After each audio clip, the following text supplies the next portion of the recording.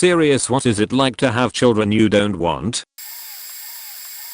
Using an alt, because my main can be linked back to me, and I'm going to get very real. I had a perfect pregnancy. I was super cautious, took my prenatal vitamin every day, never drank, walked away if someone was smoking near me, etc. My child is severely special needs. She's autistic, but on the severe end with global developmental delay, which is just a nice way of saying mentally disabled.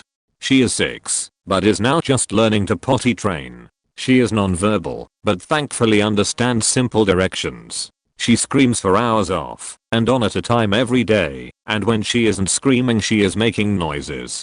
She doesn't interact like a normal child and treats other people more like inanimate objects rather than people. No affection, no emotion, no interaction aside from pulling me to the fridge to get her food or handing me her toy so I can fix something on it.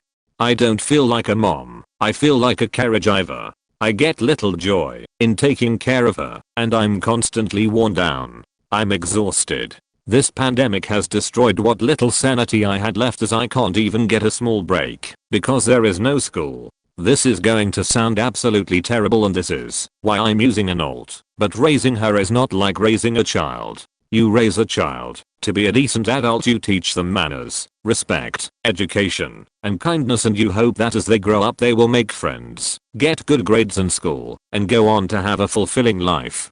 This feels like I'm raising a very high maintenance pet that will not evolve into anything more. For me, I'm just keeping her alive. I'm keeping her fed, clothed, warm, safe and happy. It feels like I have been taking care of a baby for the past 6 years. She progresses very slowly and very little. I'm hoping by the time she is in her 20s we can maybe have a simple 1 or 2 sentence conversation, or maybe she can have the attention span to watch and understand a movie. I still talk to her and play with her, but it's so discouraging after years of not getting anything back. I mainly just snuggle with her on the couch while she plays with her tablet. It's one of the few ways we really bond. She likes toys and simple games on her tablet, so I buy her lots of them to keep her busy and hope that they keep her content so she isn't screaming and hitting herself.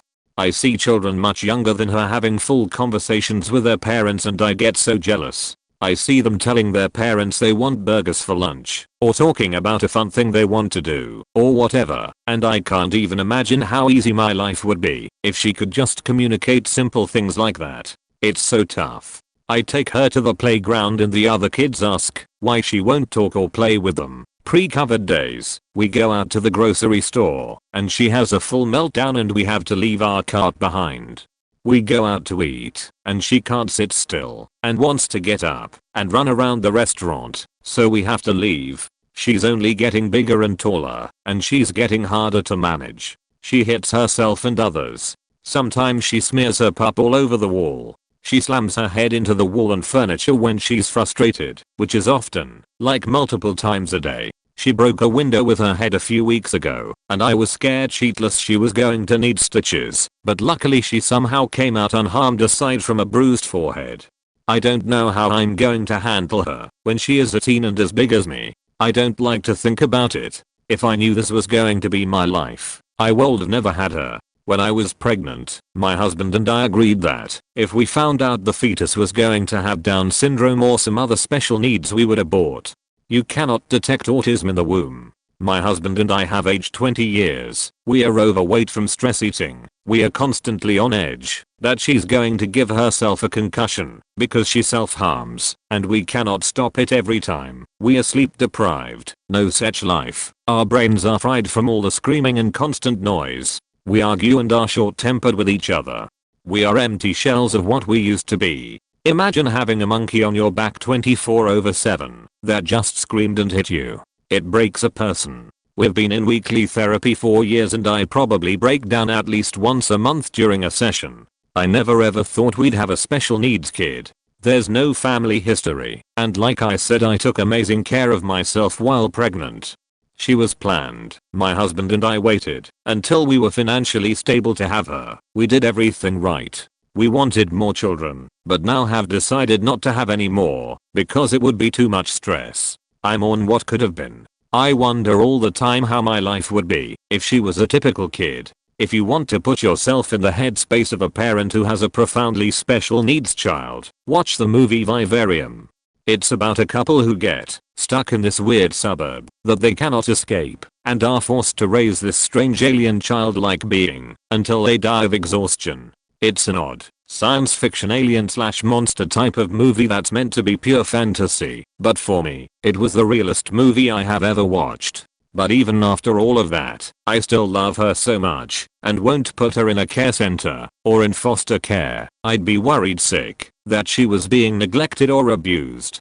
When she's an adult, we are either going to turn our basement into a living space for her and hire an aide to help her, or we'll put her in an adult special needs home and visit her frequently to make sure she is okay. I just hate that it has to be this way. None of us deserve this life. If you see parents with special needs kids out at the store or mall or wherever, please just be patient and kind.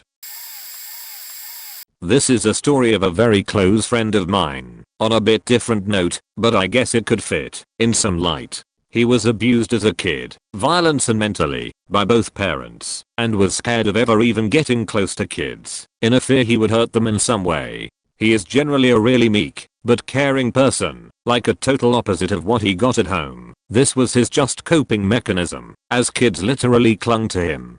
Then he met a loving woman and they married. She slowly warmed him up to being around younglings. It helped. She works in preschool/daycare, and finally they both decided it's okay to go. 2 attempts, sadly, and little over a year later he was holding small baby in his arms, his eyes, his hair, her face, her smile. He told me, during the pregnancy he was super happy and did everything he could for his wife and future junior. He started loving it truly, and when he felt it kicking, he was internally overflowed with happiness that a small human was growing there, and he or she will have dreams, laughs and hurdles. Yet, standing there, he felt nothing. Like no spark, no love, no happiness, no resentment, no joy, nothing. He was holding small, hot, moving piece of meat which he had absolutely no attachment to. It crushed him. Talk with wife crushed him even more. He did everything he could to care for her and hope he will grow to love, but it never came. As soon as time allowed, he went into therapy, and after 3 years heard that sometimes this just happens. His daughter is now 6, is healthy and happy, as far as I can tell, but I heard my share of his pain. He feels inferior as a human for deceiving his daughter, and he powers through it by sheer willpower and effort. If I can't love her, at least I will still try to give her something I couldn't have, caring home.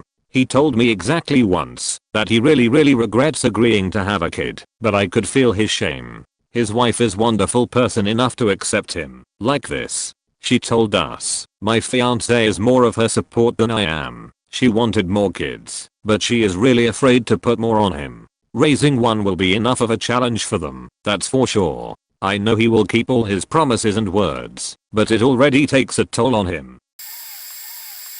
This is kinda crazy, because I was just thinking about this today. I'm not gonna use a throwaway or anything. Not that I think anyone on here would actually know me. When you have a kid you kinda get this idea in your head on how things are gonna be. How you're going to teach them things, share special moments as they learn, and have this cool amazing bond. Then your kid comes into this world and is not at all what you expect. My kid is special needs and has major developmental delays. He's 2 and basically just lives in his own world. Doesn't communicate, doesn't respond to his name, and has basically missed every single milestone out there. So you feel regret, despair, and a whole bunch of other negative stuff. Especially guilt. It wasn't his fault he came into the world this way. He didn't ask to be here. So there's a lot of complex emotions going on. However bad it makes me feel though, I just kind of wish he didn't exist. For instance, as I was writing this, I went to the bathroom, and in the 3 minutes I was gone he took a dump, forced both his hands into his diaper, and smeared sheet all over his face and pinned everywhere else. Now my whole apartment reeks, and I had a half hour of cleanup, because I left my toddler alone for all of 3 minutes. This isn't the first time this has happened. I just can't connect with him, and it has me feeling like I'm just his caretaker, rather than his dad. Edit. AWW. I've never really had a virtual Reddit hug like this. It was honestly really helpful, and made me feel a lot better. So thanks everyone. I had so many people message me, and there's so many comments I couldn't ever respond to them all. However, I read everything. I appreciate it. I really do. I also want to address a few comments. First off, I love my son. God knows I have some bad days, but signing over my parental rights simply isn't an option. I have lots and lots of family support, and his mom is always there to make us both feel better. She understands us both. My kid is enrolled in various programs and is already getting treatment. He is making progress and is starting to use very simple words, even if it doesn't make any sense. I really know my kid is in there somewhere. We had one event about a month ago where he answered a question with a 3-word sentence. He even included the word I don't understand it at all, or how it fits into everything else. I really want to believe he's in there somewhere and will eventually get to a point where he can communicate basic needs and follow some basic instructions. We're just gonna keep on doing what we can. I'm not going to go into a lot of detail about it, but due to the way this world is, and how evil people really can be, and for the fact that people have ruined my level of patience, knowing children require a ton of patience, I don't want children. I'm only 22 and barely have my own life together, and yet, I'm sitting here with my 10-month-old niece as she makes Donald Duck noises, squealing and laughing and playing with containers of apple sauce. For the past 3 months, I've had custody of her, and I don't know when things will change. I didn't ask for this. Either I have to hold back tears so many times, either because I'm hella frustrated, or because of how tiny and innocent she feels in my arms when I hold her, and my love for her doubles in that moment. I'm going to be brutally honest. Some days I wanna pack up my things and leave her all alone, never to return, but at the same time I imagine her playing by herself, knowing that somewhere in her little mind, I'll return for her, so I know I can't leave her for 10 minutes, let alone forever. Hell, I've probably broken world records for the fastest pub time to make it back in the room with her to make sure she hasn't gotten into anything that would hurt her. I miss my freedom. I miss being able to sleep as long as I want, do what I want, when I want, take 3-hour-long baths, sleep until 3 p.m, walk around naked. But now that time is taken up by a small child that wakes me up at 9 in the morning by using my boob as a handle to pull herself up from laying beside me while singing "Bay Bay Bay" in my ear. I have to deal with being damp all the time from her constant drooling and her clinging. I hate that I have to wake up several times in the middle of the night when she starts crying because her binky fell out her mouth. I hate that I can't cook or clean or take a shower when I want to because she always wants me to hold her, or she's clinging onto my legs, making maneuvering difficult. I hate having to get her to hold still for 5 extra seconds as I try to comb her hair while she's flinging around like a fish out of water. I hate having to stop going through my Reddit or Instagram feed in order to feed her and then give her some of my own food as well because she eats like a wild horse. I hate having to put my phone or tablet or laptop away at 9 or 10 p.m. to get her to go to sleep. I hate when she gets fussy and whinny because I'm trying to work and I can't hold her while doing so. I don't want to be in this situation. I want my old freedom back. But at the same time I know deep down I wouldn't want her to be with anyone else, and I couldn't go a full 48 hours without seeing her. Waking up every morning to her smiling at me with her 2 little teeth, or her saying HM in happiness after every few spoonfuls of food.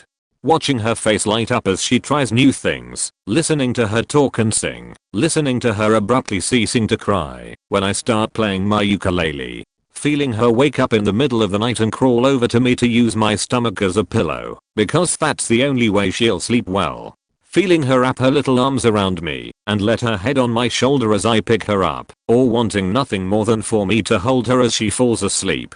Seeing other people hold her is great, but when she sees me, she'll push them away to get back to me. Seeing her learn to walk, clap and be more vocal. Seeing all of my cats pile up with her and nap with her. Seeing her imitate how they walk, with her knees off the floor. There are times when I'm angry and frustrated because she refuses to go to sleep. Admittedly, there have been moments where I pick her up and lay her down rougher than intended, and I'll tell her in an angry voice to go to sleep. And what does she do?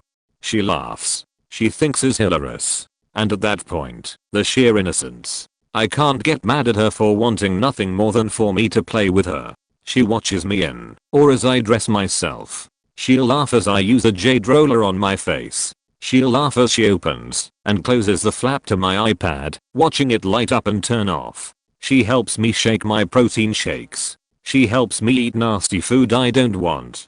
She helps me remember to remain calm, be patient and think before acting. She helps me remember that there is a reason that I'm alive, and that there is someone in this world that needs me right now. She reminds me that maybe I do care about life and living more than I want to believe. So you ask, what is it like having children you don't want? It's scary, painful, annoying, frustrating, tiresome, damp, smelly, and it makes you want to punch a brick wall until your fist is reduced to bloody shredded meat.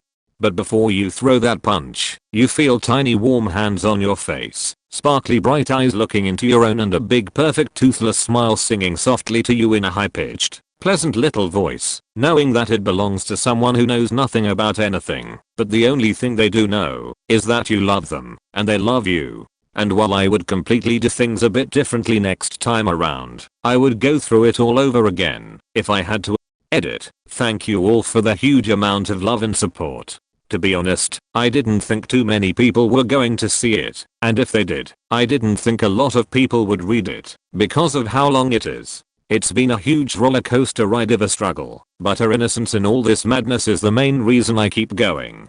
I have to type through tears, because it's nice to know that so many people out there really care about what I'm going through, and I tried my best to reply to everyone who commented. It's hard remaining positive, especially because my finances are looking grim and all I want is to have a home of my own where she's free to roam about as she pleases, but one day at a time, I guess. Bless each and every single one of you for your kindness and love. I don't know if I fall into that category, but sometimes I feel like I do. I love my kids, and I'm told I'm a pretty good dad, and sometimes I enjoy it, but most of the time it's just draining. I explain it as being like an introvert at a party full of strangers. It's not that caring for kids is painful or whatnot, just like talking to strangers isn't painful. It's just draining. It sucks the energy out of you, whether you're good at it or not. At a party, my goal is that the people I talk with feel heard and cared about and have fun, and that no one knows I'm secretly watching the clock waiting to leave. And with kids my goal is that they're happy and engaged and feel loved and wanted and cared for, and don't think I'm counting the seconds to bedtime. But accomplishing that drains me. I understand that there are people out there who enjoy spending time with kids, just like there are people who enjoy talking to strangers, and suffice it to say I'm just not one of them. So I guess I want my kids, but what I really want is for my kids to magically be old enough that they are no longer draining, and for me to get my life back a little. I mean, I love them, and I want them to be happy, and if anyone ever tried to take them from me, I would go to hell and back to prevent it. But when was the last time I took a bike ride? When was the last time I looked forward to the weekend, rather than seeing it as an exhausting slog? When was the last time I went into Monday a little rested, rather than just beaten down and exhausted? And, as importantly, when's the next time I'll get to do so? 5 years from now? 10? Will I be young enough to even enjoy it? So, I don't know if I'm in this category, probably not. But I definitely do feel that way a lot more than I'd like. I knocked up a booty call back in the day when I could still pull that off. We had an agreement, her idea, that if she did end up pregnant, I would pay for the abortion. She was on birth control, and we went for months with no problems. Then I called it off cause it felt icky. A few months passes, and we see each other again one time. I hear from her a few months later, and she's got something to tell me. I thought maybe she had an STD. She said she was pregnant, and I was like, oh okay, no big deal. I'll take care of you. I'll start making some calls. Then she said she's keeping the baby and I almost lost my shit. Fast forward 17 years, and I love my daughter more than anything. I did not expect this, did not want it, but I'm so happy I have my daughter. Her mother on the other hand, has continued to make my life a living hell in every way possible, always putting my daughter in the middle of fabricated dramas, always threatening me in every way possible. Cops being called constantly, CPS getting called constantly, tried to get me fired from my job more than once, targeting me financially and just generally being a terrible person towards me. I do not speak ill of her to my daughter, but she does constantly about me. It took a solid 14 to 15 years until my daughter saw what was happening. She believed her mom, that I was some really bad guy and her mom was just a poor victim. After the third time of CPS being called, her mom heard I was drunk at a bar, which was true. I did have a few too many that night, and we do have common acquaintances, and use that as evidence that I have a drinking problem. I practically never drink. I was coming from a movie with my daughter, and she saw the card left on the door from CPS, and that's when it finally hit her. Her mother has been making me a villain and doing everything in her power to screw me over.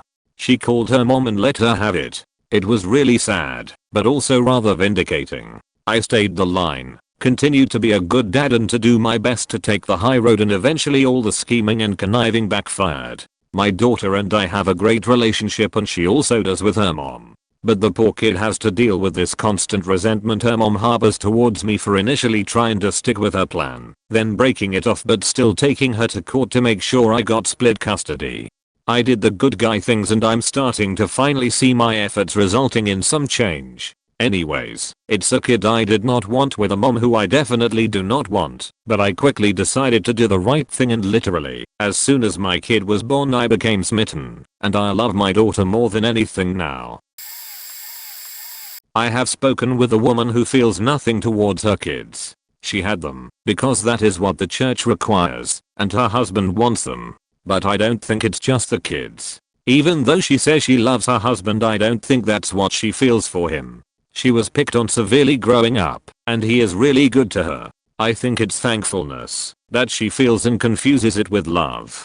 Anyway, she knows that it's wrong, her words, to not love her kids, and decided to view parenting as a project with the best possible outcome is have her children grow into healthy, happy and well-adjusted adults. She did clarify that she doesn't hate them or resent them. After all, they were part of her life plan. So she made up a way following all the best parenting advice and making sure she follows through.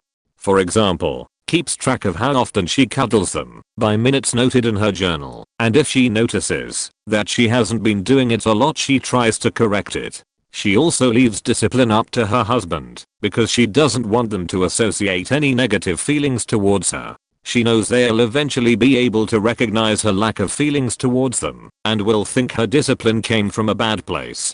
From what she told me, she has never explained any of this to her husband, and he has no clue how she feels. This conversation lasted about 4 hours, and was the moment I realized that you can choose to be a good parent or a bad one. Regardless of how you feel, it's never the child's fault and an adult is responsible for making up for what they lack. My husband and I have been raising my niece for 3.5 years. We also had my teenage nephew for a year before we had her, but growing up with my sister as a mom had done more damage to him than we could handle. My niece is almost 16 now. I'm 29 and I feel like I gave up my fun and careless years to raise my sister's kids. I've always dreamed of having my own children, and now that I'm struggling to conceive, I can't help but feel resentful that I'm raising one of my junky sister's 6 healthy children.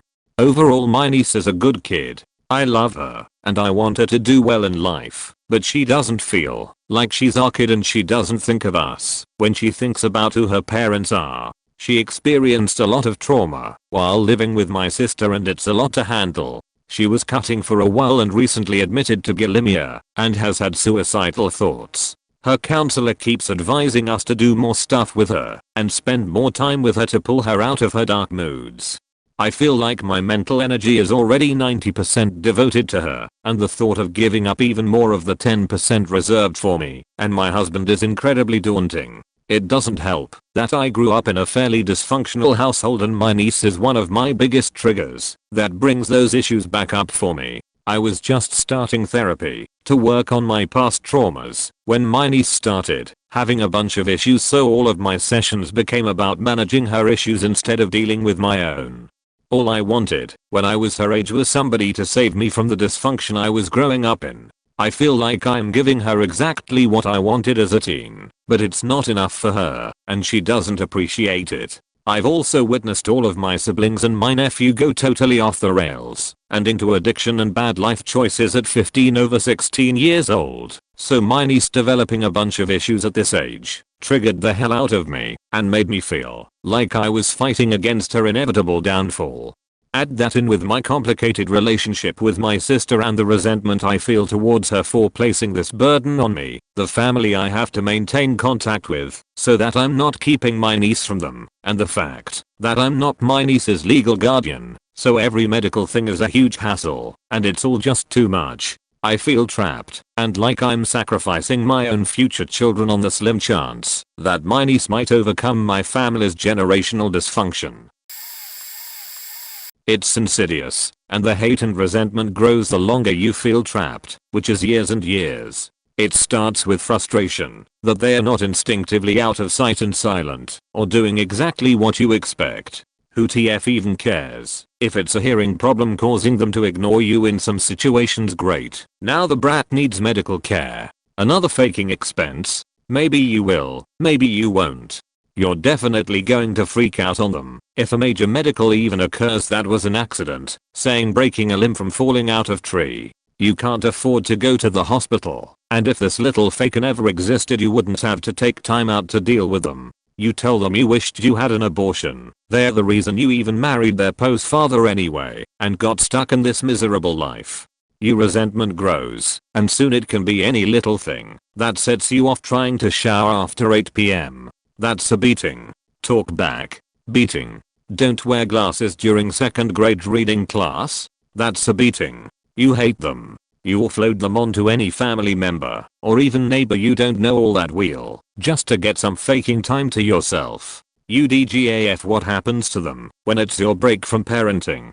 You grow more resentful as time stretches on and you see yourself aging. You tell this hateful little beast they're the reason your life is over, that you'll never find a decent man now, and if only they'd had an abortion instead of having them.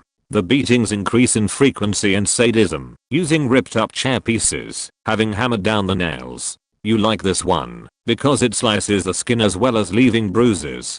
You progress to strangulation. You hate them so much, you wish they were dead. Sometimes, you drive around, turn on the child locks, and park on railroad tracks, and go on murder-suicide diatribes. When teachers report, you lie, plead how difficult they are at home, no matter how good at school, and assert your right to discipline your child with an open fist, only on her buttocks, as is my right as a parent. One day they leave, and some part of you know the only time they ever want to see you again is to spit on your grave. Source: am an unwanted child. I'm speaking from personal experience with my son and I, and this may be a long one. I never wanted to have kids. It seemed like way too much responsibility for someone like me. I work, I pay bills, I'm responsible, but I can only handle so much responsibility. I felt like kids would push me over that line, where happiness would disappear, and to be honest, I was right. It did in fact disappear. My son was born a little over a year ago. He wasn't planned. My wife and I welcomed him into our lives with open arms. We loved and cared for him, and still do, and we are trying our best to provide him with a great life. But for me, doing everything I can to provide him with a great life is, in essence, sucking my soul out of me. As time went on, and as it goes on, I become more and more depressed, anxious, and phobic about things in life that I used to seemingly love. I've went from this super cheery and outgoing individual to a husk of what I was. But my son doesn't know how I feel. When he's in the room, everything is well. It isn't fair to him that I take out my personal demons on him. I love him so much I can't explain it in words. He's a hilarious little kid. He's adorable and incredibly smart, but the responsibility of him is tearing me apart. I hope as he grows older and starts to become more independent, I'll start to feel better, but for now it's like the weight of the world on me. Edit. Thanks for the silver, kind stranger. Edit 2. Just want to say thanks for the support, and to Op for providing the question I could kind of spill my guts out. Press E. It helped a little bit, speaking out and having people understand. I always feel like I'm a terrible father for being like this. I dated a woman who has 2 kids. She presented herself as the perfect mother. It turns out it was a lie, that she fed off of things like that. Kinda a Munchausen by proxy, but for positive things like social media likes. I adored her kids, and went into full positive male role model mode, even after she and I broke up. She kept dating addicts, and partying like you are 21 into your 40s level losers. She was 27 at the time. It wasn't her kids' fault that their mom has bad taste in men. Anyhow, that's not even the worst part. One day she asked me to come over her place. She wanted me to come alone, winky face Smiley. She sat me down and asked if I can keep a secret. I said sure, so long as I don't have to help you hide the body. Thinking she was joking. It was way worse. X, would you like to buy girl child and boy child? Me, what? X, look, I never got to be a free adult. I got pregnant at 16. I just want to be free of all of this stress of being a mom. You love girl child and boy child, don't you? They love you, and you are all they talk about. Me, I'm sorry, but I've got to go. I can't be a part of this. X, well, what about just girl child? She's going to be 12 soon. Me, please don't contact me ever again. I then left, and I've not seen any of them since. As a side note, I did report her to Child Protective Services. Though, as far as I'm aware, nothing came of the report. TLDR, Semi-Munchausen X tried to sell me her kids so that she could party. My son was unplanned but extremely wanted. I, however, was the unwanted child. My mother neglected and abused me for my entire childhood, especially after my brother was born. I'm suspected to be the result of rap, but I will never excuse how I was treated. We moved at least once a year. I never had many friends, and she would lock me out of the house to bang strangers and sleep all day. I basically raised my brother and myself because my mom was a junkie who prioritized partying over loving us. She did maintain up to 3 jobs to pay bills when a boyfriend wasn't paying them, and funding her habits when a boyfriend wasn't paying for them. We were left in the house without enough food to last us for 2 weeks. My brother was 5, and we were starving when his teachers called the SS. We were taken away for a couple days until my grandmother got custody of us. We lived with her until my mother proved she was capable of handling us. My brother went back. I refused to. I lived with her about a year until my mom found another house and a new man to pay our bills, and I was forced to go back. That man became my stepdad for 12 years, and he is a good man who loves us. She cheated on him, relapsed, and divorced him. Her current husband was addicted to party drugs and escalated to meth. She escalated with him. She currently lives with my very rich and yet very stupid uncle, who also does drugs, mainly steroids, and is seeking another divorce. My brother moved with her. I'm okay. Before anyone asks, I'm 26. My brother is 22. We both work and have lives. I have a husband, or 3-year-old son, and a kitten. I've lived in my first apartment for 5 years. I work for the company that rents it, so I have secure income and insurance. I have a bad history with therapy, so I just learned to cope on my own. I'm still working through a lot of my trauma, including sexual assault, rap, abuse, manipulation, etc., and mental illness thanks to genetics and my pathetic excuse for an incubator mother.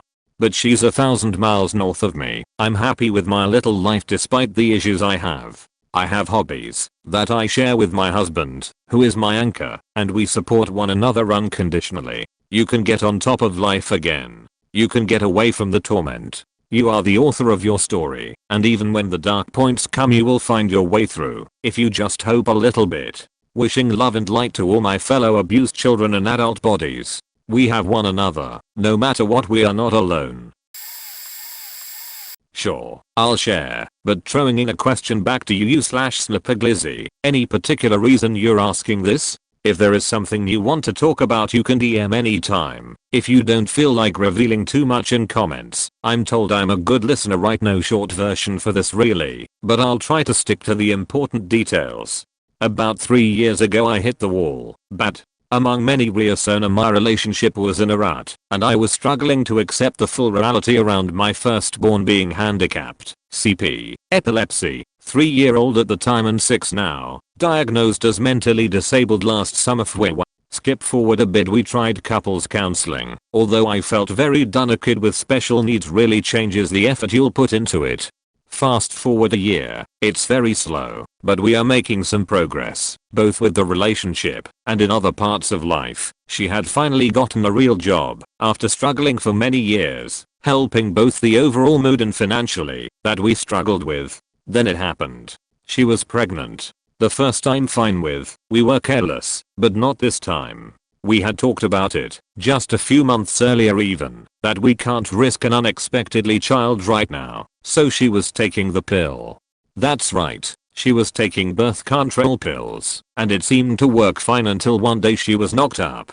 I knew what she was thinking, but I still voiced my concerns. I don't remember exactly what was said, but we talked for a long time and there was a lot of crying. What about our first one? He will be starting school and require a huge amount of attention, while this one is less than a year.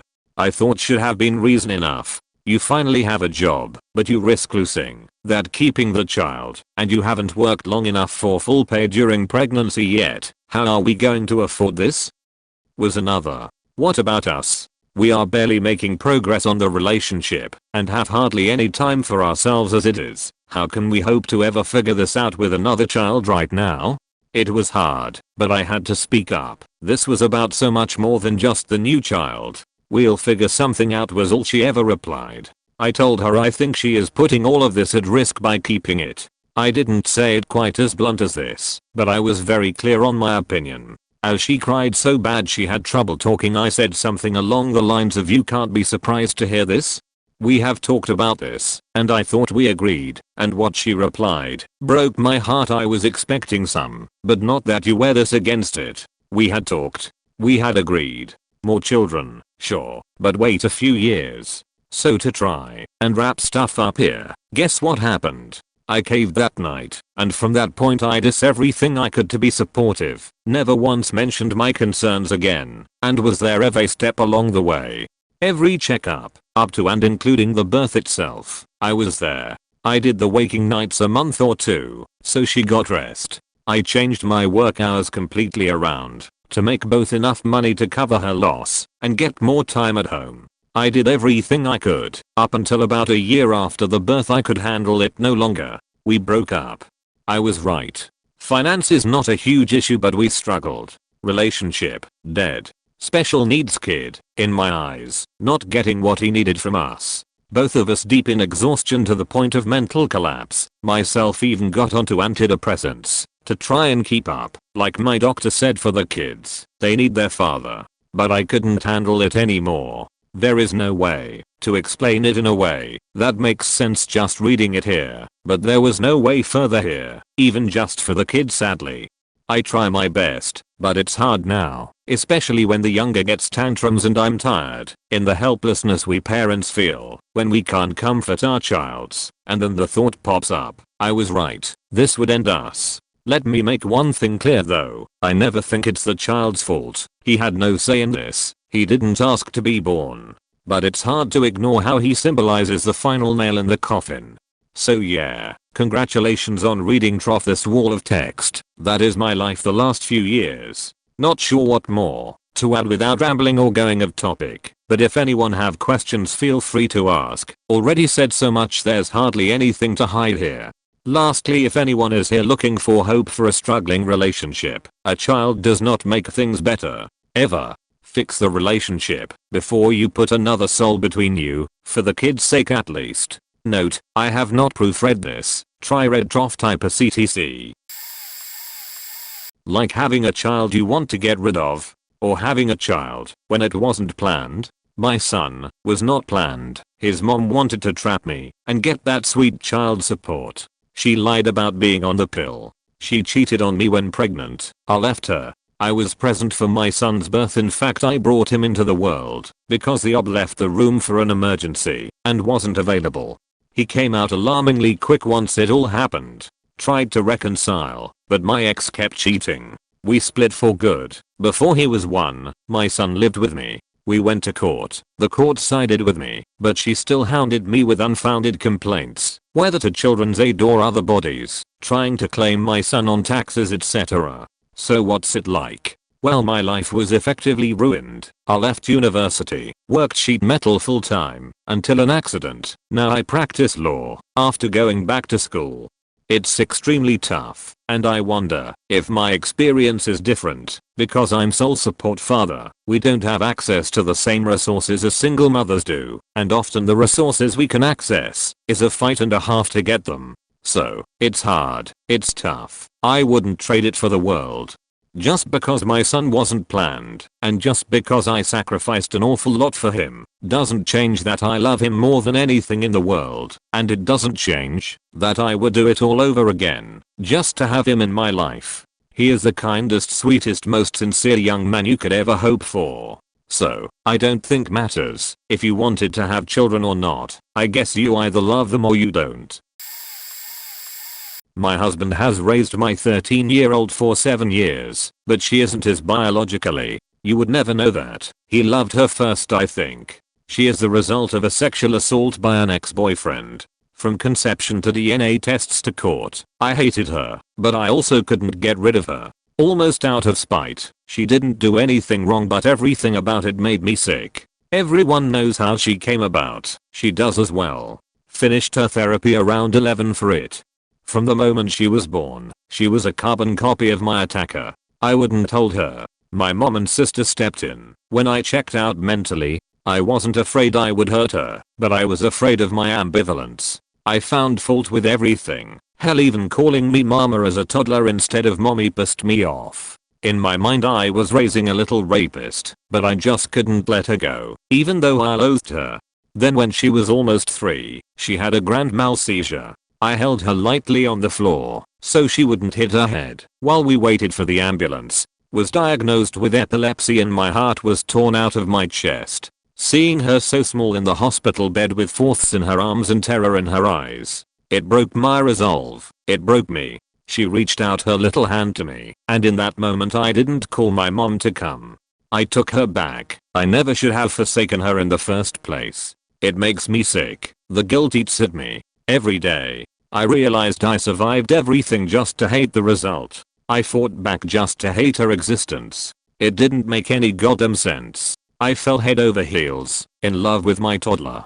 I will never forgive myself for my absences in the first 2 years of her life and all the beautiful things I missed/threw away. She's 13 and I'd do anything for her, follow her anywhere, kick in the gates of hell for her. I would find a way. She's the love of my life, and she knows it. Edit. Thank you so much for the award. I'm not seeing a lot of first-hand responses, so I'll jump on the grenade. I have 2 sons who, despite loving them very much and wanting the best for them, my life would be much better if I hadn't had them. My whole life growing up I expressed doubts that I wanted kids because kids freak me out. Everyone always said that it would be different when it's your own kids. I'm sure for some people it is, but for me it's not. I think I have some kind of phobia of kids. I'm on the autism spectrum, as is my oldest son, and I hate that I helped bring 2 people into this world that I can't be there for. I wanted to be a good father, and all things considered I'm still not terrible, but I don't enjoy time with my kids the way I should. My wife and I separated when our boys were still young due to other issues in our relationship. She has since remarried to a great guy who is wonderful with our boys. She moved about 5 hours away, but I still visit them on big holidays and their birthdays. I pay my child support without fuss. I'm happy knowing my boys are happy, but it's a weight taken off my shoulders that I'm not having to care for them because I just can't. If there was a moral to this story I would say that if you think you might not be able to handle kids it's perfectly okay to not have them. But make sure that's known early in the relationship. Don't expect your partner to change because they'll be expecting you to change as well, and one if not both of you will end up unhappy. The bonus moral is never trust someone who wants to use the rhythm method of birth control. I never really wanted children, as I had a good career and a life full of adventure. When I got pregnant unexpectedly, my partner convinced me that we could have a kid and be good parents. We got married, and I had a pregnancy full of complications. I had lost a ton of weight before being pregnant, and I resented every moment of my pregnancy. I struggled tremendously with postpartum depression, and it took me almost 2 years to feel like myself again. 10 years later, I'm no longer with my husband, and I raise my kid pretty much on my own. While the role of mom is something I came into reluctantly, I do love my child very, very much. I don't think we have a traditional parent-child relationship, but I work hard to be a good mother and I constantly think about how to be a good parent, different from how my parents were with me. There are days where I feel like an absolute failure, but there are more days where I feel like I'm raising a pretty wonderful human being who is so much more insightful and wise than I was at her age. I wouldn't say that I regret having a child, but I didn't enjoy the early years at all. It felt like an uphill battle every day. Everyone says they are born, and you just fall in love, and it comes naturally. I didn't find that to be true. Creating a real bond and a real relationship took a lot of work, and it forces me to confront a lot of issues with my own upbringing that can be uncomfortable sometimes. But it's making me a better person. I think a lot about the life I may have had if I remained childless, but I don't think I would change things. I try hard to find a balance between maintaining an interest in the things that made me me and giving my kid the best of everything I can. Some days are better than others, but I will say that my kid displays more love for me than I ever thought possible, and the love I have for her is unlike anything I've ever experienced before. So while it may not have been what I envisioned for myself, it's a role that I've grown into and continue to work at. One of my first serious relationships was with a guy who was older than me and recently separated from his wife. The reason for their separation was that she lied about being on birth control to get pregnant with their third child after he explicitly said no and that they couldn't afford another child. The backstory is that he came from a wealthy family and there were expectations for his life and children, private school, country clubs, expensive home, etc. He was supposed to do all of this on a single upper middle class salary. Meanwhile, she had a vision for her life that included 3 children by 30, getting the tummy tuck, and being a stay-at-home wife who went to book clubs and charity events for the rest of her life. To be fair, this is what his family expected for their life too. They were badly in debt trying to maintain this lifestyle. When he said absolutely not to a third child because they couldn't afford it, she did it anyway. I remember taking his kids to the park with him when his youngest was about 6 months old and was shocked at his just complete and total contempt for this kid. Everything this kid did annoyed him, like he was the hugest burden in the whole world. There were moments where he would talk about a snarky comment made by his family and I would see his eyes move to his son with just a look of annoyance. It was really sad. I heard this same tone in his voice every time he talked about this child, but seeing it in person was really heartbreaking. I don't think he necessarily resented his son because of the lifestyle he couldn't have, but because of the shame and pressure of his family that he wasn't living up to their expectations. I'm also not sure he didn't see the kid as a symbol of her betrayal. He made some comments that alluded to that as well. It's a lot of shit to put on a little kid who had no say in it. I know it was still fairly fresh at that point, so I'm hoping time changed things. He and his ex-wife tried to reconcile after we split, also family pressure, and failed, but I know they went to counseling during that time, and he was going on his own as well. Basically, I really hope he's at least healed his relationship with his kid, because I was so sad for him. I can actually answer this. I was 19 when I had my daughter. At first, when I found out I was pregnant, I already knew I wasn't going to keep it, so I made an appointment for an abortion. But then a few days before the procedure, my mom forced me to go to the doctor with her. That's where they told me, with my mom in the room, that I was expecting. Now my mom can't really have more kids, so when she found out, she was insanely happy that I didn't have it in me to tell her that I was killing it. So I went through with the pregnancy and gave birth a few months later. From the moment the baby was born, I was already showing signs of being a neglectful mother. For one, my mom had offered to let the baby sleep with her from the first day she arrived from the hospital in case anything happens. So I never even slept with my daughter. Worst yet, I had insomnia, so I would fall asleep during the day when I was supposed to take care of her. She fell off the bed and hurt herself multiple times, or go without eating for a bit, because I didn't even know how to tell when she was hungry. This is literally like a child taking care of a child, because I clearly hadn't matured yet. Eventually, when my daughter was 2, I realized I was doing more harm than good, and decided to leave and move to an apartment. I knew I couldn't take her with me, because my mom was too attached, and I knew that, if I took her she wouldn't be taken care of by me.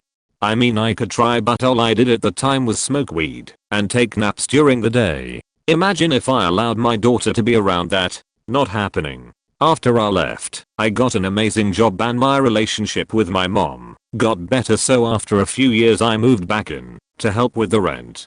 By then my daughter was 6 and had forgotten I was ever her mother. I did try to be that figure for the first year, but I started feeling like I was forcing it on her, so I told my daughter she can call me her birth mom instead, and call my mom her grandmother mom as well.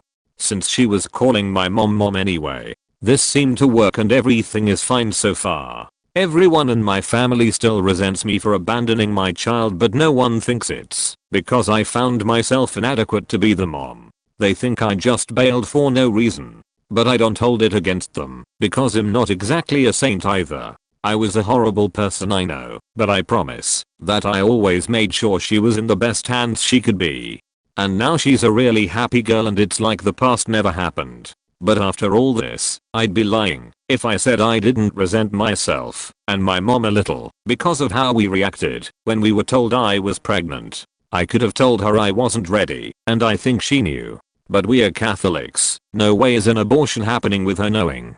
Funny, the one time I needed my mom to say no to me, to tell me I was still a kid and can't do this, she didn't do it. Instead she kept the baby for herself because she knew she couldn't have one. So here I'm at 27 with a beautiful daughter I didn't want at 19. All this taught me is that I can't be a mother, so I'm probably not going to have any more kids. Have spent the last year thinking about this question. Have also spent the last 5 off Reddit, so can't believe I log in and here it is. Throwaway, OBV. I thought I wanted a child. My friends had children. It was part of the inevitable life plan. etc. Point then I got stuck in a relationship that I should have escaped many times. Just wasn't a good fit. Not abusive. Fast forward to an engagement I didn't want, and then a pregnancy. A horrible pregnancy. I talked about abortion multiple times, even though we had intentionally tried to conceive. Now we have a kid, and I hate almost every second of it. He's cute. Makes cute faces, but is fussy as all hell. I do not enjoy entertaining a baby. I do not enjoy nursing a baby. I do not enjoy showing off my baby to others. Not that this occurs commonly in covered times. I had/have anxiety and depression, which got worse during and after pregnancy. And every time the baby screams or cries, or does anything outside of my control, that is everything, I have a small panic attack. I have tried 8 different mental health doctors, pills, groups, etc. Nothing is helping. I wake up every day wishing he didn't exist, and then feeling like a horrible person. I count down the minutes and seconds until nap time and bedtime. Faking happiness and cheer for a baby is exhausting, and makes me sick to my core. I hate and resent my partner, and have zero connection with him or the kid. What the fuck does one do with a life like this? Oh, and fact covered for making this 100 times worse. My twin sister recently intercepted our niece, 14, identifies as trans, and nephew, 12, very severe ADHD, and medicated at the time, after a series of events where, in a nutshell, their mother, my older, non-twin sister, up and disappeared, after getting into hard drugs, and the children were released into their father, older sister's ex-husband. The children and their mother were previously living with my aunt, who generously housed and fed them, and my older sister, but once she did her disappearing act we knew the courts would say they needed to be with a parent, so we handed them over to their dad. Shortly after being sent to live with their father, niece mentions that dad has been trying to get her to go to church, even though she doesn't want to. She notes that she is not permitted to shop at stores that support LGBT rights. Nephew, in the meantime, has been taken off his meds by his father. Both children make mention that dad has been drinking frequently and going into fits of anger where he throws things, and he supposedly no longer has running water or electricity or what little they can glean out of a car battery at the property where they live, so we call CPS. Dad catches wind of this somehow almost every time we call, and the kids get moved to his brother's house for a couple of days until the investigation ends. Rinse and repeat a few times. Niece mentions that her cell phone was taken away after the last CPS call, so we smuggle her a new emergency phone, Colombian cartel style, and a stuffed animal, and how gratefully we did, because a week before Christmas this year, we got a frantic call from her saying that her father severely beat her and her brother after one of them accidentally unhooked the car battery that supplied what little electricity they had. Thankfully, CPS finally took things seriously and placed the kids in my twin sister's care. Neither her nor I have ever wanted kids, and now she's been tasked with fostering 2 children who we discovered were beaten often, unbeknownst to us, kept from school for 2 years, forced to drink alcohol, and have no inherent sense of hygiene. Niece's hair was so scabbed from using only dry and heat and rough shampoo that upon arrival to the hospital, that the nurse thought she had lice. It would have been hard enough raising children under normal circumstances, but now she's been given the difficult task of handling traumatized children who missed 2 extremely crucial years of development. Not to mention nephew picked up his dad's pathological lying habit and is still not yet approved to get back on his meds, making school extremely taxing for him. I help where I can, but my sister has never been so miserable. We would love to just give the kids back to our aunt, who knows them well and wants them, but it's for the courts and ECS to decide. The only solace we have at this point is that the kids are free to be themselves now, back in school, and are safe. But other than that, it hasn't been a welcome shake-up, especially given the circumstances. The first night home with my firstborn, I cried. I didn't understand why anyone would give me a child. I told him I was sorry, but I was probably going to ruin his life. I didn't know how to be a mother. His father was abusive and having an affair. I was scared alone and didn't want to be a mom. Years later, my youngest son was 10, his brother was 12. Asked me, "Mom, what would you be doing if you didn't have us?" Me, "You don't want to know the answer to that question." Him, "Yes, we do." Me, "I'd be on a beach somewhere drinking a beer. I'd be doing whatever the hell I wanted to do. I wouldn't be a taxi driver for a bunch of kids." I then spent the next half hour explaining to them that they weren't planned and I didn't want children. But I didn't know them, so it wasn't personal that I didn't want kids. But if I had to do it again, I'd still opt for no kids. I also explained that having kids is a huge responsibility, and if I really didn't want them, they would be living with their grandparents or my sister, who desperately wanted children but was unable to have her own. I also explained how hard it was to support them. After my divorce, I remember getting paid, depositing my check, and having $6 in my account after bills, gas, and groceries. I cried that day and it soon became my norm. I would pay my bills before I put my check in, so I wouldn't be tempted to spend my money on frivolous things. I left their dad and dedicated the last years of their childhood focused on them. My world revolved around them and making sure they didn't follow in their father's abusive footsteps. I really hate that society makes women feel bad for admitting they didn't want kids, especially the women who become great mothers but still feel like they are stuck. Think of an animal you don't like being around. Could be anything from a horse to a rat or a snake. Now imagine hearing your whole life that, even if you don't like being around that animal, if you had one of your own, it would be a completely different experience. After years of pressure and guarantees it will be great, you finally agree to have said animal with your partner. So you get this animal and all of the promises about love and bonding and enjoyment and being different are all lies. You still don't like being around that animal, but now you're 100% accountable for the well-being of that animal at all times. You are a hostage to that animal and will be for the next 18 plus years. The stress of being a full-time caretaker for this animal ultimately leads to a variety of physical and mental breakdowns. Money and time that used to be spent enjoying yourself are now spent on the animal. Every little thing is a fight with that animal. They do things specifically because they know you disapprove. You slip into deep depression and substance abuse runs rampant. The single remaining goal is to set the animal free in the wild, hopefully before you are completely physically/mentally disabled or dead. 4 years into it, that's a short summary of my experience. I try not to talk or think about it. Yes, I've been to multiple counselors and avoid this alt account as well as the parenting subs because I put a lot of effort into burying how I really feel. Then a question like this comes along my main account and it bubbles everything up to the top, making the next few weeks hellish. After I respond, then try to bury it back down again.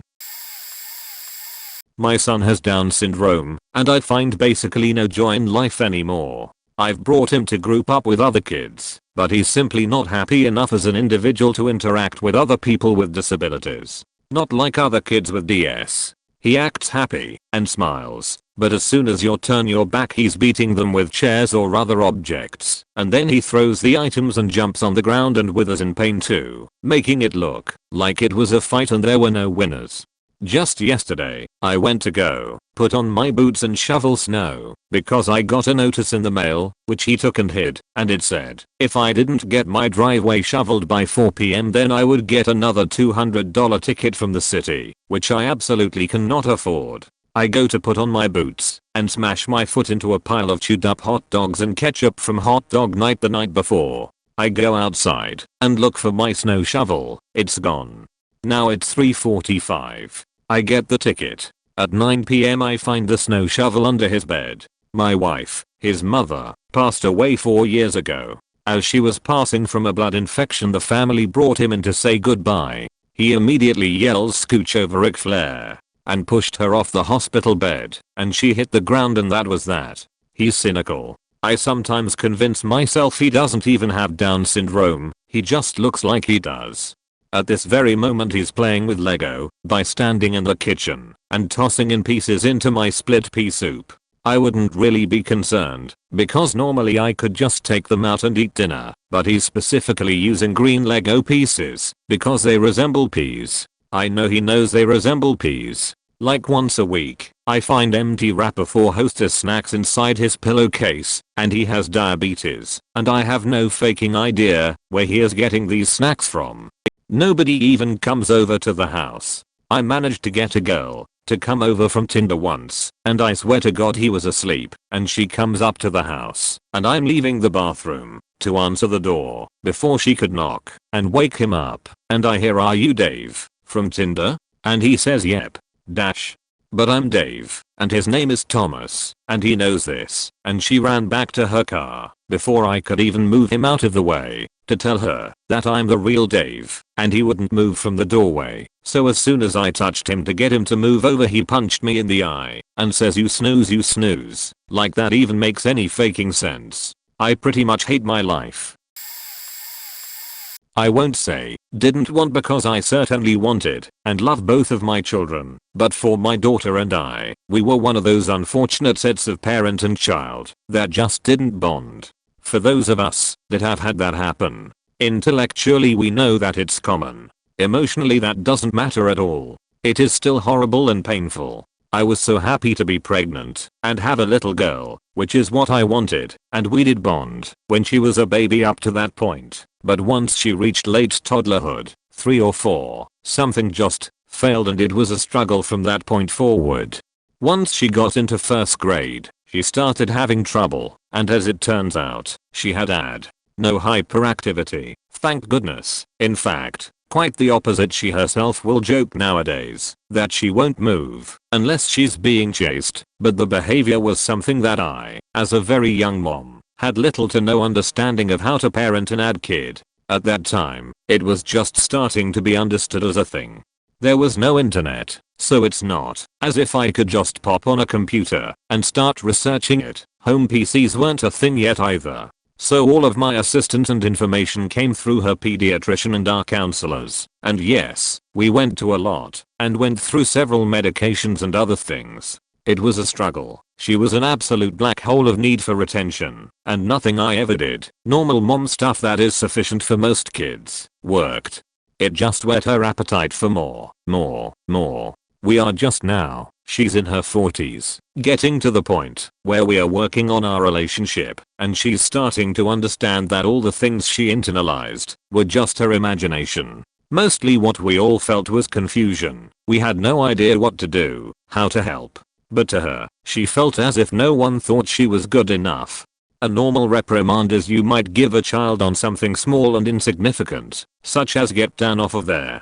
Well, she remembered them all, built them up to epic proportions, and carried them around with her long into her adulthood as proof of her being a failure. Now this is a gorgeous, she actually did some modeling in her youth, and super intelligent young woman. She also tested off the charts academically, but not emotionally, while in school. So she basically won the genetic lottery. Tall, beautiful, blonde, high IQ, gifted, the works.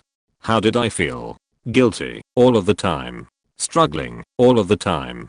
I could never make her feel secure and loved. Especially when my son was born just before my daughter entered the teen years. He was a surprise. He was such a little monster, way too much energy. His dad spoiled him rotten. He was a tough toddler to have. But with him, it was just so easy. Even in spite of all that brattiness, which lasted until about 9 or 10.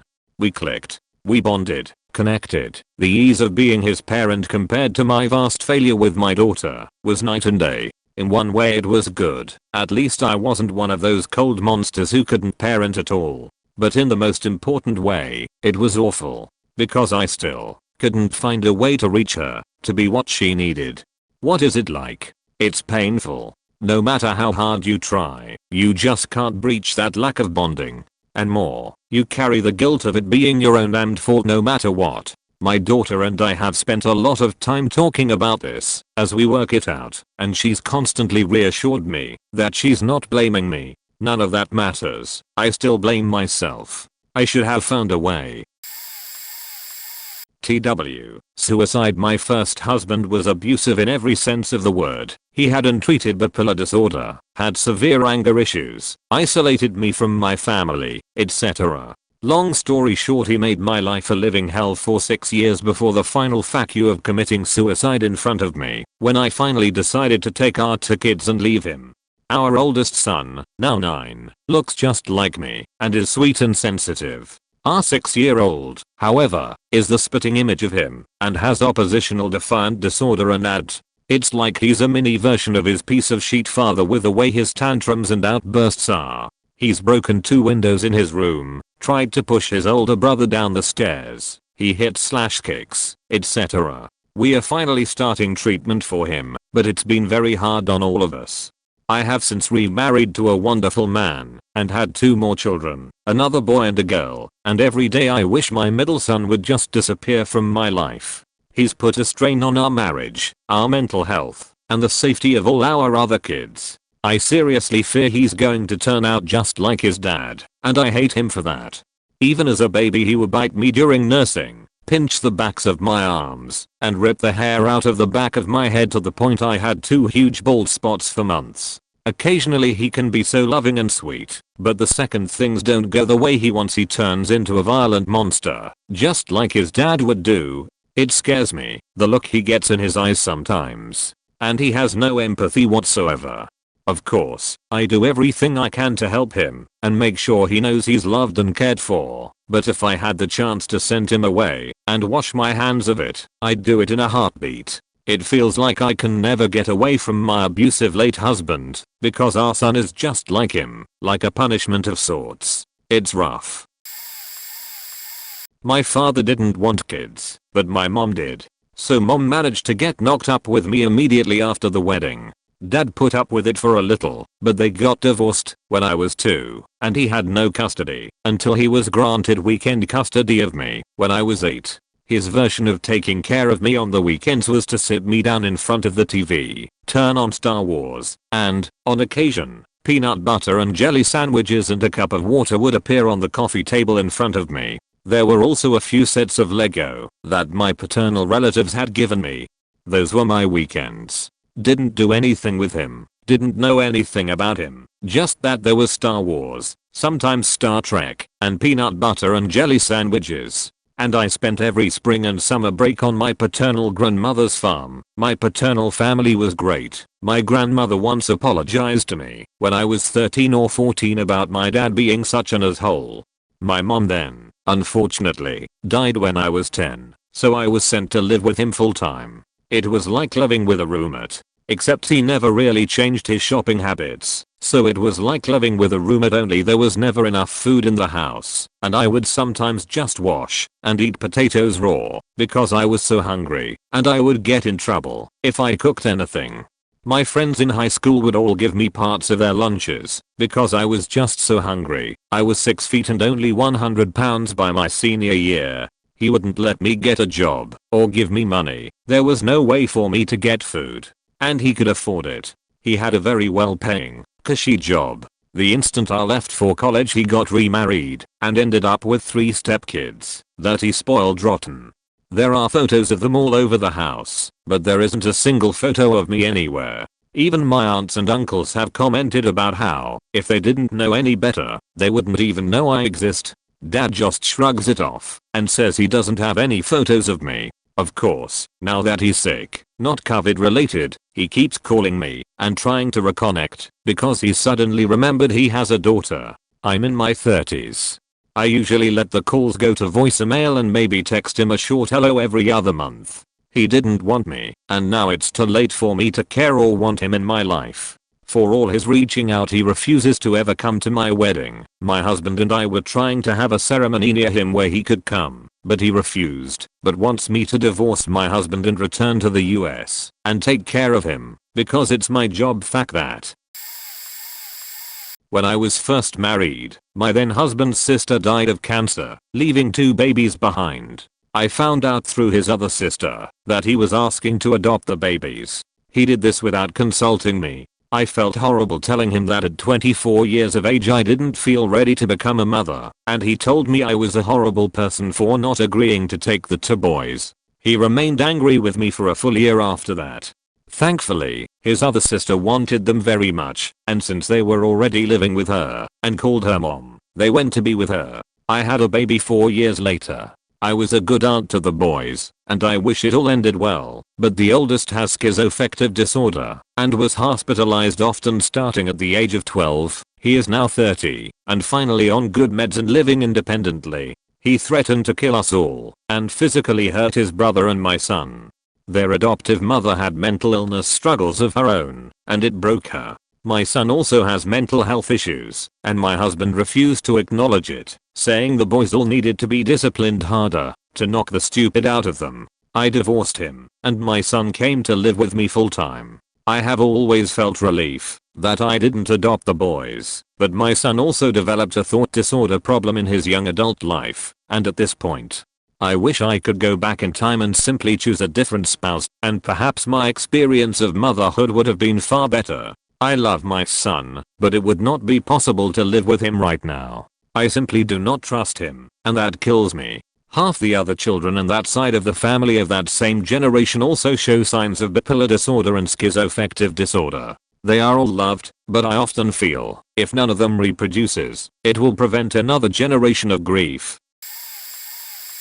I know this comment will get buried, but this has been happening to me recently, and I could really just use a place to rant. If you do read this, thank you for your time, and I hope that you are doing well and staying safe. TLDR, never wanted kids, got pregnant at 25, now have a 2-year-old, love him to death, and would do anything for him, but struggle heavily with mental illness, depression plus anxiety, and feel like a horrible parent for not being able to do more and be better. My son will be 2 in April, and while I love him to death, I have just not been coping well these past few months. I love my son so much and want to do everything in my power to give him a good life, but I really struggle. He wasn't planned, birth control failed, and then plan B pill failed, and when I found out I was pregnant it was just a shock to my entire system and being. My partner was amazing and said that, no matter what, he would support my choice. In the time we have been together he has always talked about how much he wanted children. I was very much no children for my early 20s. I had thought maybe, when we are at a better place financially and whatnot, years away from now, I would consider it. I always thought that if I were to have kids it would be around 30, so when I found out I was pregnant at 25 it felt like being hit by a truck. In the end I felt that I just couldn't have an abortion and wanted to keep the pregnancy. My decisions were emotional, but also based on that my partner and I have been together for a long time and want to stay together. Pregnancy was really hard. I feel lucky because I did not have a horrible pregnancy by any means, but it was just really hard physically and emotionally. One reason I never wanted kids was because I suffer from depression and anxiety and have since I was 12. I'm in a much better place now than I was even in my early 20s, but it's still something I deal with every day. Giving birth was hard and again I feel so lucky that everything went well and he was healthy. He was 2 weeks early and quite small. I struggle daily with feeling like I'm not a good enough parent and that my son deserves so much better than I can give him. He is such an incredible little person whom I love so much. He's definitely a mischief maker and has been high energy since he could move. I found baby phase hard mostly because of the sleep deprivation, but I could mostly just do what I wanted still. I would honestly spend many days on the couch nursing him while watching TV or playing on the Switch. It was sort of a grieving process having to give up things I love. My partner and I have done our best to still give each other their own time and breaks every day. Recently my partner has gone back to full-time work, and so I'm full-time parent. Even when he wasn't working, he just finished school last winter semester for his teaching degree. I still felt like I was doing the lion's share of parent work. Now it's even harder because he's gone for most of the day, and when he gets home he wants to take his break. He really is a great father and I know he loves our son more than anything, but I can't help but feel minor resentment that I'm doing the parent work. Last summer I decided to get back into my art, since it's been something I love and have always wanted to do. I was in school for it before getting pregnant. I'm going to launch my own Etsy shop next month, but it's been so hard to be a parent and trying to do this as well. I'm not mad at my son, but sometimes I wish I wasn't a parent, so I could just do my own things. Focus on my shop and art, sleep when I wanted, have the time for just me. Those just aren't my days anymore. I try to get stuff done when I can, but it's hard when you are already exhausted from the day. I had a mental breakdown the other day and straight up told my partner that I did not want to be a mom anymore. It's not entirely true as I love my son and want to be his mom, but I guess I just need a break, which is pretty much impossible due to COVID. I want to be a good mom. I never ever want my son to feel like he is not wanted, but this was not the life path I ever had in mind. I'm really trying every day to do what I can, but I still feel like I'm failing him. Most days I just have the TV on and then follow him around the house, sit on the floor to play with him, or just sit on the couch while he does his own thing. I feel so bad because some days I just can't keep up with things like giving him a bath or brushing his teeth that night and they get moved back to the next day. I'm always behind on laundry and dishes. My depression has gotten so bad that the other day I just brought him to our bedroom, put on his favorite show and we stayed in bed all afternoon. I feel like I'm forcing myself every day and it's starting to weigh hard. I would never neglect my son and make sure he is good every day, clean, changed, fed ECT, but I feel like just doing the basics isn't enough. I try to teach him and stuff, but I don't know, I feel like I'm not doing good enough. I'm in therapy and have been with my therapist since my early 20s. It's helped so much, but I haven't had an appointment recently, and even with therapy it's hard. It doesn't take away from the pain. My coping has been very poor recently. If you read my giant text wall, thank you so much. I really hope that you will have a good day. Take care.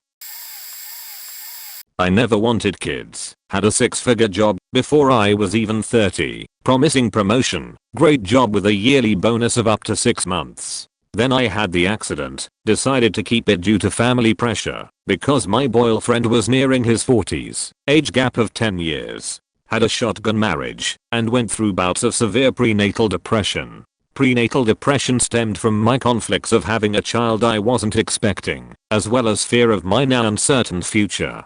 It was the most difficult 9 months of my life, but thankfully had psychiatrists who were able to help me with some medication. Then voila, most beautiful baby girl. I love her with all my heart and can't imagine life without her. Thankfully my depression subsided after I delivered my daughter.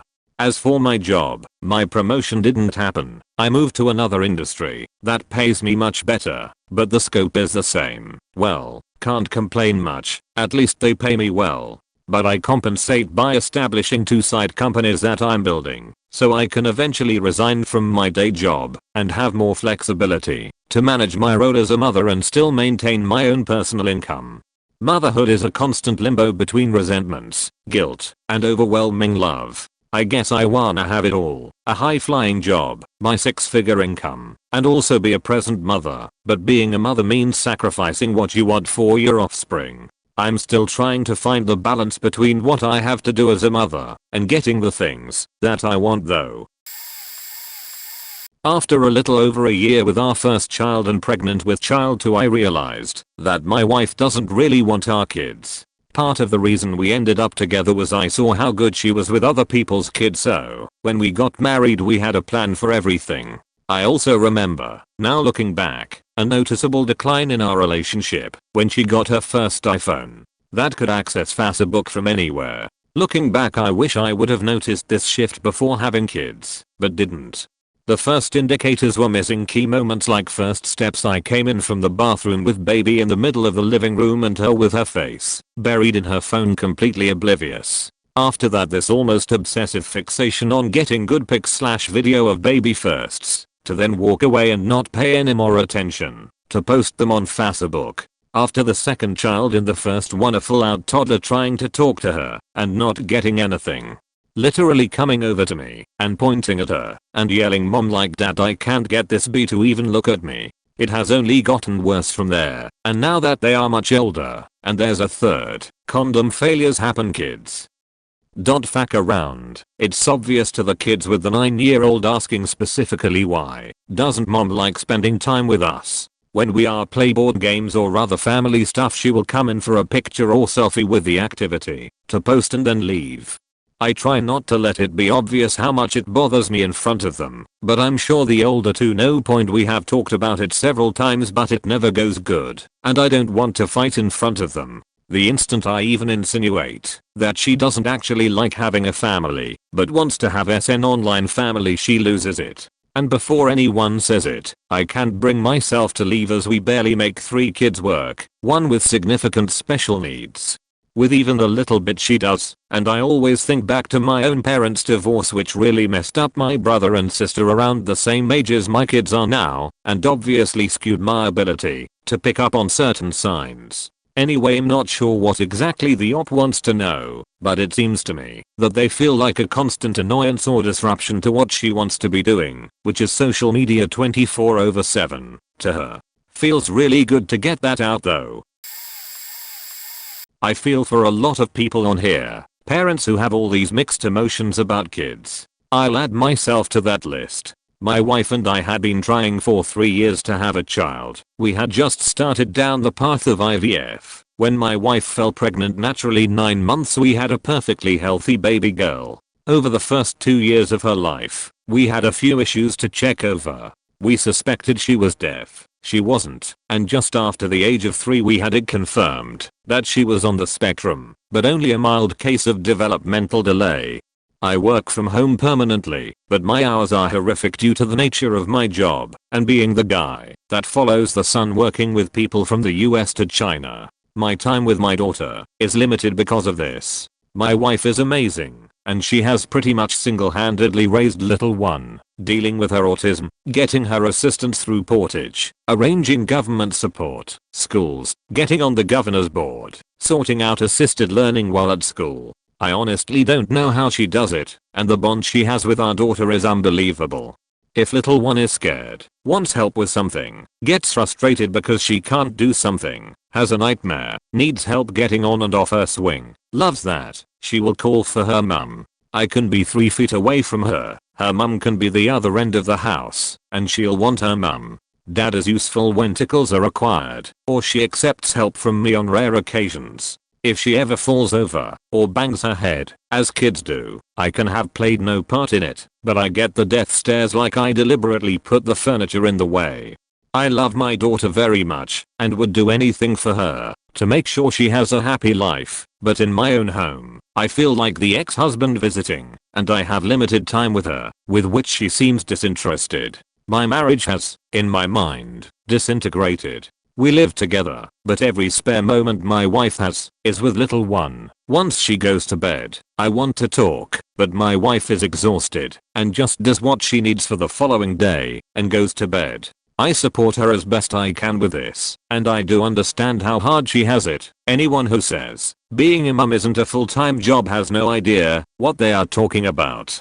Do I hold this against my daughter? Yes, partially. I gained a daughter, but lost a wife and a close friend. I have this feeling we are now treading water until little one is old enough to live on her own. Then my wife and I will go our separate ways. I've often thought that, if we hadn't had a child, our marriage would be fine and there wouldn't be that delineation now of them two and me. I would give anything to be a bigger part of my daughter's life and have her trust us both equally, but it doesn't seem that way and I have resigned myself to being the financial caregiver only to them both for as long as they need. I hate myself for typing this out and putting those inner voices into words, but it's also cathartic in a way. All of these answers are cementing my decision to never have children. My mother has her first child at 22, then had me at 23. She and my father divorced when I was 2. 9 years later she had another child with a different father. When I was around 16, I used to dream of having a little baby to take care of, to dress up, and take out to parks. I used to keep thinking that a baby would be so easy to take care of, all you do is feed it and change it, right? I started looking into methods of getting pregnant via speed donor as I was never interested in having sex or any partner of any gender. Then I started looking at the costs of things. The cost of clothes, diapers, medical appointments, daycare, schools, everything. And then reality just sort of hit me. I didn't want a child to raise, I wanted a doll to dress up and show off. I have recently gotten a puppy, and she is more work than I have ever had with raising something that depends on you. Sometimes I hate how often I need to think about her needs. After my dog has grown old and passed away, I will not be getting another. I love her, but I hate how I'm almost held emotional hostage to always be looking at her and wondering, is she hungry? Does she need some fresh air? I work in a medical clinic, and I recoil inwardly when children come in. They're so noisy, often don't do what they are told, and are just annoying in general. My family keeps telling me it's different when it's your own child, and I'm like, no shit, you're then obligated to care for them no matter what. Emotional hostage. It's hard to explain to my family that I don't want a partner, I don't want a child. I just want to be left alone so I can do my own thing. Take myself to the movies, go on weekend trips by myself, plan what hobbies I can do on the weekends. If you want children, I urge you to do as much research as possible before committing. Children aren't toys. I was never anything more than an obligation to my dad. A legal responsibility he was ordered to take care of in the court of law. He never wanted me. I just got in the way of his life, and while he tried to keep that a secret from me, it showed. It was pretty fucking obvious. My father eventually started a family with a woman he cheated on my mom with. He loved that family. He became such a great father to my little half brother and half sister. Loving, caring, dependable, loyal, and responsible. He did all that while I looked on from the outside. I never really became a part of that family. I was a kid with no place to call home. I remember the moment that I realized that I would never be loved by my father the way I needed to be loved. We were getting drive-through, and it was me, my dad, and my stepsister's boyfriend. I was sitting in the backseat while I watched the two of them chop it up like they had been best friends for years. They had inside jokes, shared crazy stories about shenanigans they had gotten into. He called him dad. They had nicknames for each other, and my stepsister's boyfriend knew stories about my father's childhood that I had never heard before. Stories that you only share with people that you love and trust. I remember wanting to break down and to cry. I wanted to explode and yell and scream and then die. It hurt so bad. Except I couldn't. I would never cry in front of my dad. Not while he's having a good time. That would only ever offend him and make him more ashamed of me. His fat son that he never wanted. I didn't want to ruin their good time. That would only push him further away from me. Make him not care even more. I learned that a long time ago. That was the moment when I learned that I was nothing more than a burden to my father. That's when I learned that I would never be anything more to him than be the son he never wanted. The kid who only got in the way of his life. The son who held him back and ruined his dreams and aspirations. It's like living a half-life. Growing up, I always felt like my dad resented my siblings and I because we stood in the way of his ambitions. As someone with strong ambitions of my own, I swore that I would either never have kids or would have kids later on in life when I had already made it in my industry and had a steady income and routine. Welp. That didn't happen. My first positive pregnancy test was with a guy I'd only known for a month. Though I don't judge others for getting abortions, I didn't have the heart to do it and honestly wanted what was best for the child. I already had 2 adoptive families picked out. When I told him I was pregnant, I waited 2 months while I gauged if he was the kind of guy I wanted to raise a kid with, which he seemed to be at the time. I gave him the option of us raising her together or giving her to a family who would do a better job of raising her. He said that he would get a full-time job to support the 2 of us, so I decided to keep her. 5 years later, he hasn't held a steady job for over a year. He was a great guy when we met, and still is, but having a kid brought out both of our worst issues, and though I decided to keep working on myself, and started my own business, started, and continued, therapy, all the while taking care of our baby. He, on the other hand, for reasons I now better understand, regressed into not working, gaming for hours a day, and moving us into a frat house so one of his buddies from college could help watch the baby whenever he wanted to party it up. As an introvert, trying to raise a newborn while sharing a house with 5 brothers was a living nightmare and left me with anxiety issues while kind of destroying any personal sense of self I had, because whenever he felt overwhelmed, he would take it out on me and blame me for everything instead of taking up ownership, which was demoralizing when I was already working miles off while he refused to even update his resume. After almost 3 years of this, I moved out, got my own place with my daughter, and started working several part-time jobs to support us. She gets along with her dad really well, and he stops by to see her at least once a week, and is very good to her, but I can't expect any consistent support from him. He still gets in the habit of losing it on me when things go wrong, while not holding himself accountable. I know I can take him to court, but it would just be a waste of my own money, since even a court order couldn't help him learn how to adult. Plus, I don't want to sever any possibly connections I have with his parents, who often help me keep an eye on my daughter on the weekends, even though they strongly dislike me, because focusing on every single one of my mothering foibles and the fact that I go to therapy is easier than admitting that their son has a mental disorder that he refuses to seek help for. For the last couple of years, my day goes like this. I wake up and take care of her and find someone to watch her while I go to my part-time job. At night, I put her to bed and drink a giant cup of coffee and then work on my own business from about 11 PM to 4 AM until I can't keep my eyes open any longer. I'm constantly stressed about finances, always sleep deprived, have zero social life, even before quarantine, and moving way slower in my career than I'd like. I have high expectations for the way I treat her, and have never hit her, and do my best to be as patient as possible, but that has a high emotional toll, since she has enough energy to power Texas's power grid. It's a constant struggle to keep hustling every day, because a part of me wants to give up on my own goals, but I also know that, while that might be a relief in the short run, it would just lead to resentment for myself and for her. I'm driven to accomplish my own goals, so I can show her it's possible too. But there's so much mom guilt for not being able to give her the best or constantly pay attention to her when I'm trying to finish off chores before she goes to bed, so I can focus on the business. I love her to death, but I can't help wondering how much further I would have been, how much happier and healthier, and not tired I would have been, if I'd just gone with my first instinct and given her for adoption. I also feel guilty wondering if her life would have been better with two parents. I never would have chosen to be a single mother or for her to be raised by one. Dating is nearly impossible because if the single mom part doesn't scare them off, the fact that her dad is still part of our lives definitely does. Honestly, what takes up the most energy, beyond working, cleaning, and taking care is the amount of self-awareness I have to continue functioning daily so I don't spiral into depression or alcoholism.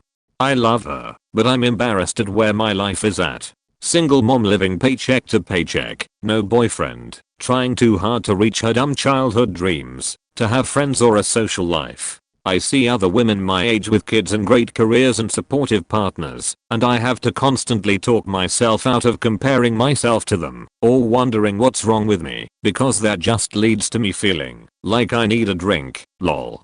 Essentially, I feel like I'm trapped in a shadow of the life I wanted for myself, and have degenerated into a fraction of the person I used to be. I've gained patience, have a lot more mercy and understanding for others in tough situations, and can plan ahead and navigate troubles on my own. But my trust in others has decayed, since staying in touch with her dad and his parents mean I expect to be shamed and talked down to all the time.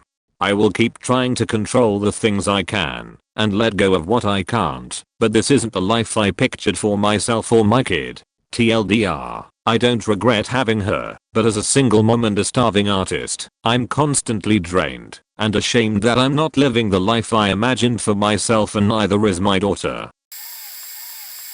This hits a little hard, because I've been realizing how unwanted I am. I mean sure I'm nowhere near as unwanted as some of the other people, but my dad was always at work and my mom was so obsessed with essential oils and Facebook that I needed a nanny to take care of me while they were still in the house. It made sense for my dad because he was a programmer and to keep people away from him when he was coding and stuff in his office, but all I wanted from my mom is for someone to listen to me. She rushed me when telling stories so much that I ended up having a stutter as a kid. She wasn't abusive, and she still gave me food and stuff to survive, and I had enough toys to be happy. She ended up quitting her job to take care of me and my brother more, which made me feel a lot better. But now that she's tired of me and my siblings, she started a homeschool in our house, and the slight bit of extra work she has now has been stressing her out so much that she now takes it out on me and my older brother with lots of rude comments and being just all around a huge asshole. After I maybe forget to do a chore or miss a homework assignment, she will end up insulting me and then calling my dad to complain to him, which just stresses him out. So then he is rude when he is just a better parent all around. It really bums me out sometimes, but my girlfriend has helped me out for the past few months of my mom being rude, and she was there for me years ago when I needed someone to show they cared about me. Edit sheet. After posting this, I realized how much I typed. Sorry for anyone who reads this. From experience, my parents always had a rocky relationship from as long as I can remember. My dad was a recovered addict at the age of 27 with the help of his job and rehab. By that age, he already had my older sister and I. My mom was a few years younger than him, and the sweetest woman you'll ever meet. Never drank or smoked. Just amazing, but very boring for a man who loves to party and fuck at any given moment. Early on growing up, my dad would hit both my sister and I so much for any little thing. We feared his arrival. My mom said she would stay in the shower for hours to avoid him as much as she could. My dad raised me, his son, that it's always cheaper to keep her, and it's okay to cheat on your wife as long as it's far away. Out ta sight, out ta mind. I remember my dad telling my mom he was taking me to the park, but we would actually go to some lady's house and they would get into the jacuzzi together while I sat in the living room alone playing with a stuffed animal smiley face she bought me. He literally gave no fucks about how we felt. He bought us everything we could ever want, and to him, he was a good dad. But in reality we didn't want material items, we wanted love. My older sister told me a few years back that before our little sister was born my dad used to lay in bed with her and touch her. I remember seeing them lay together as a child, but I didn't know right from wrong. Me and my sister are both addicts. I've been sober for 1 year now, but it's hard. I can't say the same for my sister. We had her sister, and when she came everything changed. My dad got better, but it didn't last. My mom and sisters literally feared my dad daily, and to this day, it's like they can't live life without him. He's brainwashed them. By the time I was starting high school they were already filing for divorce, because turns out my dad had a girlfriend who was younger than my older sister. This girl's mom showed up to my mom's job telling my mom to divorce my dad. It was too much for my mom.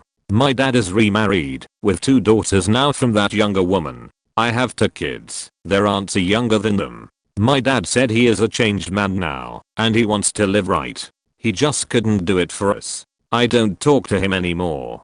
To me, I don't have a dad. He's never said sorry for anything, and thinking back he says it's cheaper to keep her, meaning he didn't want us or my mom. But it's what was the best financial option for him. I knew deep down throughout my teens, 20s and early 30s, that I didn't want kids. My girlfriend and eventual wife seemed to be on board with this, but when we got into our 30s she started to want them more and more. For context, I'm a very independent person and a massive introvert, and love my own company. I still wasn't convinced, but she sold it to me as the next step in our relationship. I just never warmed up to the idea of being responsible for this other human and essentially being on call the 24th of July 365 for the next 20 plus years. I told her about my concerns, and she said it's normal to feel this way before you have them, that all changes when they come along. So, albeit begrudgingly, I agreed. In hindsight I should have held out and spoken to a therapist about it before I committed to going through with it. It took a while to get pregnant, but eventually it happened. All throughout the pregnancy I was nervous and apprehensive in equal measures, but she convinced me that this was absolutely normal. My daughter was born, and all my fears were confirmed. I just wasn't cut out for parenthood. I did all the jobs that were required, but I simply couldn't convince myself that this was what I wanted. I figured it'd get better / easier, but it didn't. Our daughter was healthy but very needy. In her first 2 years she never once slept through the night, and she rarely napped during the day. I was utterly exhausted, burned out, and ended up having a nervous breakdown. One day I'd spent 2 hours trying to get her down for a nap. Eventually she drifted off, so I put her down, and she woke up again straight away. It was at that point that I seriously considered putting a pillow over her face. At that point I knew I had to do something before I ended up hurting her or myself. I didn't see any way this could get better, so I left. I had to, for the sake of my sanity. I talked it through with my now ex, and we agreed that I'd support the child until she goes off to university or finishes college, but other than that I'd have minimal contact, just on birthdays and Christmas. This is an arrangement that suits both of us just fine. I now have my own place and my own independence back, and I'm 100% happier. I'm sure having kids is great for most people, but it just wasn't for me. So not really what Op asked, but could provide some different perspectives. I'm an unwanted child. I was told I was an accident and never felt love from either parent. They played ping pong with me over whose house I stayed at, and I often felt unwanted. My mum was 17 when she had me, so she done her own thing and went out partying, come home drunk, and I remember staying home on my own at a young age. My dad didn't care at all, and I was just a chore for him when he had to have me. You don't realize how much you need the love and affection growing up. I have a couple of personality disorders and many issues, even though I'm nearly 30 now. I dated a girl at 22 who had a kid by accident, and I could see the pain inside her after she told me she'd be better off without him. I remember when she was studying and trying to get a better job, the kid just wanted to play, and she snapped at him. Made me feel exactly as I did when I was young and had to leave the whole situation.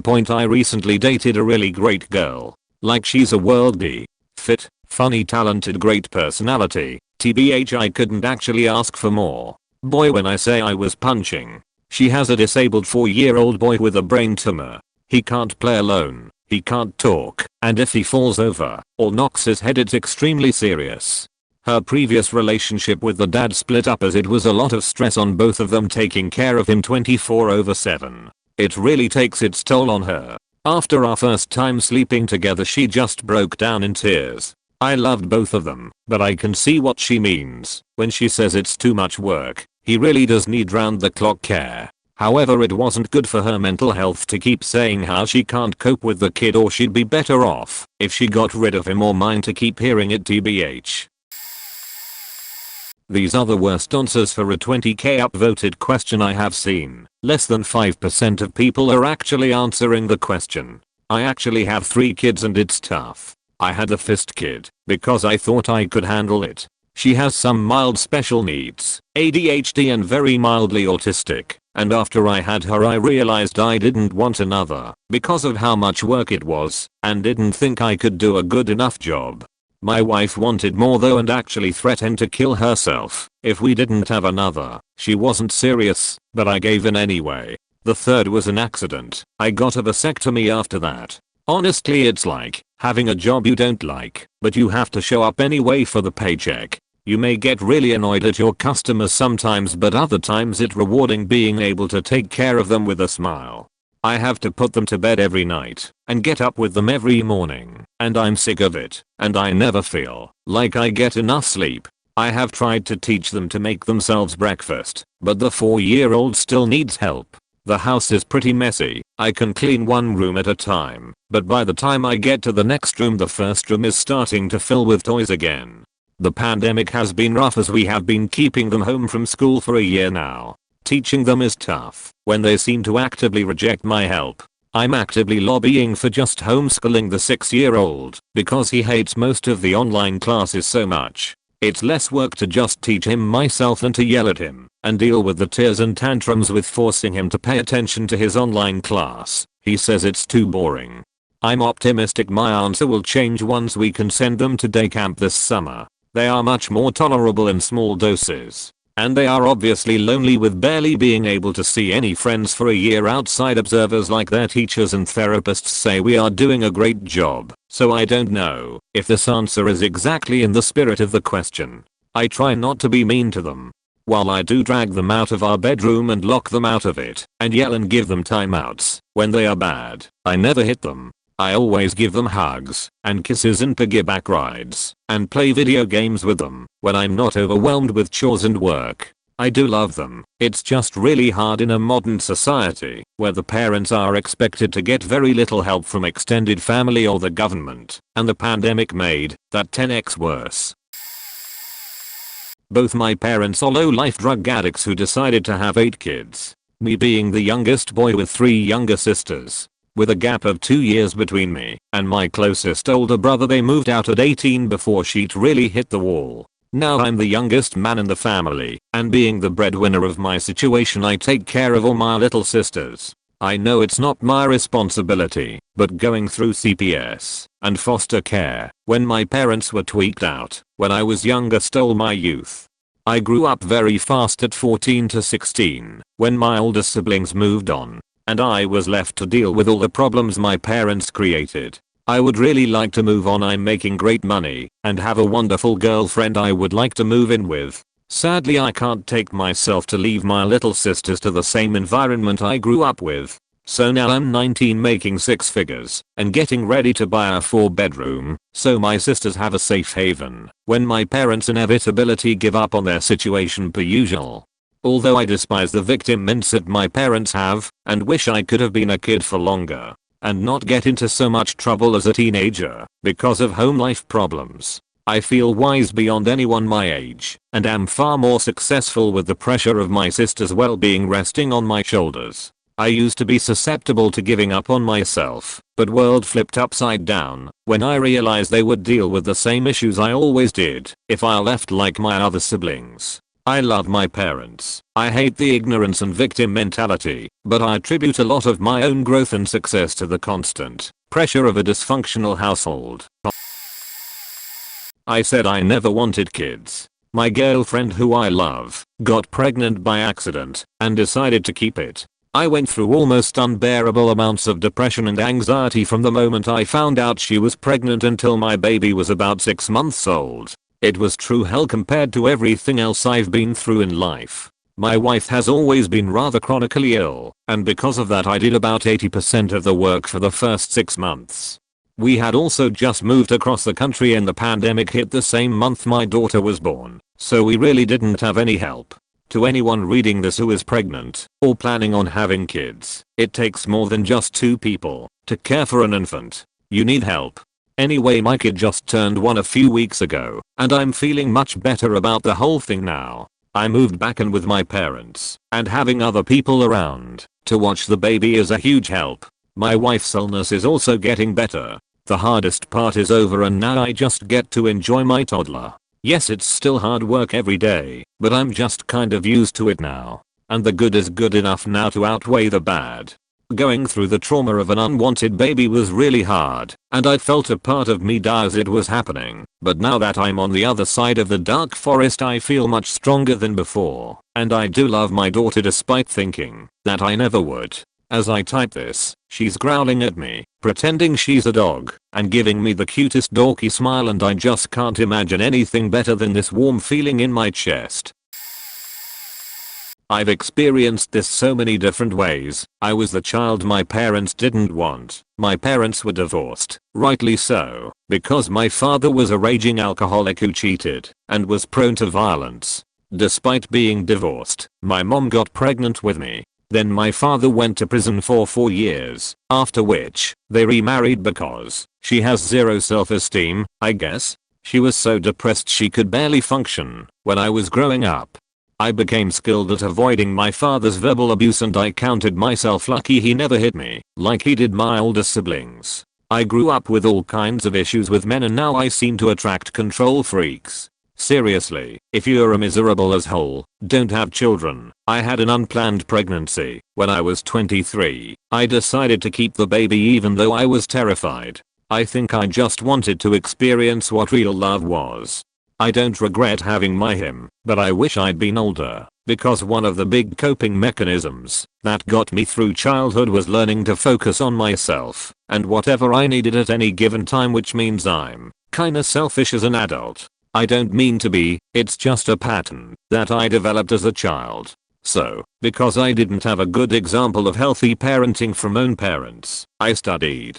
I read every book and magazine article I could find about babies and parenting techniques because I was so scared that I wouldn't love my child. After the birth, I had postpartum depression that went untreated, and, in hindsight, I think I got through those first years mostly on willpower. I lost a child. My second was planned, and it was everything I'd wanted. You know how you just get someone without having to try? Well, that was my second child. We were just always in sync, and I was the mom I'd always wanted to be. Until, at 2, he was diagnosed with a rare cancer. I feel like I ran a 4-year marathon to try and keep him alive, and then I collapsed when we lost him. I retreated so far into myself that I didn't have room for anything else, even my oldest child.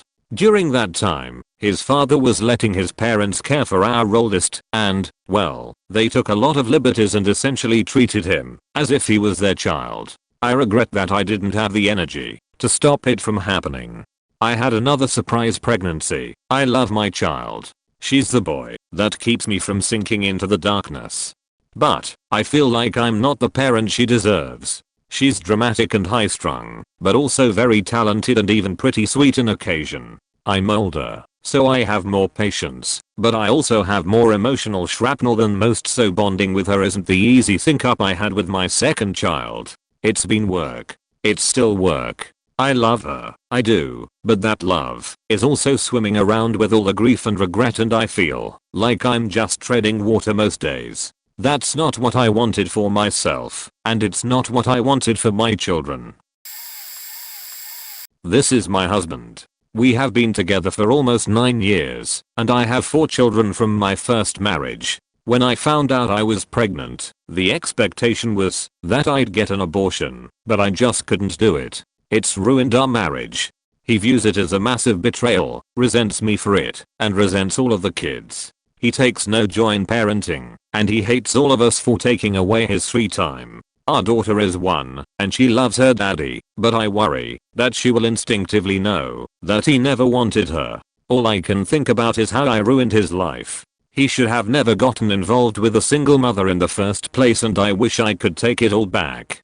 I love him so much. My kids love him, but he no longer loves us. Every day is heartbreaking. We only see him a few days every other week because of his work schedule. We live apart already. He used to tell me I was beautiful. He used to leave little notes for me and things like that. He used to set aside time to play with the kids and think up things for them. Now he can barely stand to look at me. He gives me the silent treatment and withholds affection. My love language is touch. The thought of sex with me disgusts him. He insinuates that I'm a bad mother anytime he's the one who has to do something for the kids. He won't divorce me. His family would be ashamed of him if they knew that he resents being a father. So he just keeps pushing me farther and farther away. He can't find happiness in anything and treats the kids like an inconvenience. They know, the older ones. They know he doesn't like them, but they love him and they try so hard to get affection from him. They always ask me when he's coming next, and I'm dreading the day I will have to tell them he's not coming anymore. I love my kids so much. I love our precious daughter and wouldn't trade her for anything, but it's such a complex thing that I can love her this much and regret her so much. I hate myself for loving him. I should have let him go a long time ago. My heart is broken and it's the greatest regret of my life. He wants nothing more than to be rid of us, and I've ruined his life. He will never forgive me. I was the unwanted kid. I was the, technically second, product of meant to be short fling between my mom and dad. My mom wanted to get an abortion, but my dad convinced her not to, claiming that since she got pregnant again after the first abortion it's clearly meant to be, and my traditional grandparents pressured her to marry him, because out of all her boyfriends at the time he was the most stable one. So they got married and had me. I think at first she just tried to make the best of the situation, treat me like a doll or something. I used to get ignored a lot. She'd sit in front of a computer all day looking at dream homes or inspiration. Even simple things like just asking her to make me something to eat was a hassle. Usually would take hours until she'd budge. By the time she'd complain I'm too demanding.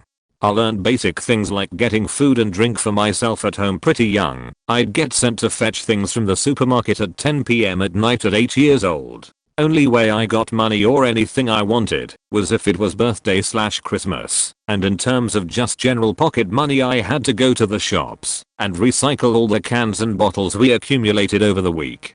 The only time she'd really pay attention to me was when she'd buy me cute girly clothes, which I hated, so she could dress me up, or fix my hair, or put makeup on me for school photo day. For birthdays she loved doing all the planning and cute, girly decorating, but hated the actual parties. But once I started getting a little older and didn't want to be dressed up, just wanted to dress normally, I got ignored more, and we started fighting a lot more. When I was 10 my brother was born and it's been night and day difference since. My parents divorced shortly after he was born and my mom, my brother and I moved to Australia.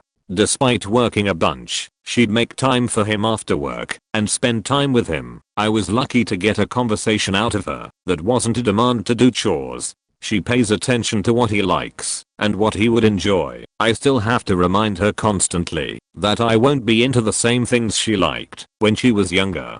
She's super picky about what kind of schools my brother will go to. When we first arrived here, she just put me in the same school as all my cousins were at, and I hated it. Then for high school she just sent me to the closest one cause it was easier. My mom was picky about which primary school my brother would go to. She was almost completely ready to send him to a new one when my brother mentioned he was getting bullied when he was younger, and she's considering sending him to a private school for high school. I had to fight and argue to even get basic school necessities and requirements when I was in school. Yesterday we went full on shopping for my brother's school camp that's coming up, whilst I'd have to pay for my own school excursions. She buys him a ton of stuff at a whim, and for birthdays/Christmas he has no problem asking for expensive gifts like consoles. Meanwhile the most expensive birthday gift I ever got was a small drawing tablet, like $80 at the time. When I was 14 after months of begging, and her boyfriend at the time calling her out for her very apparent favoritism to my brother, she was just planning to get me a cheap handbag, which her boyfriend knew then I definitely wouldn't use. I don't blame my brother at all. OFC. He and I are super close, and now that I'm an adult my mom's and I's relationship is better. But whenever anyone asks about us, I'm honest in saying our relationship works best when she treats me like a roommate/friend. I've never really seen her as a mother. I heard growing up too from grandparents and relatives alike that my parents never should been parents since they clearly didn't want me. Seeing all these comments from others honestly makes me feel a little reassured in my decision to not have kids unless I'm 100% certain I want them with the right partner. Unwanted kids can tell if they are unwanted. I'd much rather not have kids than just having them cause I feel like I have to. I want to start this off by saying that I never felt that children were for me. I just don't have the disposition or patience. Not even using a throwaway. So I have a child that I didn't want with a woman who did, along with wanting me, who I'd gone on a handful of dates with. We didn't marry, I hardly knew her, and to call our relationship acrimonious would be kind. There's child support and custody issues. It's been stressful, and there's a lot of PTSD and negative association with the baby. He's 2 years old next month actually, and is in my living room playing with toys in his last hour of our bi-weekly visitation weekends. I didn't want him. I don't want him, to be honest. But none of that is his fault. And so I do my duty, and I'm responsible and take him. Most of the time the visits are fun, and once in a while they are really stressful.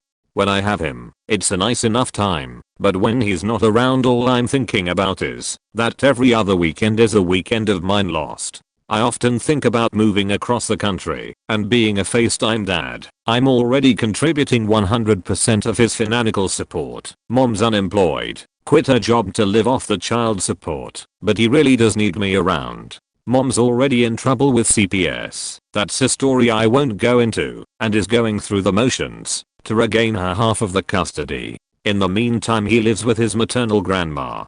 So what is it like? It feels like a burden. It's energy going out that doesn't replenish. There's less reward, I imagine, than enjoying time with a child you wanted. I show him as good as a time as I can. We went to the aquarium today, and that was a hit, and now he loves Finding Nemo. But all I'm doing secretly is counting down the time till 6 PM on Sunday. My family knows this. My girlfriend knows this.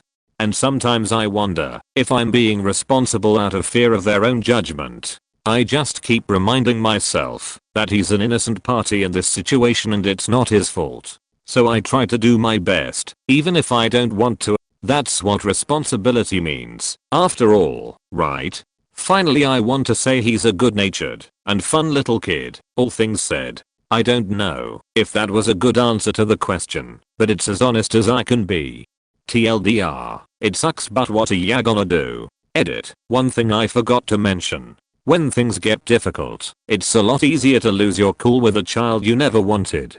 I mean, there's no winners in an argument with a toddler as it is, but when you never wanted the child in the first place, much shorter fuse. I really have to stay on top of that. And I pray, when he's verbal and older, I never say how I really feel. I was unplanned. Now I'm almost 51. I can reflect back to my past and identify how my mother expressed her frustrations with me as far as my earliest memory to present. She never wanted a third child. Not sure what came first, the chicken or the egg type of scenario. Either I was a black sheep naturally, or I was subconsciously reacting to her treatment of me. Either way, I remain the black sheep of the family, in spite of my above average achievements. Now, she is 77 and had a fall down the stairs late January 2021, breaking her neck, and now she is quadriplegic. There is no denying her preference to my older siblings over me. I'm fine with that. I left town at age 30 and never considered moving back. Things have been less stressful with her and me while we are apart. Things always come up when we are together. Don't get me wrong, she was fair with most things between my siblings and I. She really has been a good mother. I wonder how I would have turned out had I not been an accidental pregnancy. Had I experienced the great mother my older siblings got. Here it is, the end of her life nearing in a most obvious way. She has a couple years left at best, and I don't feel sad like normal people would. Like my brother and sister who are so devastated. I just really hope she doesn't pass anywhere near the date of my son's birth and the date of his death. I don't want her to overshadow a loss that meant much more to me than the loss of her will be. I love her. I know she loves me. but it's pretty clear there's an equal level of hate. Last thought, if you are an unexpected parent, keep in mind the subtleties you aren't even aware of that confuse the child. That confusion turns into behaviors that may or may not be good. The parents in a conflict destroys the parent as well. There's gotta be a better way. My mom always said I was a wanted child because my aunt was pregnant and she wanted to give my cousin a friend. Reading between the lines of who she really is, then that translates to I wanted to steal the attention from your aunt. Even with that, my mom never shied away from telling her 4 kids that the reason she treated her youngest like the GC was because she actually loved his father. The father of my brother molested me, made me watch from a closet while he rapped my mom. Same house, different closet when he was molesting my 15 at the time sister. What a stand-up guy. Makes you think my dad had to have been horrible. She would always tell us she didn't like her first husband who was father to the other 3 of us. We didn't get the full story of why she seemed to not care about us and definitely hate my dad until about 10 years ago when the skeleton came out. My sister, the oldest, wasn't my dad's. The story goes that my mom loved my sister's dad and went to tell him about my sister. Mom says the guy wanted nothing to do with her. He told my sister a different story once they met. Mom left heartbroken and went to a restaurant she waitressed at and my dad was there. He was her regular and had been asking her out, but she didn't want anything to do with him. She vented to him about what had just happened and how she was afraid of my grandparents' 1975 unwed mothers were still being looked down on. So my dad proposed. So after the news about my C's coming out, the real story came out. My sister was an accident. My brother between us was because my dad forced her to give him a child of his own, and I was a plan for her attention grab. Force as in manipulate, not rap. My mom had plenty of opportunities to give us to our dad or relatives that actually wanted us because they loved us. Instead, she chased away and forbid certain relatives. She played us, still does, against each other. She knew after a certain point that I was being molested and more, but even though they were divorced by the time she found out, she still sent me with him every other weekend, as if he were my dad. There's one relative of the ex-stepdads who insists she told my mom what he was, and that she tried to tell her something was going on with me way back when it first started, when I was 4. I like to think she didn't, but like for a fact that at 7 she knew, and she didn't give a f. For the record, her excuse she gave me years later, when he tried to rap me as a teen, and I told her was that she couldn't put him in prison because, drumroll, GC needed his father and she needed that 150/MO for child support. Also for the record, I'm 100% certain the only reason she kept us kids was for the child support point, and yes, my dad paid child support for a child he knew wasn't his. While my dad has his faults, she never did produce a credible story about why she hated him. I think it was resentment. She married the safety net. Edited for a couple of autocorrects. It was hard. I felt evil. I took custody of my still children for a short time. I loved them. I still love them. I do not like them. I knew it was not a good idea, but both CPS, my husband, my stepkids, the kids themselves, and their mother begged me. I was unhappy and uncomfortable in my own home. The kids, teens, were rude, cruel to animals, destructive, volatile, and violent. They stole, lied, drank alcohol, and snuck out. Their mother kept showing up intoxicated. My marriage fell apart, and I know they are kids. I know it isn't their fault what their parents did to me, an affair, stealing from me, physical domestic abuse, nor their own mental limitations, but I resented them. I will feel guilt forever for not keeping them, but I was not helping them. I couldn't. I did not have the skill, knowledge, or support to raise 3 volatile teens who are well onto the path of continuing the generational cycle of drug abuse, homelessness, addiction, and never putting down roots. I wanted to show them what a normal life was like, but they rejected it. They wanted to stay with me because they still had all the freedoms they had with their mother, but what they needed was a real foster home with adults who are not family who could help them. They are still in and out of care, and most foster parents will only keep them for a month, maybe 2, before they request the state remove them. Like I said, I love them, but I do not like them. This is pretty much how my family views my brother. He is functioning autistic, but is not by any measure capable of being independent. At 17 years old he cannot place a dirty dinner plate at the sink, unless my mom hooked mess to the sink, to tell him exactly where to place it. He is simply incapable of determining how to interact with Euclidean geometry, and perform many tasks that we see as simple. He couldn't put on a pair of pants until he was 13. He couldn't wipe his own ass until 14. But he can drive too, and from school just fine. He's in advanced courses, and will graduate high school with a 2-year degree in cybersecurity. That same trained professional can't turn on an oven or set the shower to a comfortable temperature. He will have to live the rest of his life with a caretaker. He is the most academically intelligent person I have ever met in person short of myself, being on the spectrum as well. He could bring home a 6-figure salary in this economy easily, but could never be self-sufficient on that wage.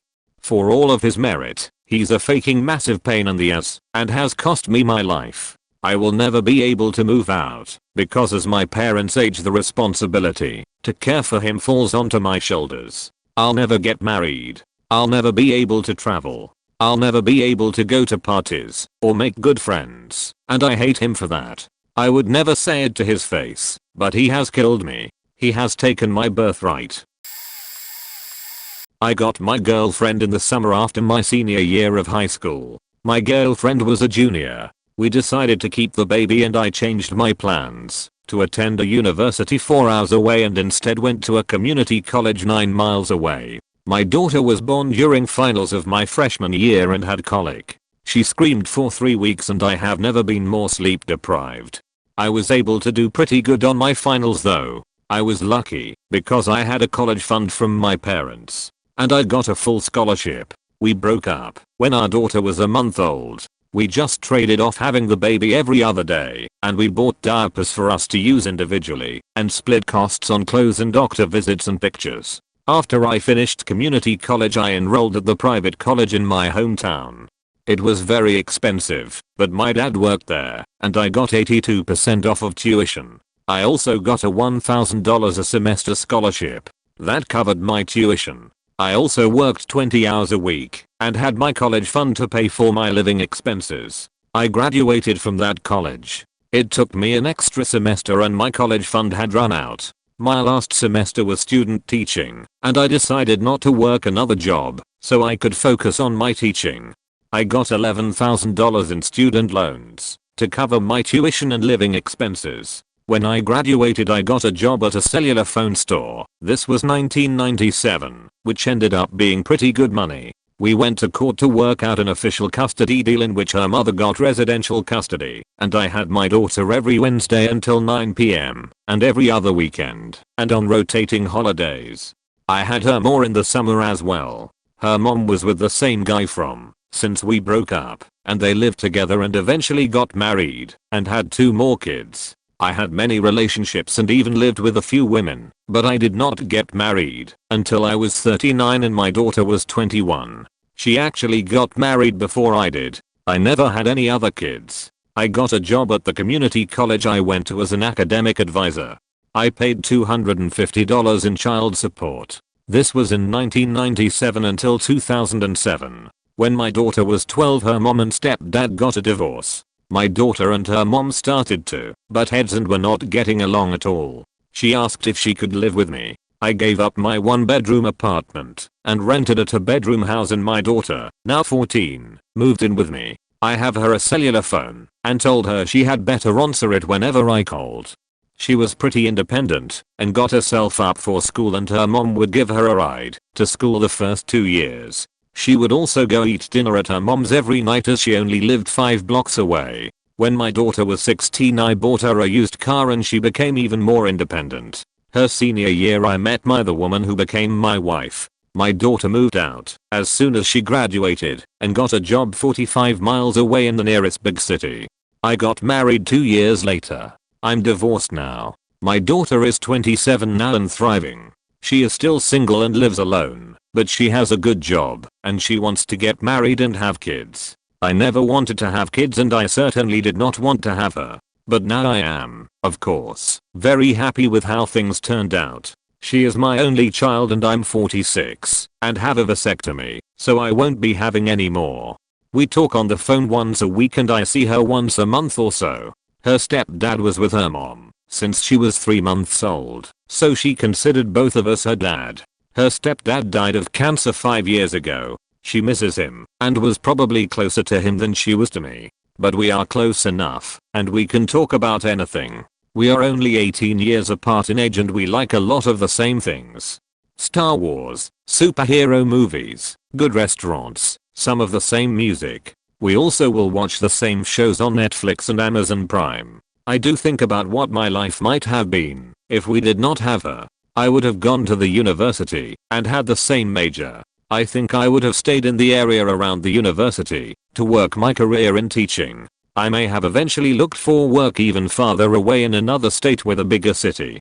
I think I would have gotten married a lot younger. I do not know if I would have had kids or not. I always said if I met a woman that wanted kids I would have won. But ideally I would have met a woman who did not want kids. Instead I never left my hometown. I dated and even lived with a few women, but did not get married until after my daughter has been gone for 3 years. I now live alone in a 1-bedroom apartment with a cat, who I love very much. But I do fantasize about the life I could have had if I didn't become a father at 18. This will probably get buried, but I can only speak as a kid who wasn't wanted and knew it. I have so much sympathy for all of the parents here who have kids and have resorted to fake it till you make it. You have no idea how much better that is for the child, and as someone who I know couldn't do the same for my own kids, hence why I don't have any. I have so much respect for all of you.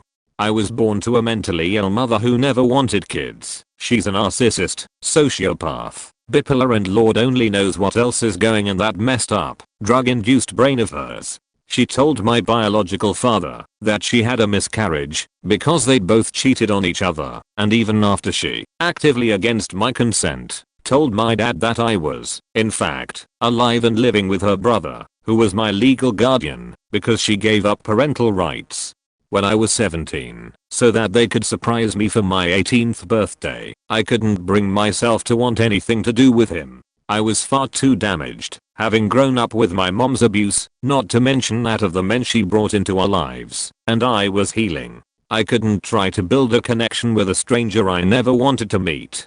He tried, but it was obvious we weren't family, and with everything else going on I ended up blocking all communication from him. Years later, once my mom was out of the picture, I reconnected and apologized. I explained that I wasn't ready. He explained that part of the deal in meeting me was a paternity test. He seemed genuinely apologetic that he had to tell me directly, and I had no issue in taking one. Results came back. He's my dad. He doesn't know me. I don't know him. I'm 29 now, and can honestly say I have a way better connection with him than I do most of my mom's family.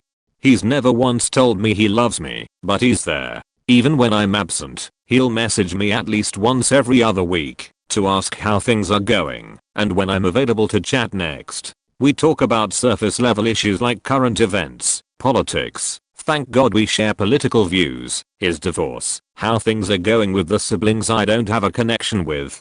When his mom died, he explained to me that she didn't know about me, that none of his family does, and he seemed genuinely remorseful in that. I told him I don't mind. I've had too many fake relationships in my life, and if I'm honest, I don't really care about meeting his family. It was one of the most honest and raw conversations I've ever had, and it was so refreshing.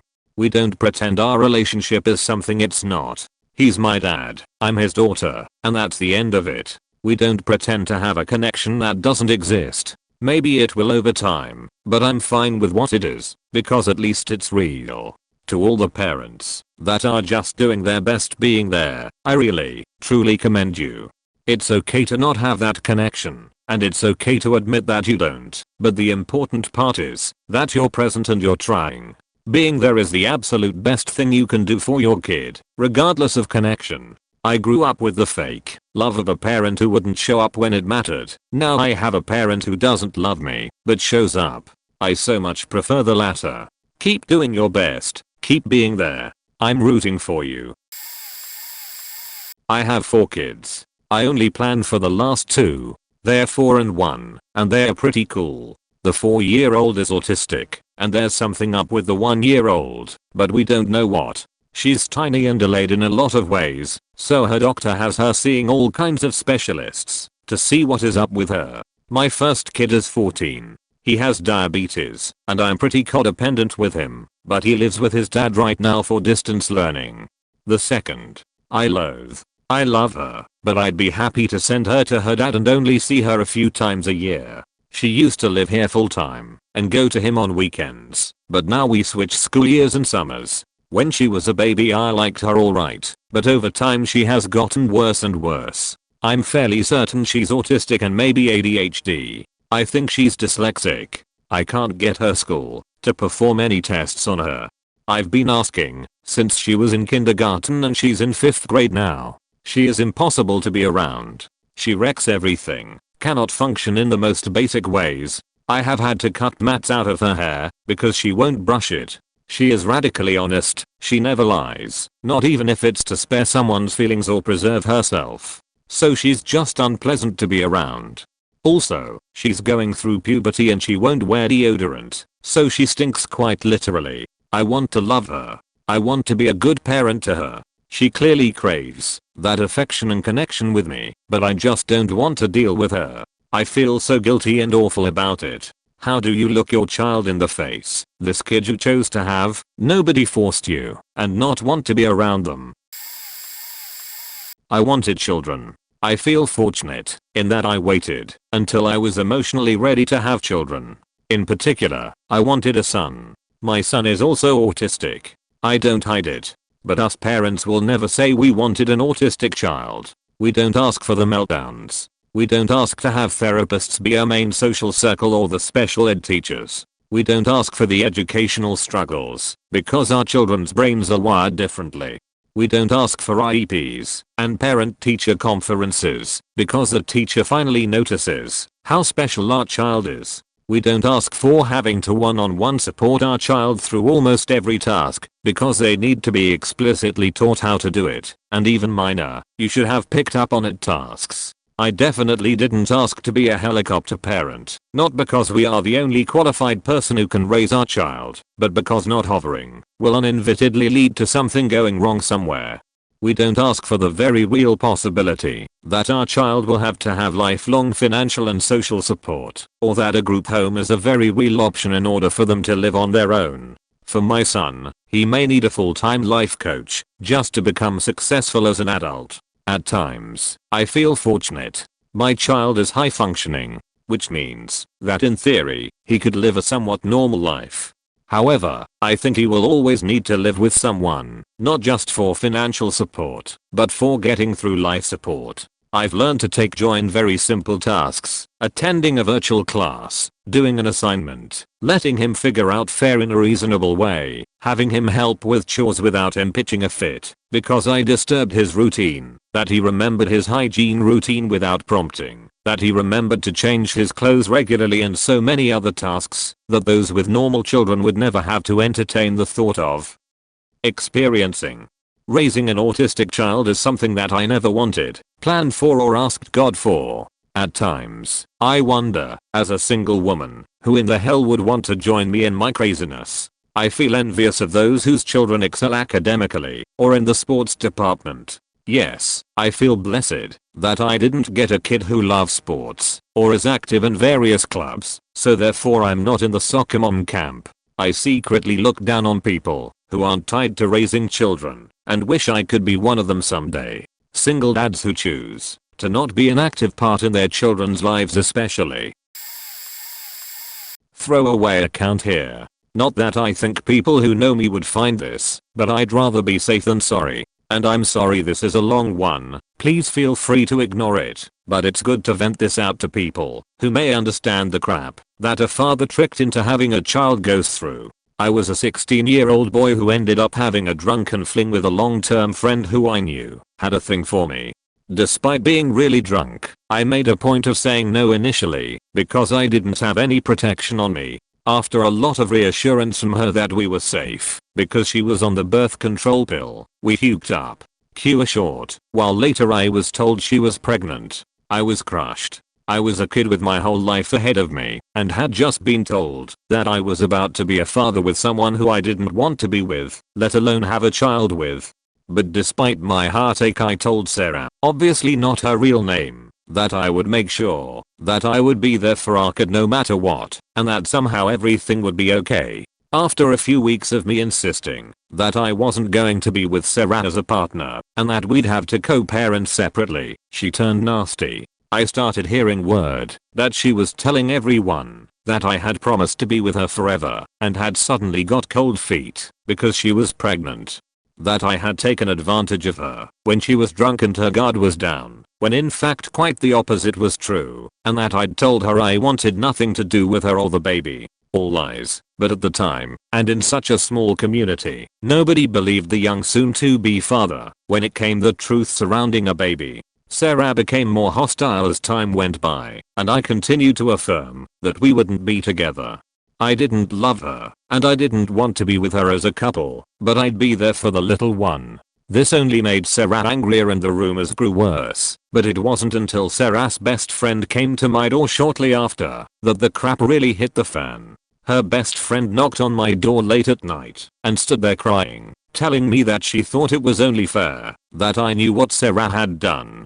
She told me that Sarah had planned all along to fall pregnant as she really wanted a kid, and since she had a soft spot for me, it was her mission to get me to impregnate her. When she spotted me drunk walking home past her house one night, she took her chance, offered me inside for a coffee, and then as things progressed, deliberately lied about being on the pill knowing that this was her best chance of falling pregnant and having me be in her life.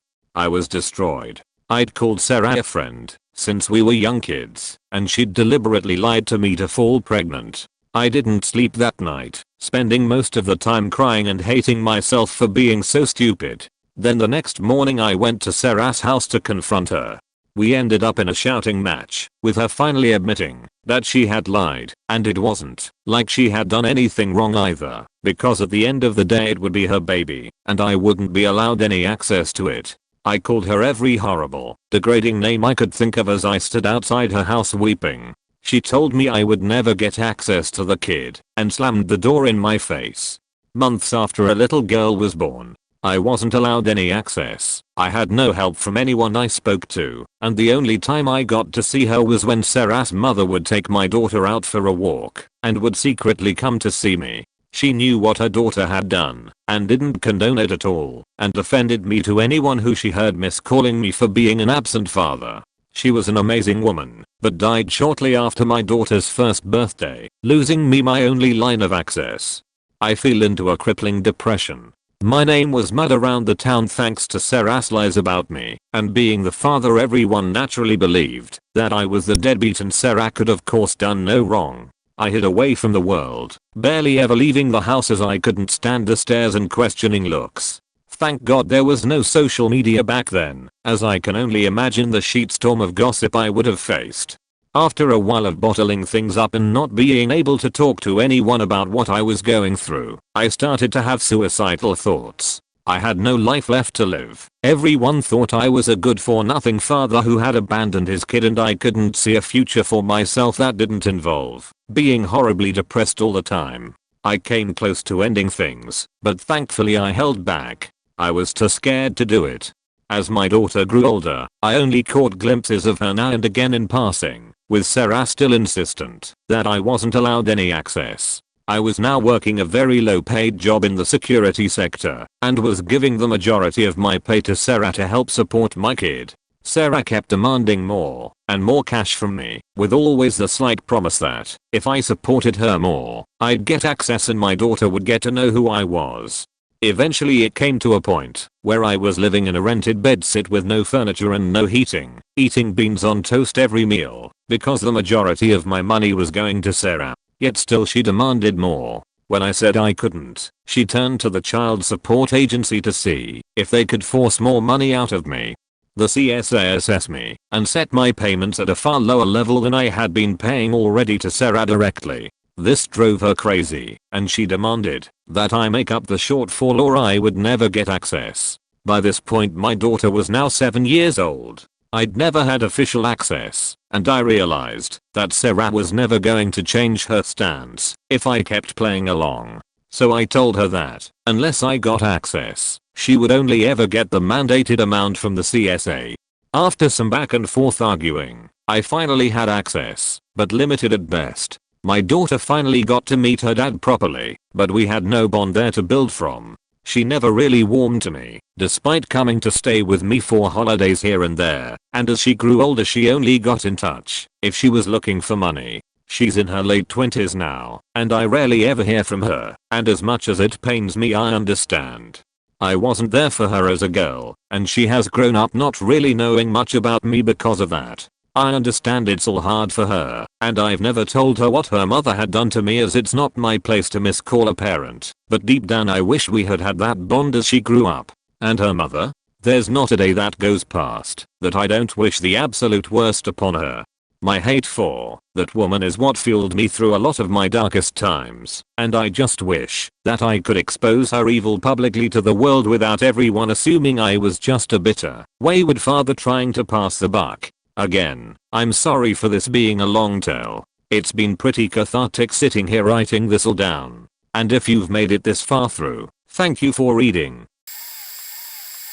I never wanted either of my children.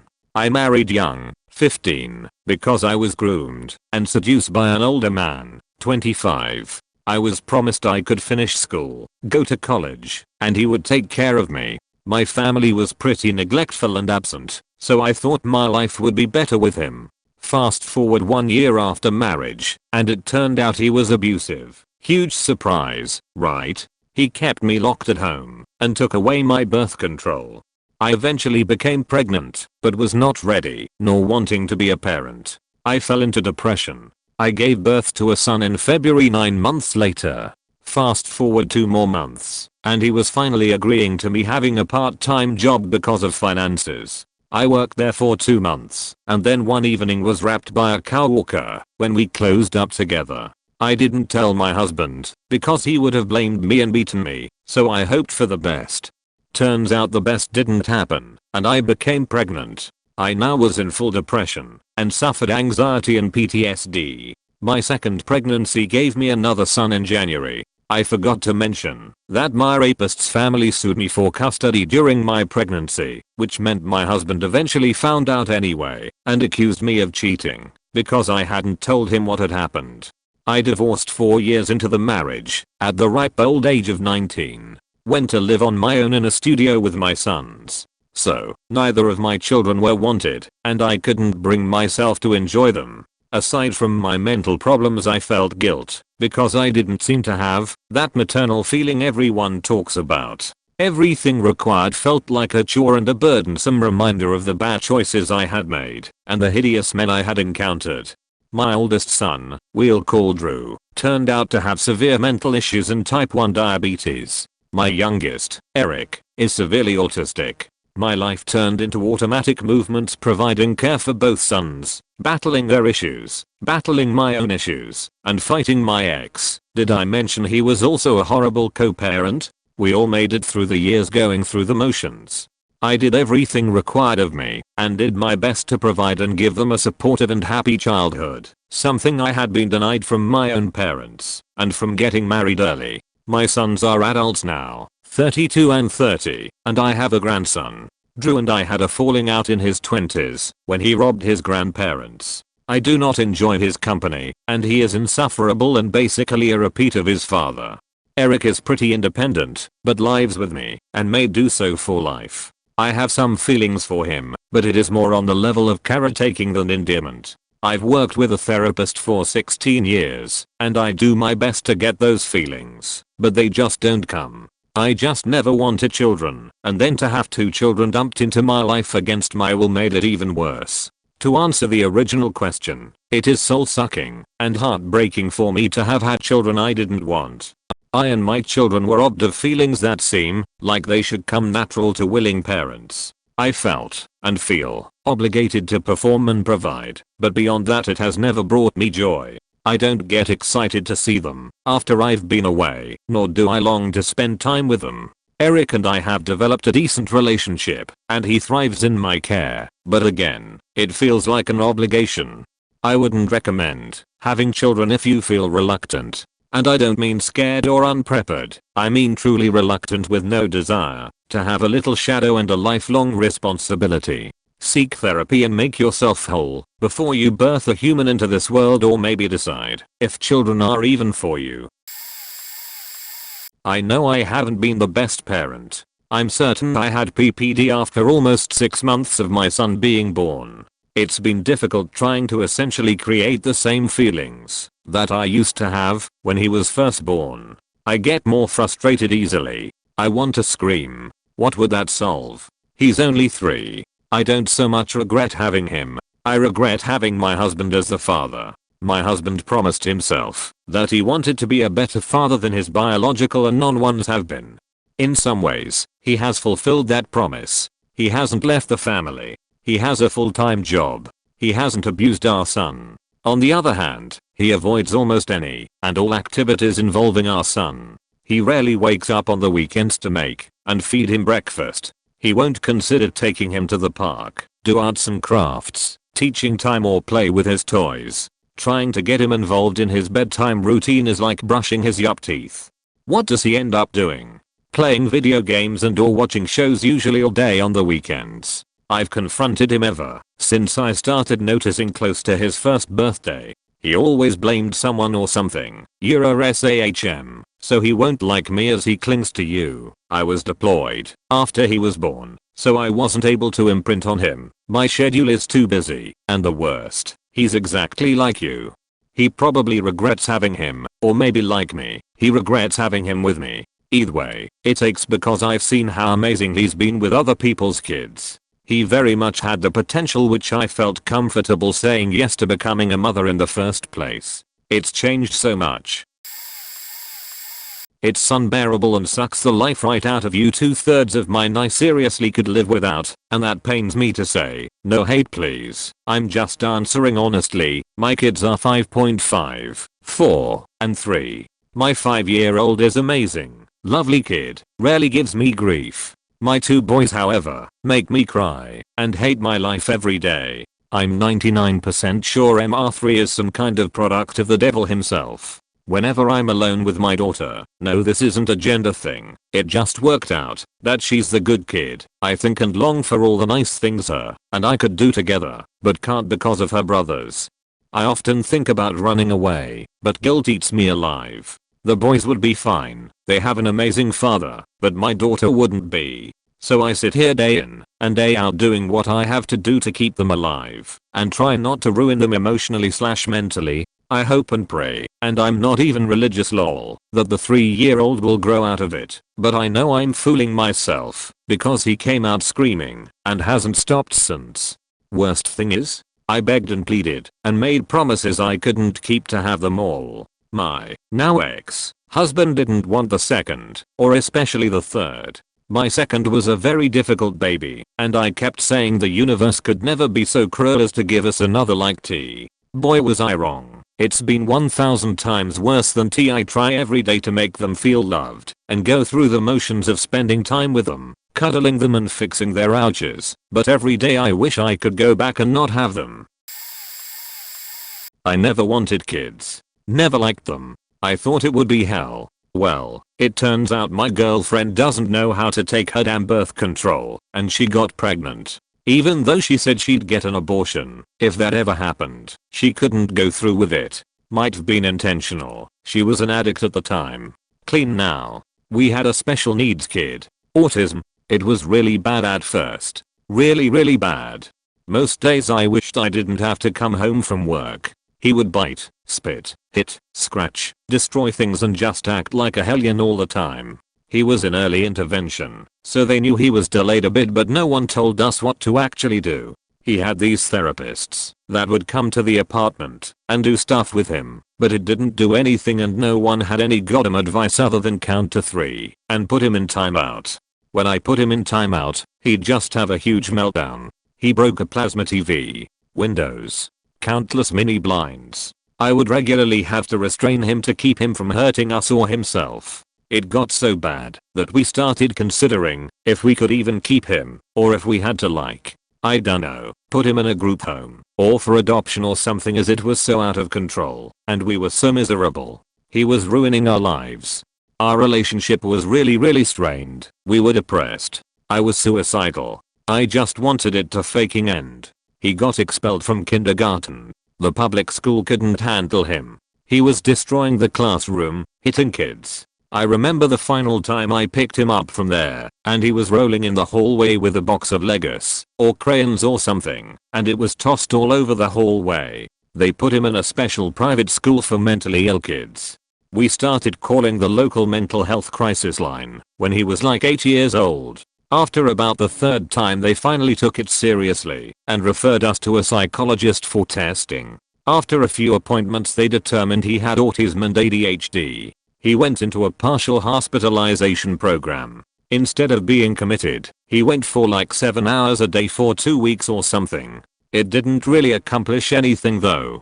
He got into therapy and started getting medication and things started getting a little better. Then they decided, when he was like 11, that he was doing well enough, that he shouldn't be in that private school anymore. We disagreed but they probably just didn't want to pay for it anymore and sent him back to public school. It was a disaster. He hated the change and started saying he wanted to kill himself, kill other people. He didn't mean it, but the school had to take it seriously so they started putting him in a padded timeout room. Yeah. Bet you didn't know schools had those. I had to repeatedly leave work to go and get him from school. Almost lost my job. After a couple years of that shit he stopped and made more progress. Still disruptive in class, still in sped, still behind but he's 13 now and nearly a normal kid. I'll never let him know what a burden he was or that he was unwanted. We do the best we can parenting him and trying to be a normal family. When my son was born from the get-go I always wanted to protect him, do right by him, and make him feel loved, even if I didn't feel that love for him. Those moments when the baby is just born and they hand the baby over to you and all you feel is love and a strong maternal instinct. I didn't have that. In those moments, I felt as if I was looking at and holding a stranger, a strange baby that I know I just had, but somehow felt nothing for. The whole moment was surreal. So I tell myself maybe I just need to get over the fact I'm now a mother with this baby I've never been fully sure that I want. As time went by I still didn't feel anything, no love there whatsoever. I started beating myself up about it. What kind of monster doesn't love her baby? I'm such a terrible person. Once the self-wallowing in what a horrible person I'm subsided a little, I then decided to come up with strategies to try and make myself love him but none of them worked. At this point he is 6 months and I'm still determined to do right by him and make him feel loved, so my new strategy was to fake it until I made it. Whether it took a year, 2 years, 10 years or the rest of my life he was to never know about my secret. He was to always believe that his mum loved him. It felt like I had this hole and something was missing that should be filled with love for him but it wasn't. Eventually I started finding the things he does a little cute, then quite cute, but I didn't find them over joyous occasions like you see on videos. I was happy for him, but it was the same type of happy you'd be for a friend. Then eventually at 1 year old I finally found myself loving him. Yes, I finally made it, but something was bothering me. I had no idea why I felt that way. Then I decided, speak to my health visitor about it, and she said I had PND, postnatal depression, and eventually it goes away for most people. Now at 5 years old he is my everything along with his sister. I beat myself up even more about feeling the way I did because he deserved the love I couldn't give him right from the beginning and I feel awful and heartbroken that I couldn't feel that in the first year. When I look back I still have mixed emotions about it all but I wouldn't have done things differently because thankfully it worked out for me in the end. There was only a brief time where I had a child I didn't want, and that was shortly after my son was born. I felt no attachment to him one bit, and he felt like just a thing that we had in our house. It was incredibly difficult because I didn't want my wife to have to do everything by herself, including getting up at night to do feedings. We used formula, so I could do it too, but my patience was just almost non-existent, especially when I was tired. There were times when my son was crying at night and I just didn't want to deal with it, so I would give him a hug, but would purposely squeeze hard, much harder than it should have been. I would reflect back on that and just feel incredibly guilty. One time I had to tag out to my wife. We would alternate getting up, and I had to cut my turn short because I just thought I was going to lose it. I had visions of just swinging my son like a bat and hitting the wall with him. I was honest with my wife about it, and she just looked at me like I was a monster and then couldn't stand to look at me the rest of that night, which it was already around 1 am-ish, so not super long. That situation made me start looking around on the internet to see how I could feel that way and how I could be so cold-hearted towards my own son. I came to realize that fathers don't always have an immediate connection with their child, and that was what I was experiencing. I don't think it is talked about that much though, at least I hadn't heard of it before, but talking about it would have definitely helped. Knowing I wasn't alone in feeling like this would have helped. It took about 2 months before I started feeling a bond with my son. Once I felt that emotional connection, things got a lot easier. It sucked getting up during the night to feed him, but it was worth it. It was soothing just rocking him to sleep and snuggling up with him. He is 2 now, and I love him to death and really enjoy being around him. I can't provide the perspective of the parents, but I can give you the perspective from the child. I was unplanned. My parents were in a financial strain when I was born. My grandparents from my mother's side, who were relatively wealthy, who've slowly come to accept my family, opposed the marriage at first, so my parents got no financial aid whatsoever. My father worked for most hours of the day and went to frequent business trips to try to keep food on the table. My mother did private Spanish tutoring lessons for other Koreans living in Mexico at the time. Then, I came along and made things a lot more complicated. Since someone had to be at home to take care of me, my mother and father would take turns. My father went to business trips less frequently, and when he had to, our family would stay at our grandparents' home for the duration. My mother had to either stay at home or bring me along with her lessons. Luckily, I was a quiet kid, so she said that it made things easier. Things got better eventually, from not having even $3 in cash to owning a house in the US and another building in South Korea, and my grandparents opened up fairly soon after I started going to kindergarten. I wasn't told I was unplanned until I was 13. I didn't know that my mother had even planned out an abortion, but she couldn't afford it until she told me much later. But that doesn't mean I didn't pick up some hints. When I was younger, my father would often beat me after getting drunk. I was locked in dark rooms from the age of 3 to 5. I never really felt loved. I had to go out of my way to get their attention. I went from being in first place in the grade to a well-known school delinquent. This became much more apparent when my sister, who was planned, came along when I was 5. I was no longer locked in dark rooms. My father quit smoking mere months after she was born. He took a better job to provide us with a better life, or rather, my sister a better life. My father was much more lenient and attached to my sister. My sister didn't have to act out for attention. She always got it. When my mother was pregnant with my sister, I was diagnosed with type 1 diabetes, but not before I had my first diabetic ketoacidosis. My father preferred to leave a 5-year-old in a hospital bed just to see my sister. As you can imagine, I'm quite distant with my parents. At least, emotionally. I stopped trying to get their attention years ago. I've just come to accept the fact. I don't really hate or even blame them for it. I just wish they had planned things out better. I sometimes think if I didn't drain as much money as I do with medical supplies, bills, and higher education, I would have been a bit more loved. My parents got together after a one-night stand.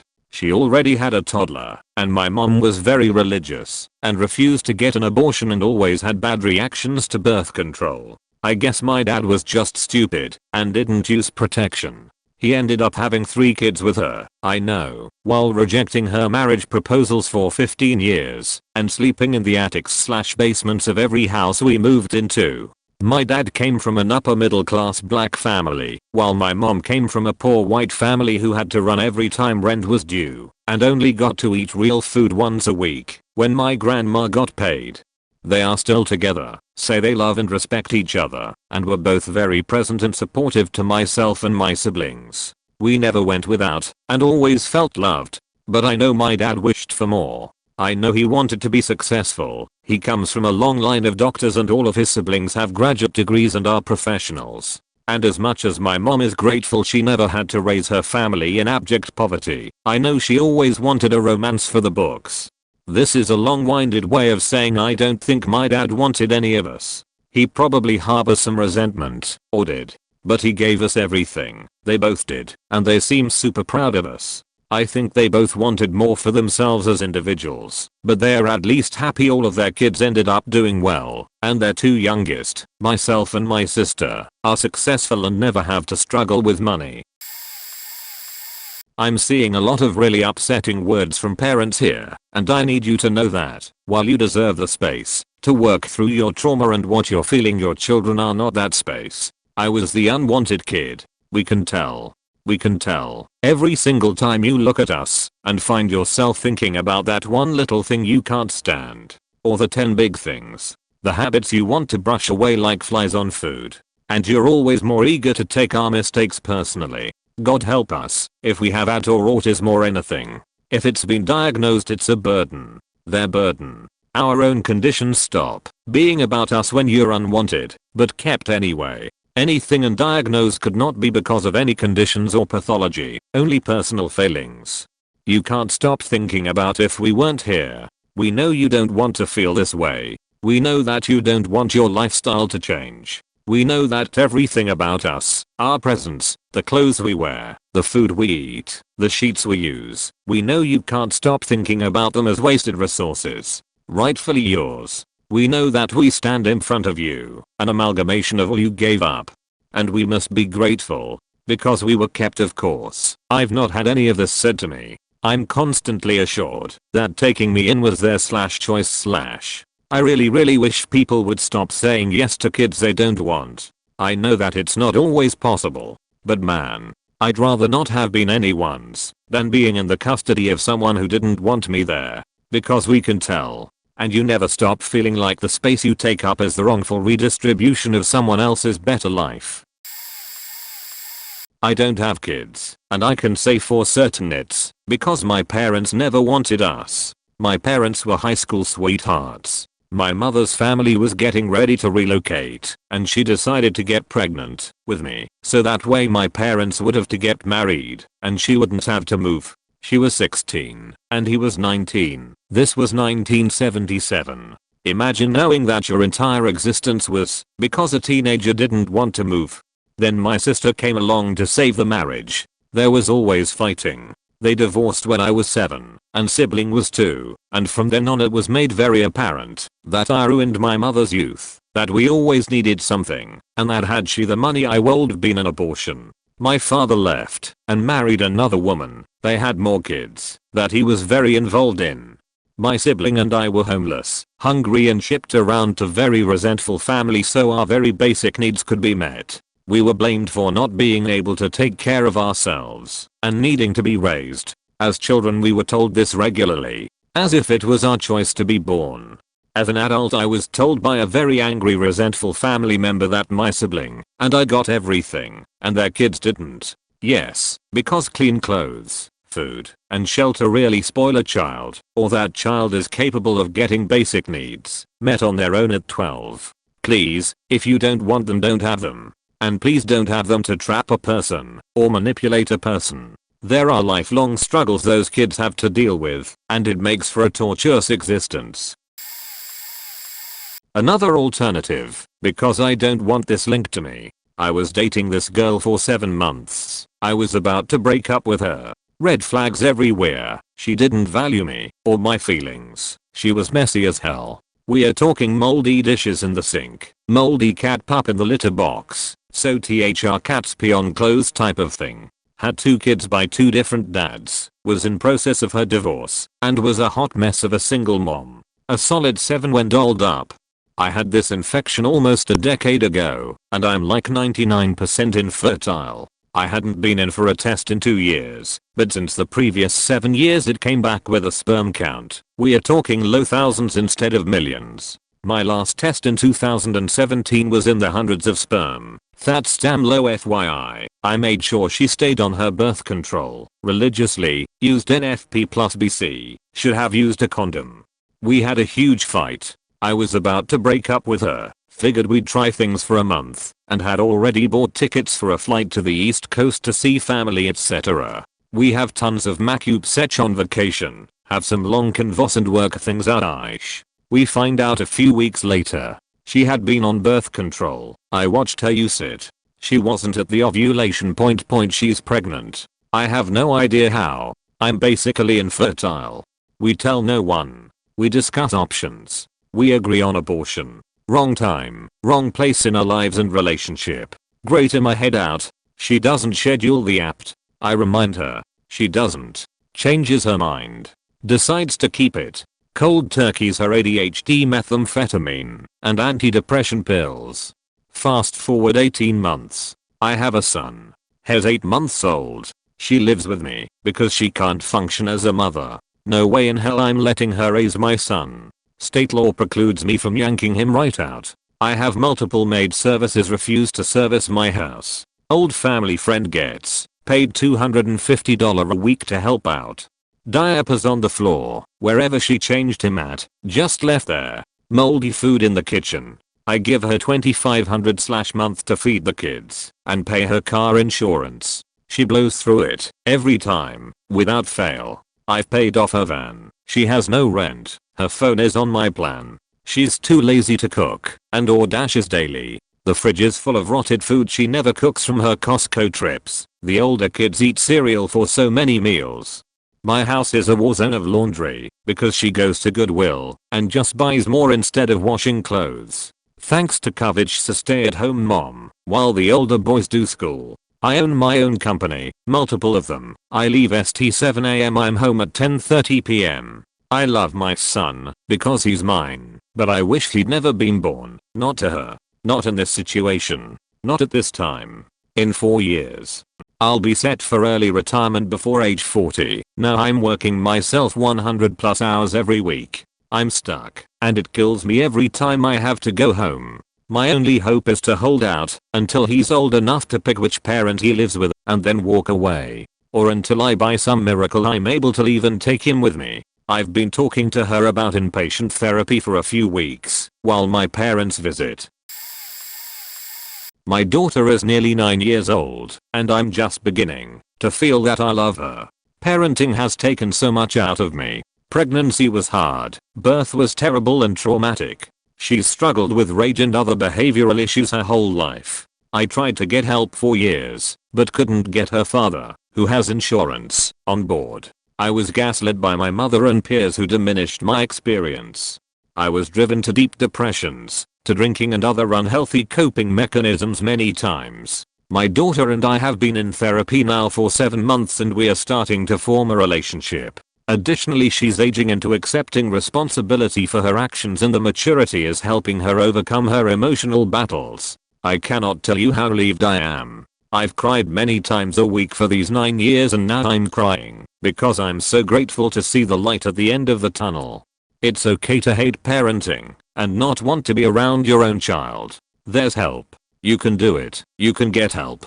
Keep yourself and your children safe. One last thing. When I was a teenager I heard the front door open and close and a baby start to cry. I went to the door and found my months-old niece in her car seat screaming. My brother and sister-in-law were at their wits' end and knew she would be safer at my parents' house. They called an hour later and said they were afraid they were going to shake her because she wouldn't stop screaming.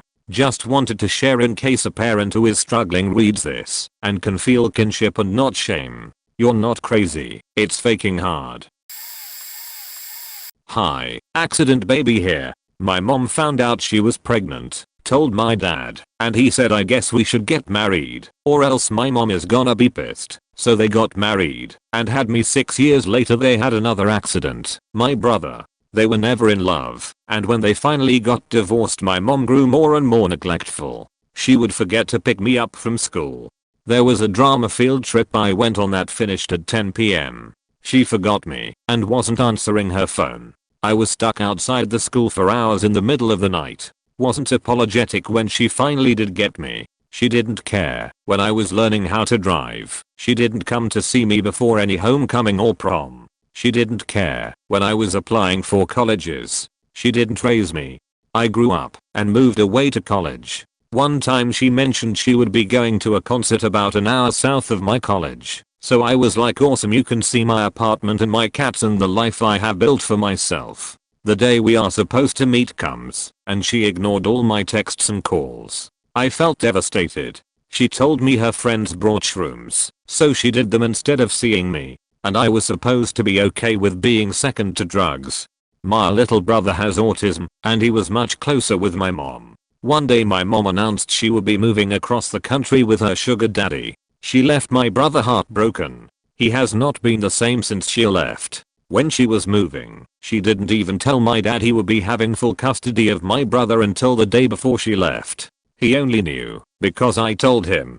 From my mom's POV, she is doing what makes her happy, and she deserves it. From my POV, she is a neglectful pose who doesn't deserve me or my brother. We have been estranged for over a year. She thinks I'm hateful for no reason, but I'm hurt by her, and she doesn't see anything she has done to me. So if you don't want kids, please abort them. Give them up for adoption.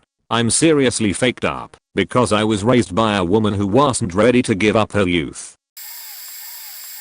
I'm the result of an unwanted pregnancy in an abusive relationship from the 80s, so while this doesn't pertain to my children, I know what it's like to be on the receiving end of being unwanted. I'm sure my biological father had some interest in me when I was a baby, but I learned as I got older that he chose drugs over taking care of his baby. My mom had enough of his shit and left him one afternoon with me on her hip. By 2 years old, I had been considered abandoned by my bio dad. By 5 years old, I was available to be adopted by my mom's husband, who I considered to be my only father. Growing up, I always had everything I needed and never went without anything. We grew up in an affluent neighborhood in California, always had the nicest cars and always going on vacations. We weren't spoiled, but he took very good care of my brother and I as children. I always felt so loved, and there was never a conversation about him not being my father until randomly into my teens, when we told my brother he was only my half. After that, my father became a totally different monster. He started the abuse when I was 16, and he surprised me by buying me a car and then telling my mom I agreed to pay for each last penny of that car. That was a lie. I would never agree to that, not because I was spoiled, but because I had not agreed to it. He proceeded to cause a huge disagreement in our family, convincing everyone what a manipulative liar I'm all because of this stupid faking car. From there it snowballed into telling how much he hated me, how I was a piece of shit, worthless, how I ruined his life by being born, wished he could have left me to die in a ditch when I was a baby, to get rid of all the baggage my mom came with. For the purpose of not dragging this on, I'll leave it at that, but the abuse only got worse and turned physical whenever my mom was out of town. Oddly enough, I was a straight A student, in college prep classes and a job, not exactly a kid you would be disappointed in, or dislike for that matter. Point is, I know it is hard to love a child that is not yours, or a child you simply don't want. I watched the man who raised me, since I was 2, struggle with his feelings towards me every single day.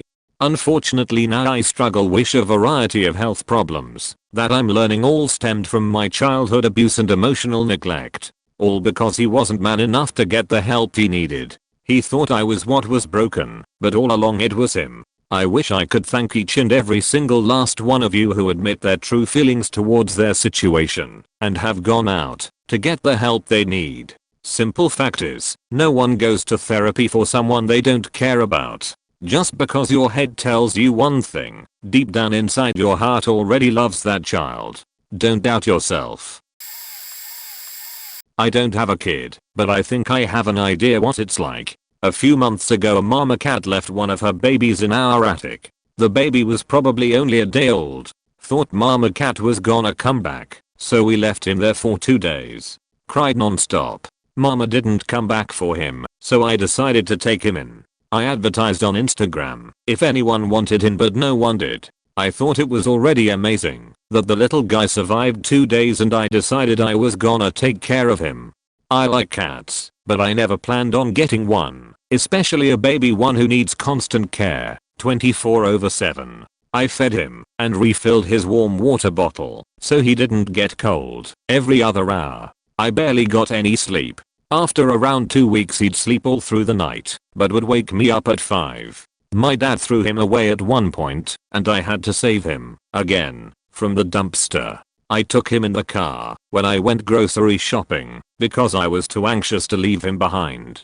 I was exhausted, and this was only a baby kitty. I kept thinking, no way I'm gonna be able to take care of a human baby. I loved the little guy, but I also missed doing things without having to worry about him. Sometimes when I'm really stressed I got a little resentful. Why my attic out of all the attics out there? In the end the worms got the best of him. I cried for the whole day. He died in my hands. I still blame myself for it, because he'd probably be saved if I brought him to the vet sooner. It's a huge responsibility. I don't think I'll ever be ready to go through all that with a human child.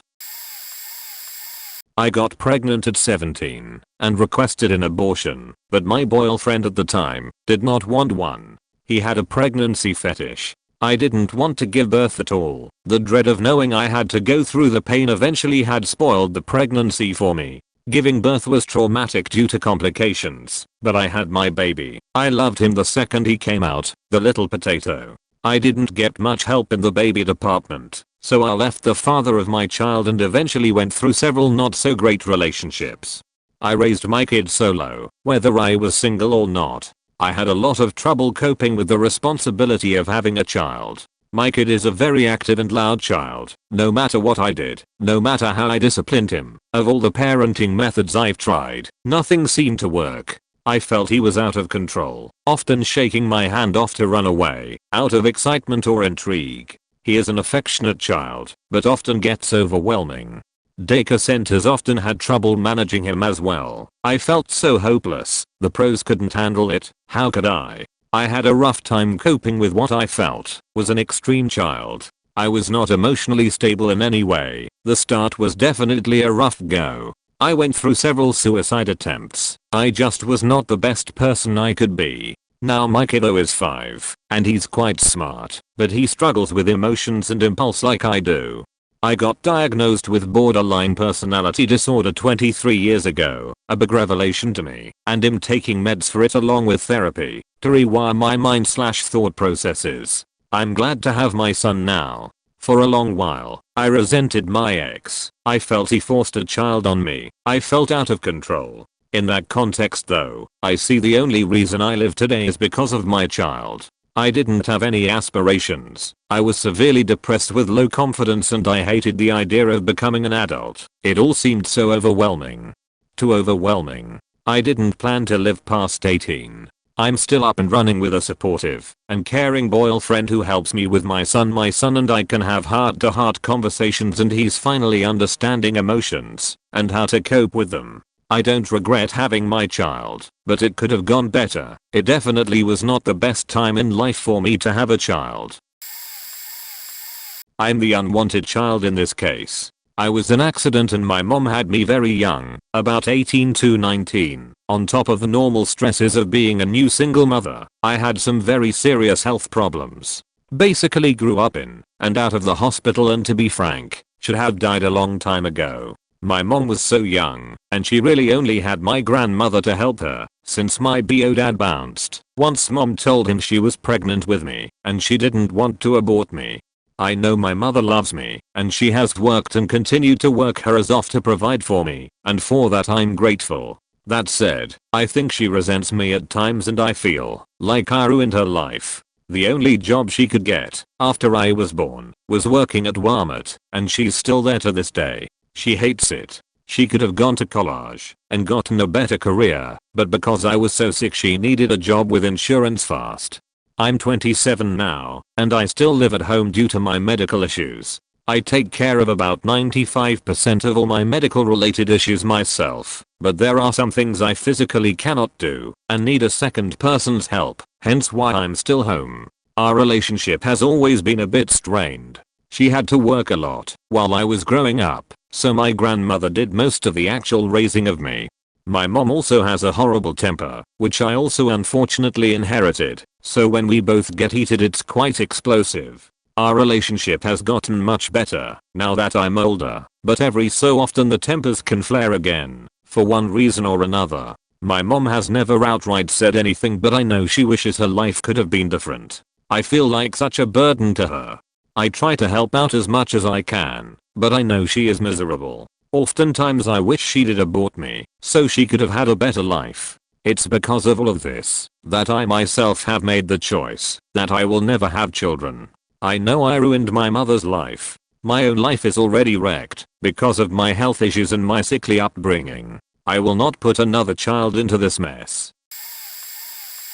I love my daughter so much. I'd do anything for her. But I never wanted a child. I was so set to not having one because I know myself. I know my personality. I know I won't be a great mom. But I accidentally got pregnant. I was taking pills, and once the pills were done for the month, you get your period. Well, my ex coerced me into having sex. While I have my period, gross I know, and a few days more of just sex. I was struggling a bit financially that time, so I wasn't able to buy new pills, and we don't have morning after pills here. I wanted to abort the baby. I would never ever tell this to my daughter or to anyone else. I really wanted to, since I wasn't financially stable, nor was I ready to let go of my freedom. Ultimately I just didn't want to be a mom. But as it just happens, abortion is illegal here. Adoption flew out the window because my parents saw my stick, and I don't think I'd want to put my daughter up for adoption. It's hard accepting the fact that my world was shattered instantly. I wasn't ready for motherhood. I wasn't ready to be shackled by a baby. Not being able to do the things I want to do, like travel with my friends, go back to work, leave my parents' house, currently living here because of the pandemic, spending money to buy things that I want. Now, everything revolves around her. I can't simply make a decision without thinking of her first. There are times when I just cry because of this situation. It's super frustrating. I'm stuck with her 24/7. It's draining. I love her to bits, but I just need time to breathe, to be rid of her for a day, to just feel like the old me, who was violently thrown away that 5 months after. I'm still reeling from the change. I love her to pieces. I die for her, but yes, I still want to be baby free. Thanks for this thread. I was able to pour this out. It's a load off my chest, for now. It's tough. A college girlfriend baby trapped me in 2013. She was emotionally abusive. My best friend at the time was another girl I'd known for years in college. She tried to make me cut off all contact with my friend. This girlfriend was hot and cold, switching on a dime from "I'm so lucky to have you" to "you're the worst and don't even care about me." Gaslighting. Controlling. I dumped her, but then, well, she called me up, told me her terminal pancreatic cancer was back, and I felt so bad for her I got back together. Of course the cancer was fake, but so was her birth control, and by the time I found out it was too late. I broke up with her, told her the best thing to do would be abortion or adoption, but that if she was keeping it I would co-parent. She just didn't respond to anything. Email, phone, Facebook, letters, nothing. I ended up going over to her place. She wasn't home. Waited for 4 hours on the porch. She and her mom drive up. She stays in the car. Her mom comes out and tells me that I didn't want the kid anyways, and hadn't I done enough to her already? I should just leave. I didn't want a child. I wasn't ready for one, but I'd be damned if I was going to just abandon my kid to her. I know what kind of person she is. So I tried everything I could. I couldn't launch a paternity complaint without a lawyer. I couldn't afford a lawyer because I was a broke college student. My parents wouldn't help. It was my own damn fault for having premarital sex. I tried to navigate the legal system on my own and found a notice of intent to claim paternity, a form that would let me put my hand up and say pick me, pick me. If the state ever went looking for someone to pay child support, the search for a dad gets triggered. If the state helps cover pregnancy costs, I hoped I could force baby mama to the table by telling her, in a letter, that it was inevitable. She'd have to cover the hospital costs all on her own or let me be a part of my kid's life. I never heard anything back from her or the state, and I think she must have just gone deep into debt rather than let me be in my kid's life. It takes me 6 years to graduate college, struggle in the entry-level job market, and pay off my credit card debt. I had to move 11 hours away from my daughter. But I can afford a lawyer, and it's an open and shut case. I get my paternity recognized. Baby mama drags her feet at every possible stage, delaying things by almost a year. I eventually meet my daughter, and it's hard. When it's good, but when it's bad it's gut-wrenching. She's still attached to her mother to an unhealthy degree, and believes everything mommy says to her, including that I chose to abandon her. And I want, so badly, to tell her who her mommy really is, but I can't. It would hurt her too badly. But mommy feels no need to play by the same rules. In between my visitation times my daughter regress, to the point of saying that she wishes I were dead.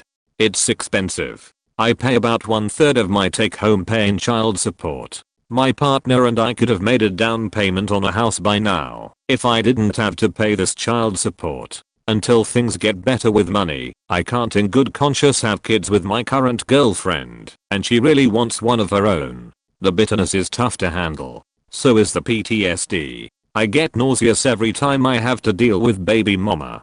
It poisons my time with my daughter, because the whole time I'm worrying about what new sheet her mom's going to pull, while trying to work against the coaching she gets at home, and build a relationship with this mistrustful 7-year-old girl who's entirely devoted to her mother. My daughter understands, clearly, that showing any favor or liking for me will make her mommy upset and cry. So she fights against everything I do to try and build a relationship with her. Luckily we have a pretty good natural rapport, so given a few days I can get her laughing and happy again. But it's always back to square one after she goes home again. I didn't want this. I had no choice in this. This is not the right way to have a kid, and if I could go back and undo it, I would in a heartbeat. How do I raise a daughter when I feel that way? I love her too, and the two feelings aren't mutually exclusive. But when she gets older and can understand why her mother and I are so contentious, she's going to have a lot to work through. The poor kid. Late to the party. I've always wanted to be a parent, and when I found out my wife was pregnant I was overjoyed. But something in her changed that day, like a light went out of her eyes. She didn't want our son, but was afraid I would leave if she didn't go through with the pregnancy. Maybe I would have. Not out of anger or anything, but I can't know how I would have dealt with that loss.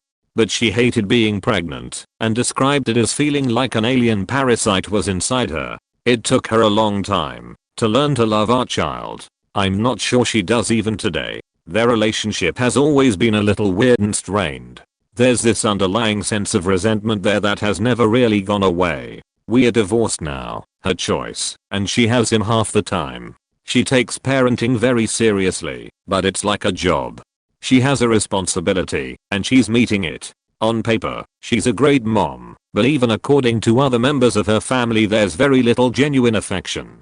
The flip side is that I have ADHD, which makes the responsibility chunk a lot more difficult for me to keep up with. I'm trying my best, but my best isn't always as consistent as I would like it to be. But that kid is drowning in love and affection whenever he's with me. I finished reading some of these responses and immediately hugged the crap out of him and told him that he was always wanted, and I'm continually thankful to have him in my life. I hope that getting that from one parent will be enough to mitigate some of the hurt that comes from the weird relationship with the other. I'm a mom of 2. My oldest was planned and tried for. The minute I found out I was pregnant I freaked. I changed my mind about wanting kids. But being against abortion for my own self, not judging those who are for it, it's a personal preference of mine. I dealt with my emotions privately and went about my pregnancy as normal. Fast forward, he was born and was a terrible sleeper. I had postpartum depression on top of my already existing depression and anxiety, and I hated myself for feeling the way I felt. As he grew we realized that he had and would require a different type of parenting style. I loved him, and still do very much so. I just wish I could change the way I felt about being a parent. Then after a particularly rough few months I found out I was pregnant with my second child. I went to the doctor because I wanted to be put on birth control, but was told to wait until my period came to start the meds. I'm impatient and wanted to start them right away, so I asked if I could just take a test when I got home to verify I wasn't pregnant and then start taking the pills. Took a test, it came up positive and I collapsed. This was the last thing I wanted in the world. Already parenting a child that needed more attention and structure than I expected, and now I was pregnant with another child unexpectedly. I can remember praying for a miscarriage. Now I feel awful about wishing for that. I wouldn't change having him, but I'm definitely miserable most days. I try not to let it show, and I show my children love and affection because they didn't ask to be brought into this world. But deep down I know I never should have had kids. I'm way too selfish. I just wish I could have admitted that before they were born. I tried to post this a few places, but don't have the karma for JT, but maybe this thread will help get me some advice. I'm about to get full custody of my son. I have absolutely no idea what to do or where to start. A little backstory. His mother decided that it just wasn't for her, and I absolutely want to raise my son. We are friends and get along. We originally planned on me taking him sometime around July, but things unfortunately have moved forward insanely quick due to unforeseen circumstances. My situation is pretty dire. Have no family to speak of really. Lost my job because my old boss was upset that Elle was getting custody of my son. I've already spoken with an attorney and they've agreed to take my case, however that also takes time and money. I really don't have anything and all the resources I'm finding are for women. I'm staying with a friend right now, but it's not optimal for the future. Have been looking for jobs every day, but being from a culinary background it's difficult to find anything, let alone a job that will let me support myself and my son. This community has always been great for advice, so I figured what's the worst that could happen, asking for some guidance. Any links or advice to any degree would be absolutely appreciated. I just need some direction. I feel completely lost and almost hopeless. I need to be ready to get him within 4 weeks, but preferably sooner. I'm 34 and haven't gotten my COVID vaccine yet, but am working on it. He's 4 years old and such an incredibly smart and sweet kid. I'm currently in New York State, but came here from Gap, which is where they are. I'm not sure which state would be better to live in, but I feel I'll have to move back to the same hopeless town in Gap, which is totally fine. Anything to be able to give him a good life. I just don't know. I've tried to apply for loans to get things together, but I don't think any of them will go through. This last year was insanely rough, having not worked for almost the entirety of it. And GA unemployment approved me, paid me one installment, and then stopped paying me. Any advice of making that happen would be greatly appreciated too. I've written countless emails and try calling them almost daily. Sorry for the wall of text. And if I need to disclose any other information to help someone help me, I gladly do so without revealing who my son or I am. Thanks guys.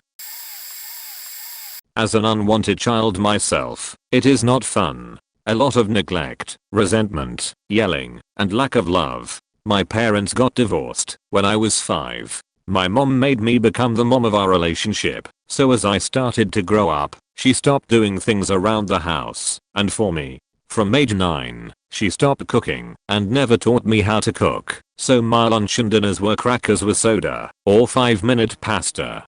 It came to a point where, when I was going to university, I was a full-time mom to my own mom, having to drive her around all the time, prepare lunch/dinner for her, keep our house clean, etc. on top of getting good grades and doing my university projects. She would yell at me all day, every day for the smallest things. I had to do everything for her, even grab the TV remote from the couch that was besides the one she was sat in.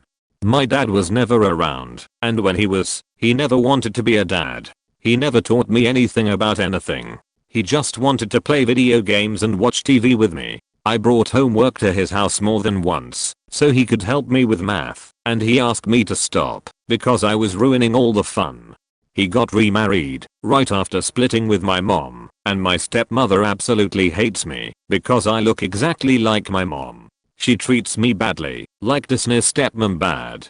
But my dad doesn't say a word and puts the blame on me. I'm 29 now, cut off all contact with my mom, and I'm on a path to cut my dad off my life as well. My only regret is not cutting them out earlier. I came across this thread by accident. Stuck around and read most of your stories. I'm so sorry that some of you grew up being/feeling unwanted. But I want to thank you all for sharing. It's given me some great perspective. When I was in my 20s I didn't know if I wanted to be a father. Now I'm 37 and I've got a 14-month-old baby girl. My wife wanted kids. I love my wife with all my heart, so I said let's try. We couldn't conceive naturally, so did a few rounds of IVF. My mentality was that if we have one, great. If not, that's great too. We'll travel and get in adventures. We had more than a few miscarriages, and it took a toll on us both. We decided on one more round of IVF with a different doctor. Lo and behold, it worked. I was still cautious of the whole situation. Too much disappointment and fear. That is until we went for an ultrasound, and I heard my baby's heartbeat for the first time. I was like the Grinch at the end of the story. My heart grew 3 sizes too big that day. I vowed to be the best dad I could be. I love her more than I've ever loved anything in this entire world. Like, I love my wife. She's amazing. But this kid, it's a whole other level. She's sweet and funny. She's loving. But she can be a pain in the ass. She's tenacious and stubborn. But she's super cute, and she knows it. She can sucker me in already, and she's just over a year. I get so frustrated with her sometimes. The irrational crying. Getting into everything. Grabbing everything she can. Messing up the entire house. I yell at her, then feel bad later. Sometimes I want to launch her into her crib like Kobe trying to hit a game-winning 3. It's hard raising a kid, especially when you've had your first in your late 30s. I'm faking tired all the time. My fuse gets short when she wakes up at 1 AM or 4 AM and won't go back to sleep, and I have to work the next day. It's so hard not to lose it. She follows me everywhere I go in the house. Can't get anything done because she wants me to pick her up all the time. It can be so frustrating. But I need to check myself. She's so little and innocent. She's just exploring. She wants to stay awake to be with us. She follows me because I'm her daddy. She wants to know and be a part of what I'm doing. I have to start looking at the early wake ups as bonus time with her because I miss out on a lot when I'm at work. I don't ever want her to feel unloved or unwanted. Thank you all for sharing your stories. It helps me be grateful for all the small and large blessings. My experience is the opposite of a lot of posters. I became a stepmother to a 5-month-old infant at the age of 26. Prior to choosing to enter a relationship with my then girlfriend, now wife, I was highly ambivalent about the idea of having children.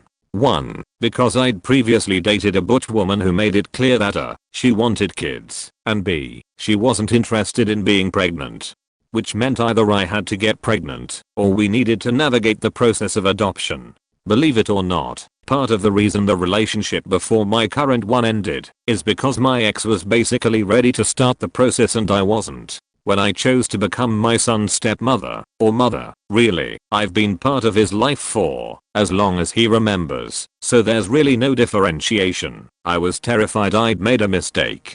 I didn't click with parenting right away. I had no interest in getting up in the middle of the night to feed a grumpy human. I had hobbies and paying side jobs that suffered due to my sudden lack of free time. I liked the baby well enough when he wasn't squalling or otherwise making my life miserable, but I definitely didn't love him right away. 15 years later, I'm so thankful to be my son's mother. I can't imagine loving him anymore or being prouder of him. Do I love being a parent? Not totally. I haven't had nearly as much time for personal/individual development. I cold written at least twice as many novels in the past decade and a half. 7th grade was a nightmare for both the kid and us. Probably nothing has ever broken my heart, upset me, worried me, or spun me out as much as various child rearing related challenges over the years.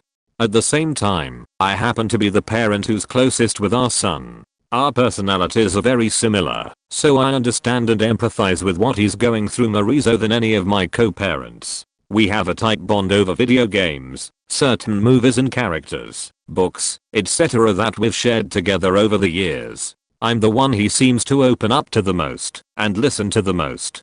He's a super smart kid, and I'm grateful to have the opportunity to help shape him into the best man I possibly can. As challenging as he's been at times, ages 1 to 5, ages 12 to 14, he's a fantastic human, and I love that I've had a part in raising him. At this point, I genuinely enjoy his company. He's funny, he's empathetic, he's informed, he cares about the world and current events, he's good at video games, he enjoys nature walks, etc.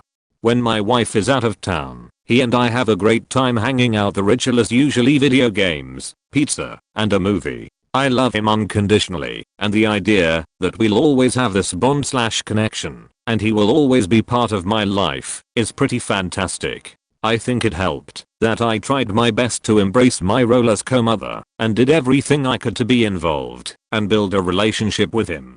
It also helps that he adores me, and has been a great kid. But at any rate, it is definitely possible to become a parent when you're pretty sure you'll suck at it because you don't really want it, and then come to embrace the experience. I'm lucky it turned out this way, because I do still sometimes think of everything I've missed out on by choosing to be a mom. It's a huge life shift, but when it works out, it's pretty damn awesome.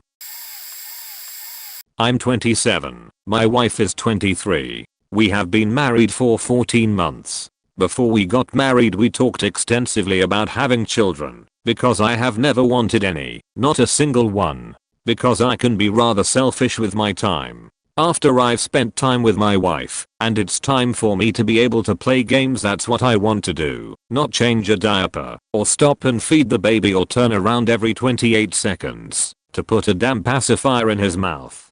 She wanted at least one. We agreed to have one, but only after a year or longer of being married. I wanted to enjoy the young married life. Well, my wife ended up having some issues. She had cysts on her cervix, and her uterus was tilted and messed up. Doctor said she had next to zero chance of having a baby, unless she has surgery. I felt bad for her knowing she wanted one. Well, long story short, she miraculously got pregnant. We had a particular noisy church service about a week before her doctor visit that was supposed to schedule her surgery. Lo and behold, no cysts on her cervix and the uterus was in perfect condition. So there we have it. A child shall arrive. I wasn't very thrilled. In fact I was very stressed. Because we couldn't afford a kid. We made too much to have financial assistance, but carrying over my bills from being single made it so that our combined income was just enough for both of our bills and to have a few hundred left after groceries, but not enough for a kid. We were in Louisiana at the time. Hurricane came through and wiped out the electric grid and water supply while my wife was 8 months pregnant. We took off to Illinois to be with her dad for evacuation, but we couldn't go back home. I couldn't let her stay in a house with no power or water with that awful Louisiana heat. So, we packed all our stuff and moved to Illinois. Got a new job making less than half what I was making. It feels terrible, but at least now we qualify for assistance. Baby is 3 months old. I feel bad because sometimes I'll get really annoyed when he whines over stuff that I consider to be stupid, like the pacifier falling out of his mouth for 3 seconds. I love him, of course. He is the most precious thing. He's super sweet, and he just lights up with all kinds of smiles when he sees me. I wouldn't give him up, but I certainly wouldn't mind waiting another year before he showed up. It's changed me some, because I can't be as selfish with my time as I used to be. My wife is an incredible mother, takes very good care of him. He's perfectly healthy. In all reality, it isn't a problem having a kid that I didn't want, because now that he's here, I'm okay with it. I do get frustrated from time to time, but I imagine parents that want children also get frustrated. I personally don't know what it feels like, but I know what it looks like. I'm only 18, so I don't have any kids, but my dad's friend has 7 to 8 children that are treated like crap. Growing up, The husband and wife had 2 to 3 kids that were theirs, but 2 of them had already moved out, and another who they adopted. When I was maybe 10 or 11, they adopted another kid, but he left after a while, because his father started to take care of him. After a while, they adopted another kid, and another, and another. They had about 6 kids at this point. The husband's mother then adopted 2 kids that she didn't want. Turns out, she adopted them so her daughter-in-law could get some extra money from foster care. That also meant she adopted the other kids for the same reason. The wife's house is always extremely messy. The kids are loud and not well mannered. The wife will drop the kids off at her oldest son's house with no warning in advance and leave them there for hours so she can have alone time. The husband has cancer and is always working because the wife never has a job and stays at home. Because he is so sick, he lives in a camper next to their house to keep himself away from any possible sickness. The wife is home all day but never cooks or cleans.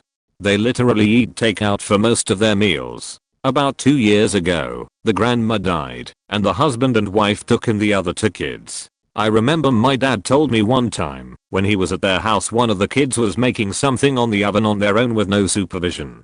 The husband can't because of his condition and the wife is just pathetic and doesn't care. I don't think the kids realize it. Most of them are younger than 10, but the day will soon come when the kids are teenagers and the wife has even less control over them than she does now. On one hand, I look forward to that day so the wife will get the karma she deserves. On the other hand, I sympathize for the kids that are suffering in her house. I have 3 children for whom I'm responsible. My biological child, a stepchild, and custody of a teenaged sibling. My stepchild is the product of an affair, and my sibling is with me because the biological parent we share is in their 60s. Their other parent is an abusive drug addict, against whom I have a restraining order a lot of days. I wish it was just my biological child and my spouse. I would never tell either my stepchild or my sibling this, because neither of them are too at fault for how unideal these circumstances are. They both get their own room, birthdays, Christmas. I tell each of them I love them and make sure to spend time with them. But it's hard. I'm not their mother and they both miss their real mothers. My stepchild is with their mother about 60% of the time, but my sibling never sees this at all, as she lives in another state. Especially in my sibling's case, I make the decisions about their medical care, I buy their school clothes, I do everything. And meanwhile, I have to keep my own feelings in check when my stepchild sings the praises of their mom, as she's shown herself to be a terrible person for reasons that have nothing to do with my spouse's infidelity, but said child reveres her for now, and it's not okay to put kids in the middle of grown-up conflicts. I get all of the pain and heartache of being a parent, and none of the recognition. It's certainly better with my biological child, only because there's no confusion there. The roles are cut and dry. I'm the only mother they have ever had. I don't regret any of these kids. I love all of them, and none of them will ever know how often I wish I hadn't stepped up to do the right thing. I was on the fence about having kids, and then surprise we had one. The next surprise we found out my wife has a disease that causes tumors in multiple organs. So I have a almost 2-year-old and a wife with brain and kidney tumors. Brain tumors will eventually kill her, we assume. She had one brain surgery that was a disaster and left her unable to walk. She has mostly recovered from that now. I went from a townhouse, downtown, with a boat and the life of the party, traveling all over the world to party and fish, to living in the burbs with a wife that is kinda normal. She has anger issues and gets frustrated at very minor things. Sometimes it's hard for her to organize her thoughts. I guess she's like having a teenager and a 20-month-old. Recovered. I had my parents to help, but they are older, but that is okay because I work from home now. So I can supervise and step in if needed. I feel like a single dad a lot of days with 2 kids. I don't think I can ever go back to work because someone needs to be home to supervise. She does frustrating things like leaves the front door open, not unlocked wide open. We should have had 5 to 6 kitchen fires. Does the dishes and outs them away with soap on them.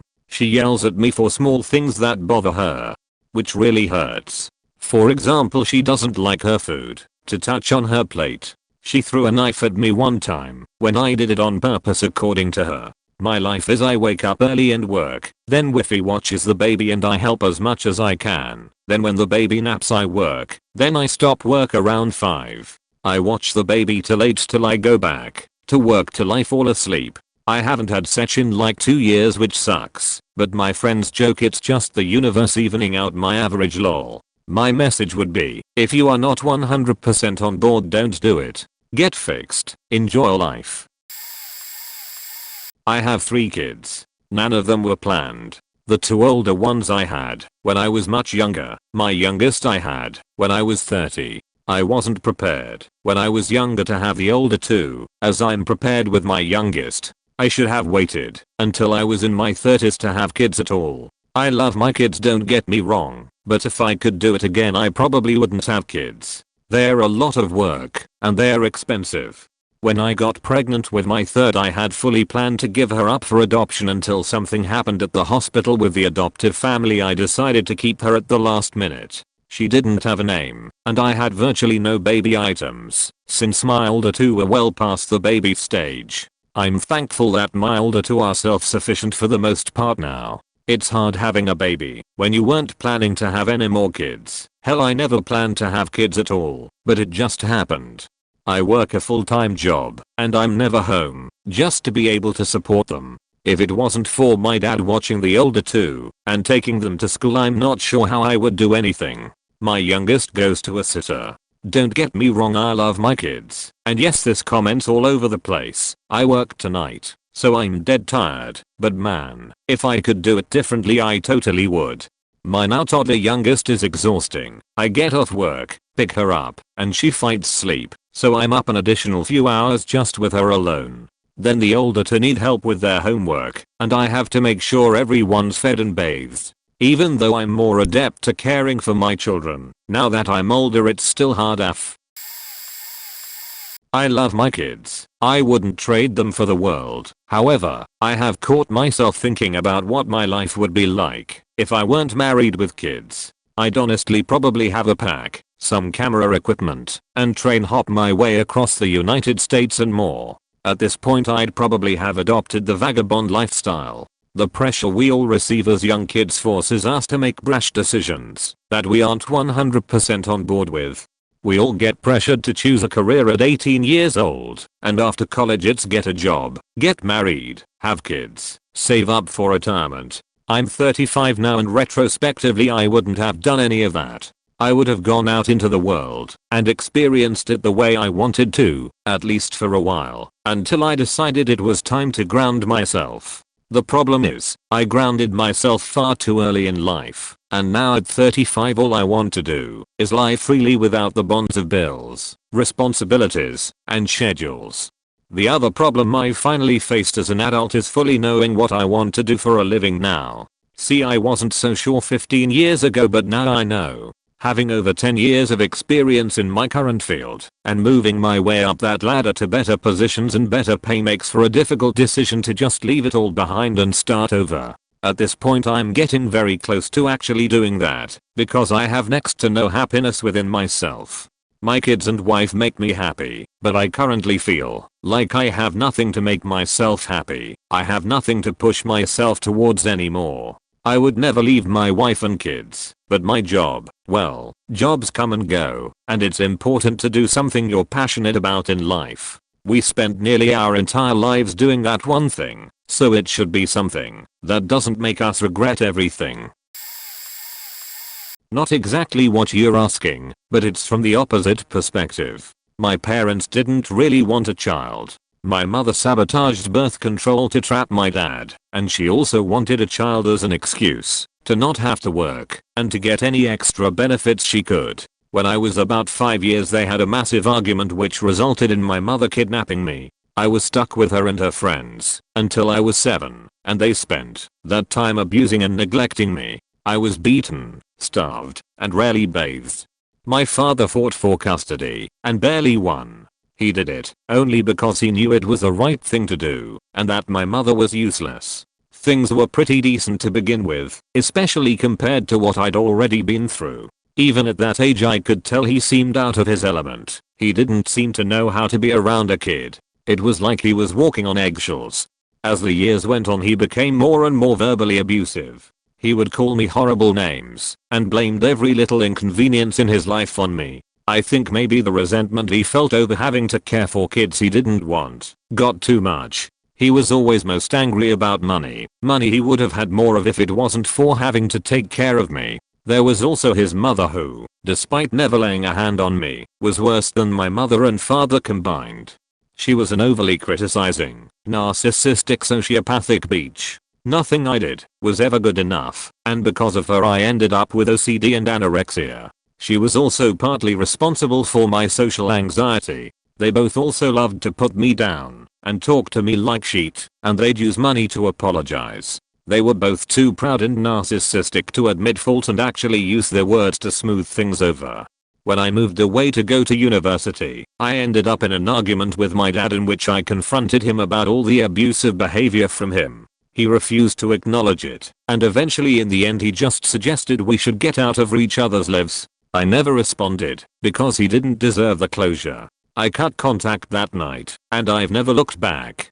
Christmas Day that same year, my grandmother texted me saying that she hoped I got all that money they sent me. I got Christmas and birthday cards with money in them. They were from my relatives, and they were written as if nothing ever happened. I'm 26 now, and I'm suicidal, but if I was still in contact with my relatives, I would have killed myself by now. I have a loving boyfriend, and we have a rambunctious cat, who are constant reminders of how much better things are now. When I was 18 my boyfriend cheated on me. In my 18-year-old brain I had to seek revenge, so I returned the favor and got pregnant by a stranger. When I found out I told him I was going to have an abortion. Backstory: I never wanted kids. I never played with baby dolls. I did not dream of my wedding. My mother was strung out on meth. I never knew my father. My stepfather beat me and my mom daily. When I was a kid, I was raped and molested countless times, etc.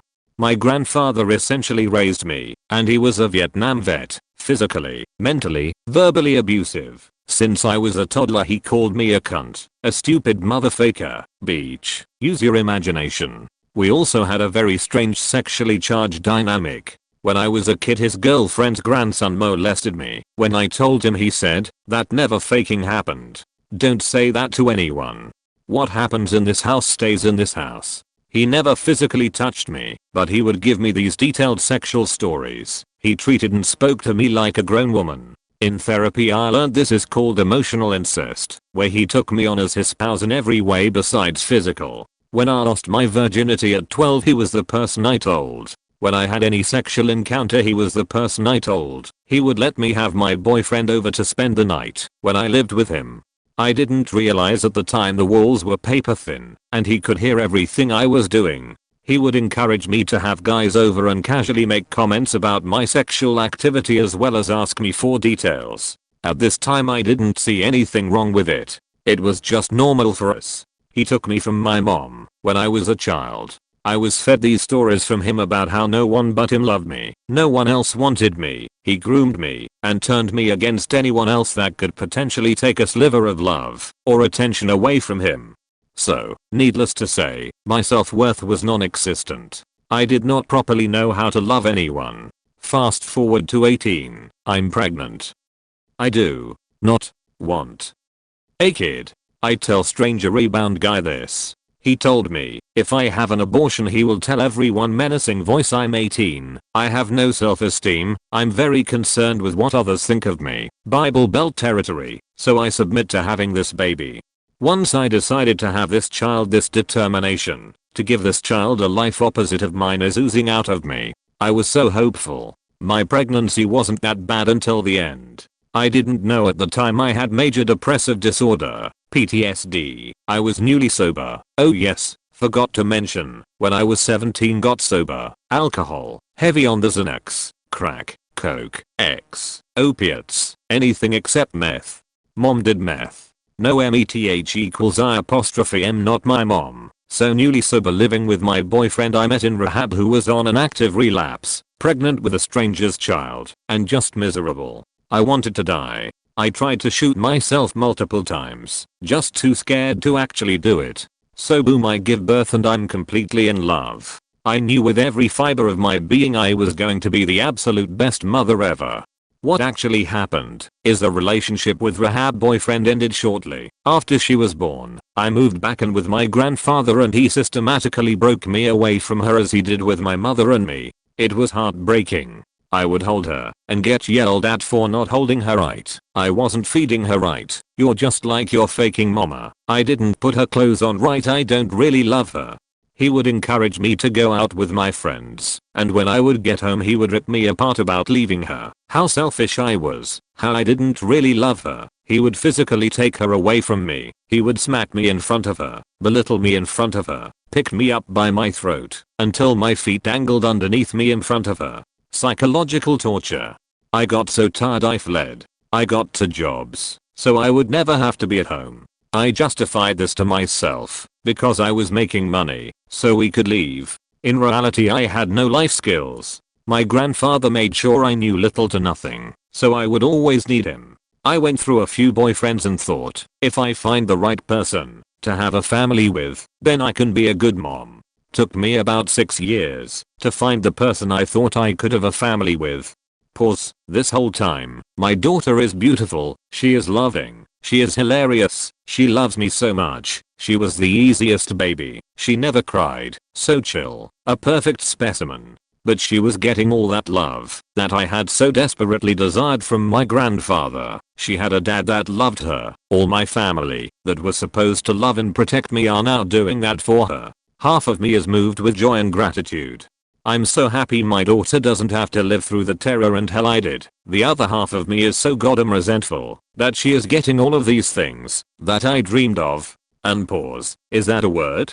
How about proceed? Okay. I start dating family man, and he builds me up enough to walk on my own 2 feet. I move away from my grandfather and take my daughter. Everything is good.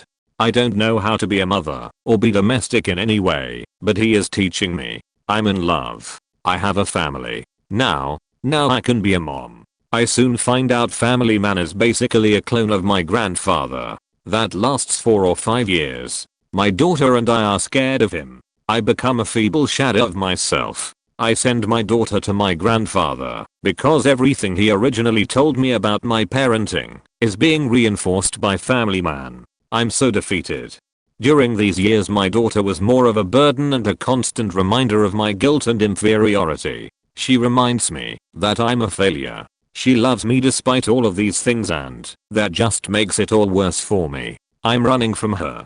I'm trying to blot her existence out of my head, but she lingers. I thought about just giving her up, but what would others think? How would I look? I leave family man, financially self-supporting, declining outside contributions. Good job. We get our own place. Everything is cool now. My daughter is 9 at this point. I have everything I wanted. No outside influence. We have a good relationship. I'm a wonderful parent. This is where I struggle. I don't like her most days. I still resent that she has this cush life. Even though I'm producing that for her, she annoys me. She wants my love so desperately, and it is so hard for me to give it to her. Most of my stuff is internal, and I never outwardly project it, but I see other women who think their children are the best little beings to inhabit the planet. They seem obsessed with their kids. I'm not. I don't feel elated when she draws me a picture. I don't want to teach her anything. I hardly want to hug and kiss her. When she opens her mouth I'm waiting for the moment she shuts up. I feel so much guilt for this. I don't feel like this all the time, but most of the time I do. Being a mother is not, and has not been easy for me. It does not come natural for me. I fantasize about her suddenly dying. Half of me is crushed, and half is relieved. I think about letting her live with her dad, but she doesn't want to because she loves me and loves living with me, and that exacerbates my guilt. So I'm taking action towards being a good parent outwardly, but inwardly I just don't want to. I normally work out of town, which deadens all of this, but since Corona I'm working from home. So long story short, I was talking to my dude about it, and he referred me to this thread to read and just get some stuff out. I deeply appreciate everyone's transparency. Thanks for giving me an anonymous platform to vent. I'm in therapy. I'm medicated now, getting help for my own trauma. I'm hoping with time some of this will change for me. My 7-year-old was born 3 months early and was in the NICU for 3 months in a different state, so I couldn't see her every day. I feel like I never truly bonded with her. She has been the most unruly child I've ever met. From a baby she has gotten into any and everything she can. Specifically things like my expensive makeup and nail polish that ruins everything. She destroyed my mum's living room carpet with dark purple nail polish when we lived with her while I was in the shower once. She still does this and tears up everything nice we have, all my furniture, my carpet, beds, everything. My carpet is so stained I'm literally gonna have to pay to have new carpet put in when I move out. All the clothes she has are stained within minutes of wearing them. She is one of the most defiant kids I've ever met. At 4 years old she got herself kicked out of preschool for biting and hitting her teacher. I took her to children's psychiatrist and was told her behavior was normal. She has been potty trained since she was 4, but the last 2 years has been pooping her pants daily. I'm not talking streaks, I mean full on sheets. She will sit in it for hours also and not say a word. Anytime I go to get clothes out of the dresser I find her sheety underwear. Instead of throwing them away, like I tell her, she decides to ruin everyone else's things by putting them with clean clothes. She will not sleep at night ever. Even taking her tablet away she will stay up until daylight getting into sheet. I have to sleep. A year ago she was sneaking out of my apartment at night, right when I would fall asleep, which got the cops involved. Thank God she quit doing it, or she would have been kidnapped / taken away by now. I have a baby gate up in my kitchen and she finds a way to climb over it every night and steal food and get into she's not supposed to. She's always putting her younger sister up to doing things she's not supposed to and honestly setting a bad example for her. Her sister, 3yo, is the best, sweetest, lovable child ever, and they are so different. I just don't know what I did wrong with my oldest. I don't understand why she acts how she does and does what she does, as doctors tell me she's normal. She's gotten a little easier to deal with the last year minus sheeting her pants, but damn, it's been a long 7 years. The only help I have is my mom, and she refuses to take her or watch her at all because she gets into everything and destroys sheet. I love her, but damn, I've thought a lot about how much life would be easier without her sometimes.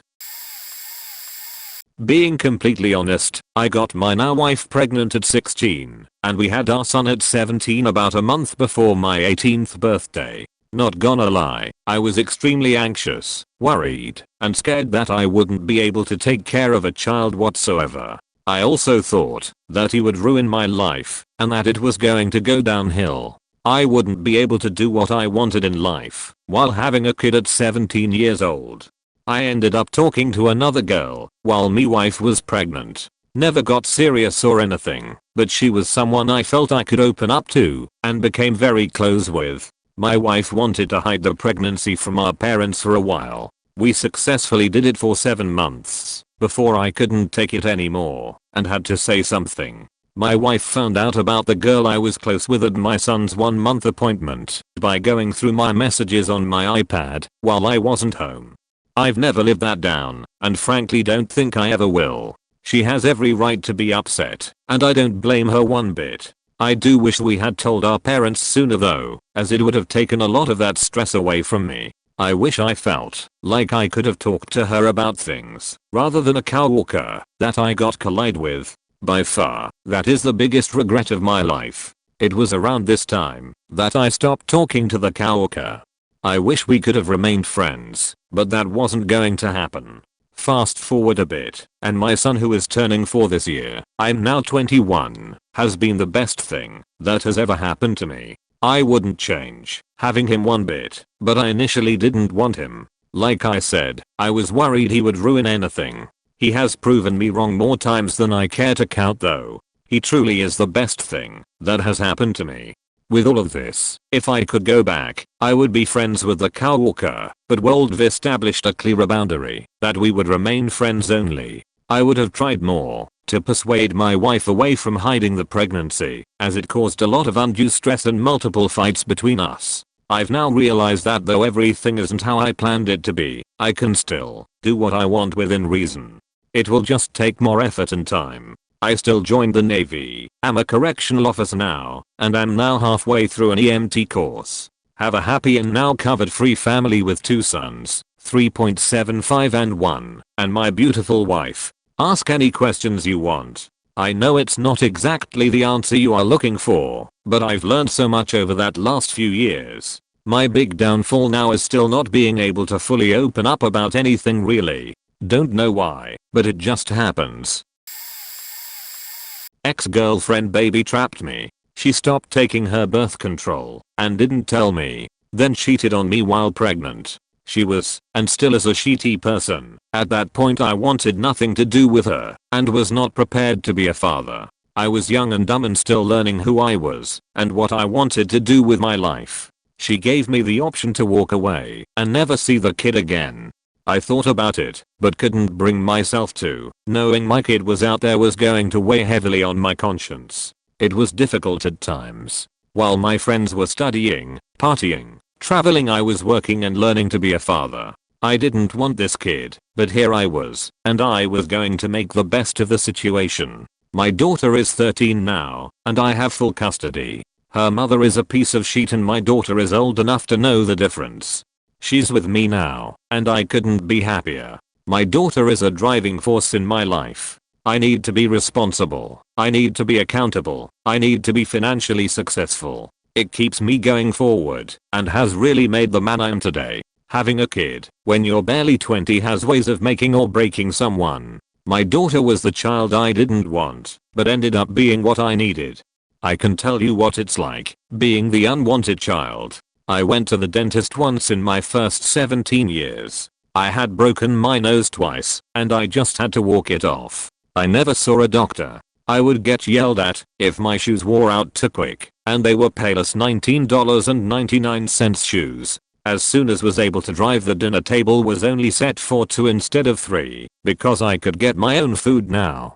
My lunch was a bologna white bread sandwich and an apple for 10 years straight. Fast forward, I moved in with my grandma. She said she would help out with college if I helped out around the house. First few months she got me in the dentist, fixed all my teeth, and I got some braces on. Second, I was a mouth breather, so I went to a plastic surgeon, fixed my deviated septum right up. She also co-signed on a car loan so I could get around. She embraced every friend that came to the house. While growing my up, friends hid from my dad because he was so mean. My grandma noticed that I would get home and run to my room, and one day she told me I don't have to hide in there, I can hang out wherever I want. That's the difference between being a burden and being wanted. I feel this hard. My parents divorced before I was 1. My dad likes to go on, all my problems are from such addiction. Nothing's my fault rants since I was like faking 7. My mom loved me until I hit about 8 to 9, and she got distant and wanted another kid, but didn't remarry or anything. So she adopted. Suddenly I had no mom. I had 2 pairs of pants and 4 shirts, a ratty old jacket, and ratty old shoes. While my sister, at 2, had clothes bursting in 3 closets of the house. I was bullied out for it. It stayed like that. The day she got the kid she wanted without baggage, I didn't exist. She paid for my sister's braces, but not mine. She paid for acne medicine for my sister, not me, and the other day went on a, can you imagine, having nothing but soap and water tangent. Yeah, Riken Beach. She takes my sister on vacation every year, but not me, when we were kids, and now as adults. Usually over my birthday. They usually take a cruise for a week covering my birthday. Occasionally they forget my birthday. Most years as a kid I asked for family time together. Never happened. Funny enough, we both need a rare coel surgery. She always said there was no money to help me. Guess who she's paying for when she found out she had it? Having toxic parents is so hard. So much becomes normalized. I still love my mom a lot and routinely sacrifice for her. I don't think she'd mourn me. It all got worse when I came out. My grandma started calling me slurs and blames me for my sister liking her less over it. If I could have anything in the world, it'd be family that loves me. I'd give up anything to have people who give a shit about me. I felt my face burn. Felt naval surgeons cut into my face while awake. I've been through violent death, conflict, and violent rap. Cakewalks next to a family who doesn't love you back. Well, better ask someone to hold on to my firearm, cause that opened some old wounds. If it offers any hope at all, I was an accidental pregnancy to a woman who never wanted children and was, surrounded by people who always saw her as someone who'd be a terrible or incompetent mother, maybe also because she was so against it. She had a fancy corporate job and was super fit and really had it together. Then I came along and kind of derailed everything, and because of how things worked out, she became a stay-at-home mom all my life, and my dad, until today, I'm 22, works. So I grew up with a mom who kind resented losing out but also loved me completely and put me first always. And I think it's a different journey to what she imagined for herself, but I don't think she's less happy than she would have been. Things were hard for her at first, and I did pick up on it as a kid, but I always felt loved and supported, even if I felt like a slightly unwanted houseguest as a young child. My mom turned out to be a good mom who found a lot of happiness, even in feeling sad about who she could have been. The older I got, the better she got too. I hope it's that way for your friend. Edit, spelling edit too, in case you're wondering why she didn't go back to work like people have in other replies. It's a combination of the following. Wanting to give more attention and time to me than she was afforded as a child, and out of unwillingness to go back into the corporate world of having a boss and doing outside the house grown-up work stuff. Having a kid is a great excuse to stay home and enjoy yourself, honestly, but even in that she still complains about missing out. The contradictory behavior is a blind spot for her, I guess. I was 20 years old when I had my first daughter, into my second year of nursing school, and at that time, during my massive party days. But even when I was unsure of whether or not I was pregnant, I knew I was going to have her, but put her up for adoption. But the very second I saw her and heard her cry, my entire heart and being melted. Having been an only child of parents who were constantly arguing and bickering with one another almost daily, I had decided at a young age I was not going to have kids. I recognize the trust issues I have had because of my dad's cheating and the insecurities from the torment and anger my mom directed towards me. No way was I going to let history repeat itself. But that all went away the moment I had my little girl, and I knew I was going to break that cycle right then and there. With the help of my family, I graduated a year later with my 1-year-old little girl waddling over to me on the graduation stage to give me my diploma and nurse's hat. Now 12 years later she only continues to enrich my life, and I really cannot imagine life without her. My relationship with her father did not last, though not surprising, but I recognized it early enough to end it, and now I'm in a great relationship with my fiance, who treats her with the utmost love and respect. I'm grateful that in my situation it has all worked out, but life always has a way of working out. I see a lot of people talking from a third-party perspective on this, so I thought I'd share a first-hand account. I never wanted kids and took steps to be safe, but one night my then girlfriend got things going, and half-awake drunk me went through with it. I remember it like a dream. Long story short, I'm a very moral person and did the right thing, got married, took responsibility and tried. Lots has happened between now and then, including a divorce and me assuming full custody. It's not because I wanted to, but she cheated and is a worthless mother to her 10-year-old daughter. My son is 5 now, and I miss my freedom with every day. I fight off depression with intermittent therapy. I've always been good with kids and have a fair amount of knowledge as I was the eldest of siblings and cousins. Helped out a pot growing up, which is why I knew I didn't want any of my own. If I don't do what I never wanted to do, then his mother will just ruin him, so I will dutifully take it on to the best of my ability. But I miss being child-free so much. I won't resent him, because it's not his fault in any way, but some days the weight of it all causes angry outbursts. It's a constant battle with what I want and what I'm responsible for every day. The moral core within me constantly asks if I'm a horrible person for my selfish thoughts.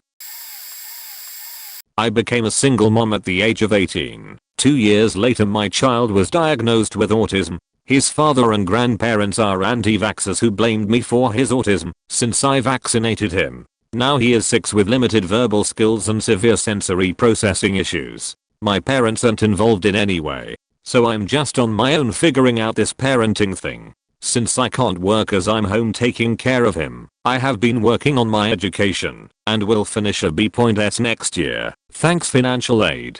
It's not that I don't want him, I just wish I had a bit more help. I don't necessarily know what it's like to have good parents, so not only am I figuring out how to parent, but also how to parent someone with a disability. Schools are still closed down, and he should be in kindergarten, but we are doing absolutely everything remotely, which doesn't always work with his processing issues. I just take it day by day, and try to not think about my situation negatively. His speech has increased to where we can understand each other, he is finally potty trained, and he truly is a sweet kid. It's just hard wanting to leave the house for fear of meltdowns, and not being able to remove him from the situation. I just want to be able to take him to the zoo or the store without being scared of what might happen. Often, I feel pretty isolated, and for the most part stuck in my home for the past few years. I hope I'm doing enough constantly. One of my friends hated kids, never wanted anything to do with them, used to say you were. Whenever one of my friend's kids tried to cuddle her, she found out she was pregnant, contraception had failed, instantly booked for an abortion, and at the clinic found out it was too late and the baby was already engaged to be born. She rushed around finding out all the information for giving up a baby for adoption as she really didn't like kids. I saw her a week before baby was born, and she asked me why I wanted children and what I would do in her situation. I told her the truth, that I have always wanted kids, but I didn't know what I would have done if I was in her position. Her daughter is now 17, just about to turn 18, and her mum are as close as I have seen anyone. My friend said that the moment her girl was born everything changed, and it was love at first sight. She still can't stand anyone else's kids, but loves her baby more than anything. My mom didn't want me or my brothers. My dad wanted to try, and she just kind of went with it, and then they had 2 more kids, like a good Catholic couple. Despite this, she didn't let that get in the way of being a good mom to us. She loves us, and would be devastated if anything were to happen to us. But she still regrets having us. She regrets what her life could have been had she not married my dad, had she not given up her friends and her career, because she found it too exhausting to raise us, take care of the house, keep up with her friends, and provide emotional labor as a school counselor. The saddest part is that I don't think my mom knows how to go after her own happiness anymore. My dad is good to her and truly loves her and encourages her, but that isn't enough. She's spent too long prioritizing everyone else in our family. I don't feel like a burden because I know that none of this is my fault, but I still wish that there was a way for me to exist and for my mom to be happy.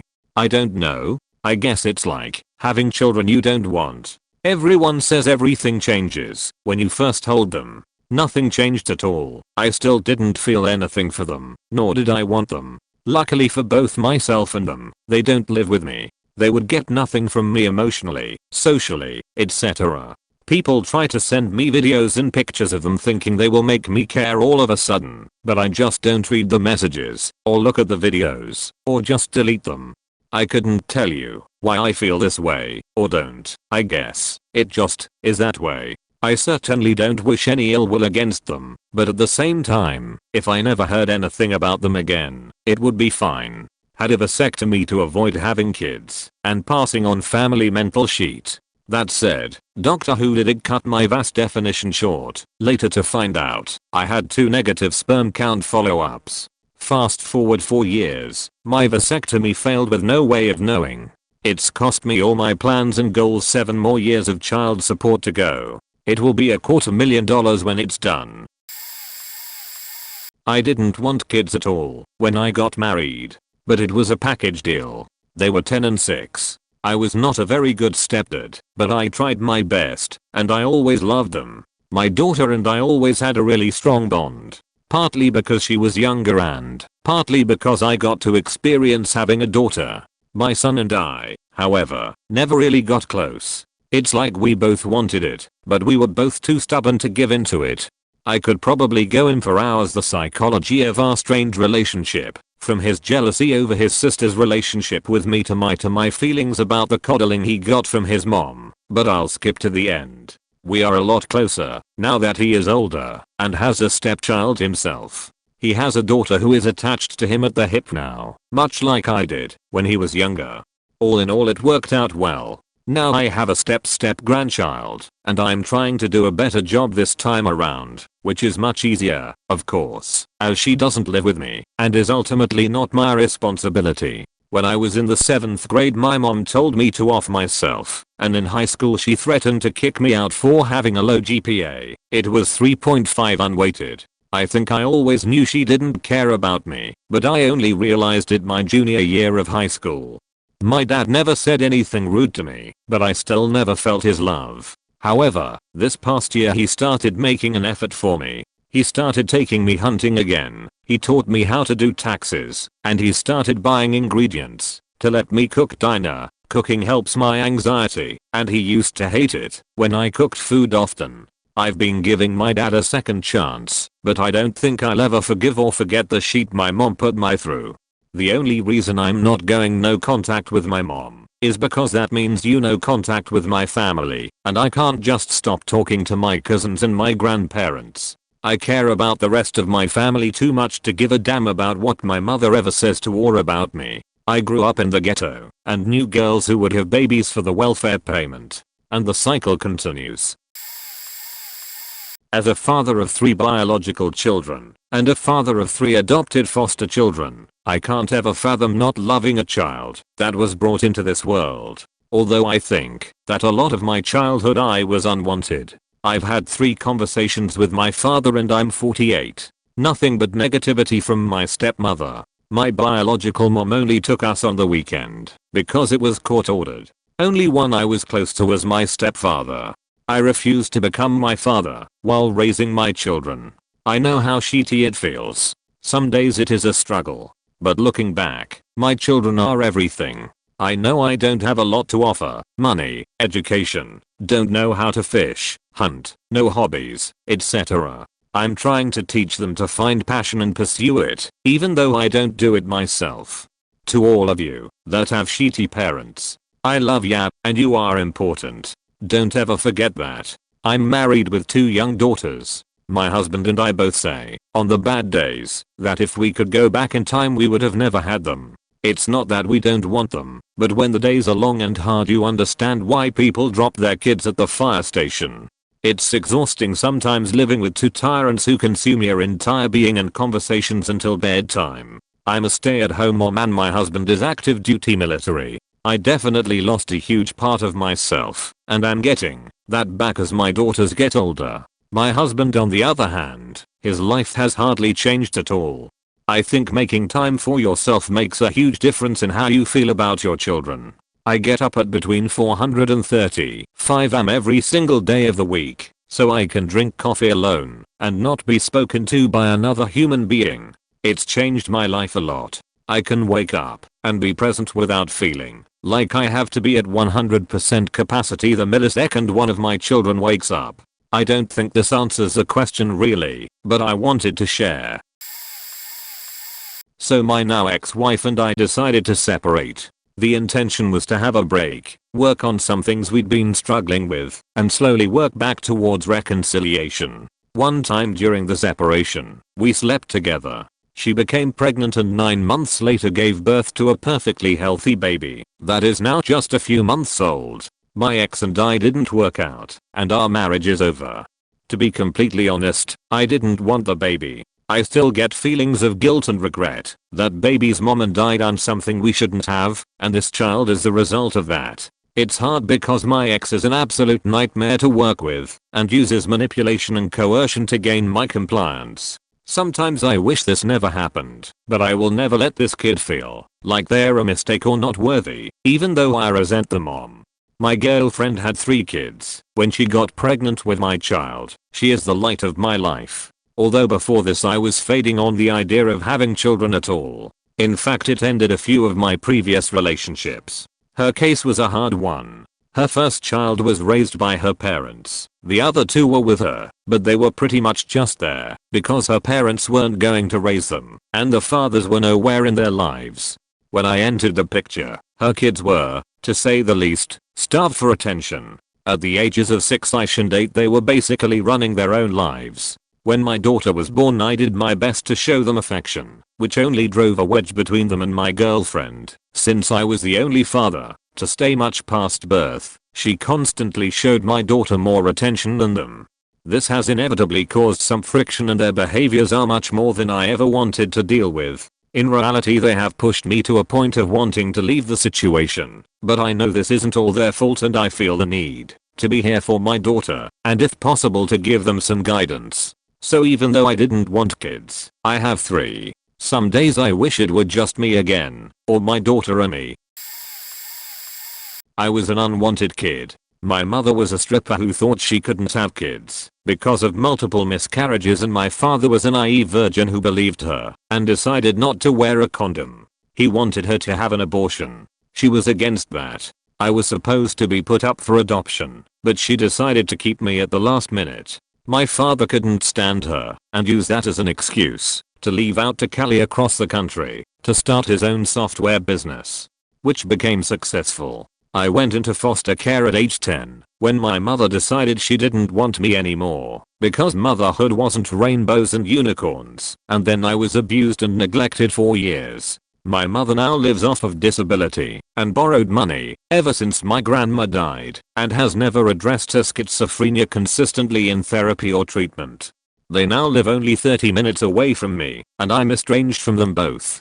My father told me once, if he could go back in time, he wouldn't change anything he did. I can't trust my mother around my kids, so they aren't in my life. I hate being the kid they never wanted. It made my life really hard. Luckily I have 3 very much wanted kids of my own, and the hurt I carry drives me to be a better parent all the time. TW. Mentions of suicide and neglect and abuse.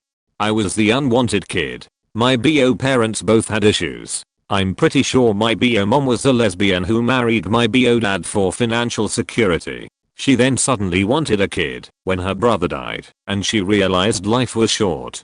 They were in their late 40s. She loved me, but wasn't a good parent. There was an absurd amount of pressure for me to be perfect and adult-like at a very young age. Then she died of cancer when I was 12, which left me with my BO dad who didn't want me at all. He once told me I was the reason he tried to kill himself. 0/10 would not recommend. So yeah, growing up abused and neglected really faked me up. I was adopted in adulthood after my BO dad died. I don't even remember what day he died on, and I don't really care. Not gonna have kids of my own. Too faked up for that. Not gonna pass that trauma on to someone else. I never wanted kids, but I knew for my husband at the time not having kids would be a deal breaker, so we had 2 kids. I think he changed his mind, but would never say it out loud. He hated all the hard parts of parenting and would give me shit for wanting a break, because to him babies and toddlers aren't a chore. Sure, for the 5 hours to X a week after sleeping in that he spent doing any parenting with me right there, it was easy. Then he started spending less and less time home, and even less time doing any of the hard parts of parenting. I used to joke he was the perfect weekend dad because he is super fun, but only interested in the fun. Then he left and moved over an hour away despite me asking if he was going to move closer because I was open to 50/50 custody. He became the every other weekend dad. For me, I was a bit nervous at first because I didn't bond instantly with my son, but I ended up loving him so much I wanted and had a second child. They are the best small people ever. We are a great team and support each other and laugh every day. I wasn't even sad about having so many things changed because of COVID, since it meant I could spend more time with my kids. I'm a stepmom to a 10-year-old. I met his dad when he was 4. I knew I didn't want kids because, to be honest, I just don't like them and I don't have the patience for them. My husband also didn't want kids, but had managed to get a girl pregnant in high school and was owning up to the fact that, like it or not, he is now responsible for this child. When I found out he had a kid, I almost backed out of the relationship because that's just not what I wanted out of my life. But love and all that junk caused me to stay. It gets really hard sometimes as he has ADHD and autism, and sometimes I just wanna say fuck it. But at the end of the day, we both made a commitment to raise him because he didn't ask to be born. We try our best to be patient and reasonable and do the best we can for him so he can be as successful in life as possible. Luckily his autism isn't severe enough to prevent him from living a normal life, so we just try our best to be good parents, even though that's what we never wanted, because we obviously both love him enough to get over that.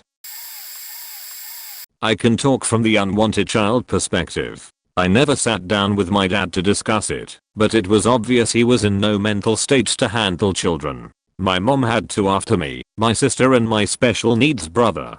And, I was certainly an asshole. I can tell stories, trust me. I was an asshole. She couldn't handle 3 kids, so my dad took me, while my mom kept the other 2. My dad didn't admit it, but we all knew it was, so he didn't have child support. He was almost never home, and when he was drunk. In fact, he got in trouble with the cops and went on the run when I was 14 or 15.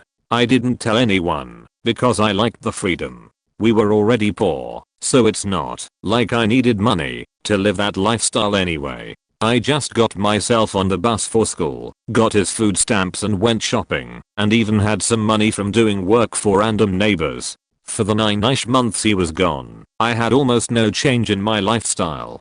All that being said, I still love the guy. Everyone has their demons. My brother and sister think he's scum. I don't. He, even if unintentionally, prepared me for this world. I see so many people complain about how tough life is, and I just think you have no idea, you sheltered beach. I call him in June for his birthday. He calls me around Christmas. If we are feeling extra sentimental, we will even meet up for lunch once a year, but not always.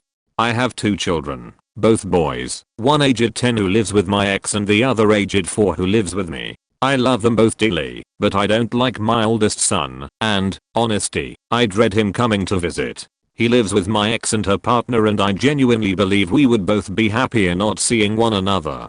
I never wanted children, both were accidental pregnancies, and were it not for the fact that my oldest was my mum's first, and at the time only, grandchild I don't think I would have been in his life physically at all. I hate myself daily for feeling like this. I've tried therapy and I've tried forming a bond again. We were close until about 2 years ago, but I just can't. I can talk from the unwanted child perspective. I never sat down with my dad to discuss it, but it was obvious he was in no mental state to handle children. My mom had 2 after me, my sister and my special needs brother. And, I was certainly an asshole. I can tell stories, trust me. I was an asshole. She couldn't handle 3 kids, so my dad took me, while my mom kept the other 2. My dad didn't admit it, but we all knew it was, so he didn't have child support.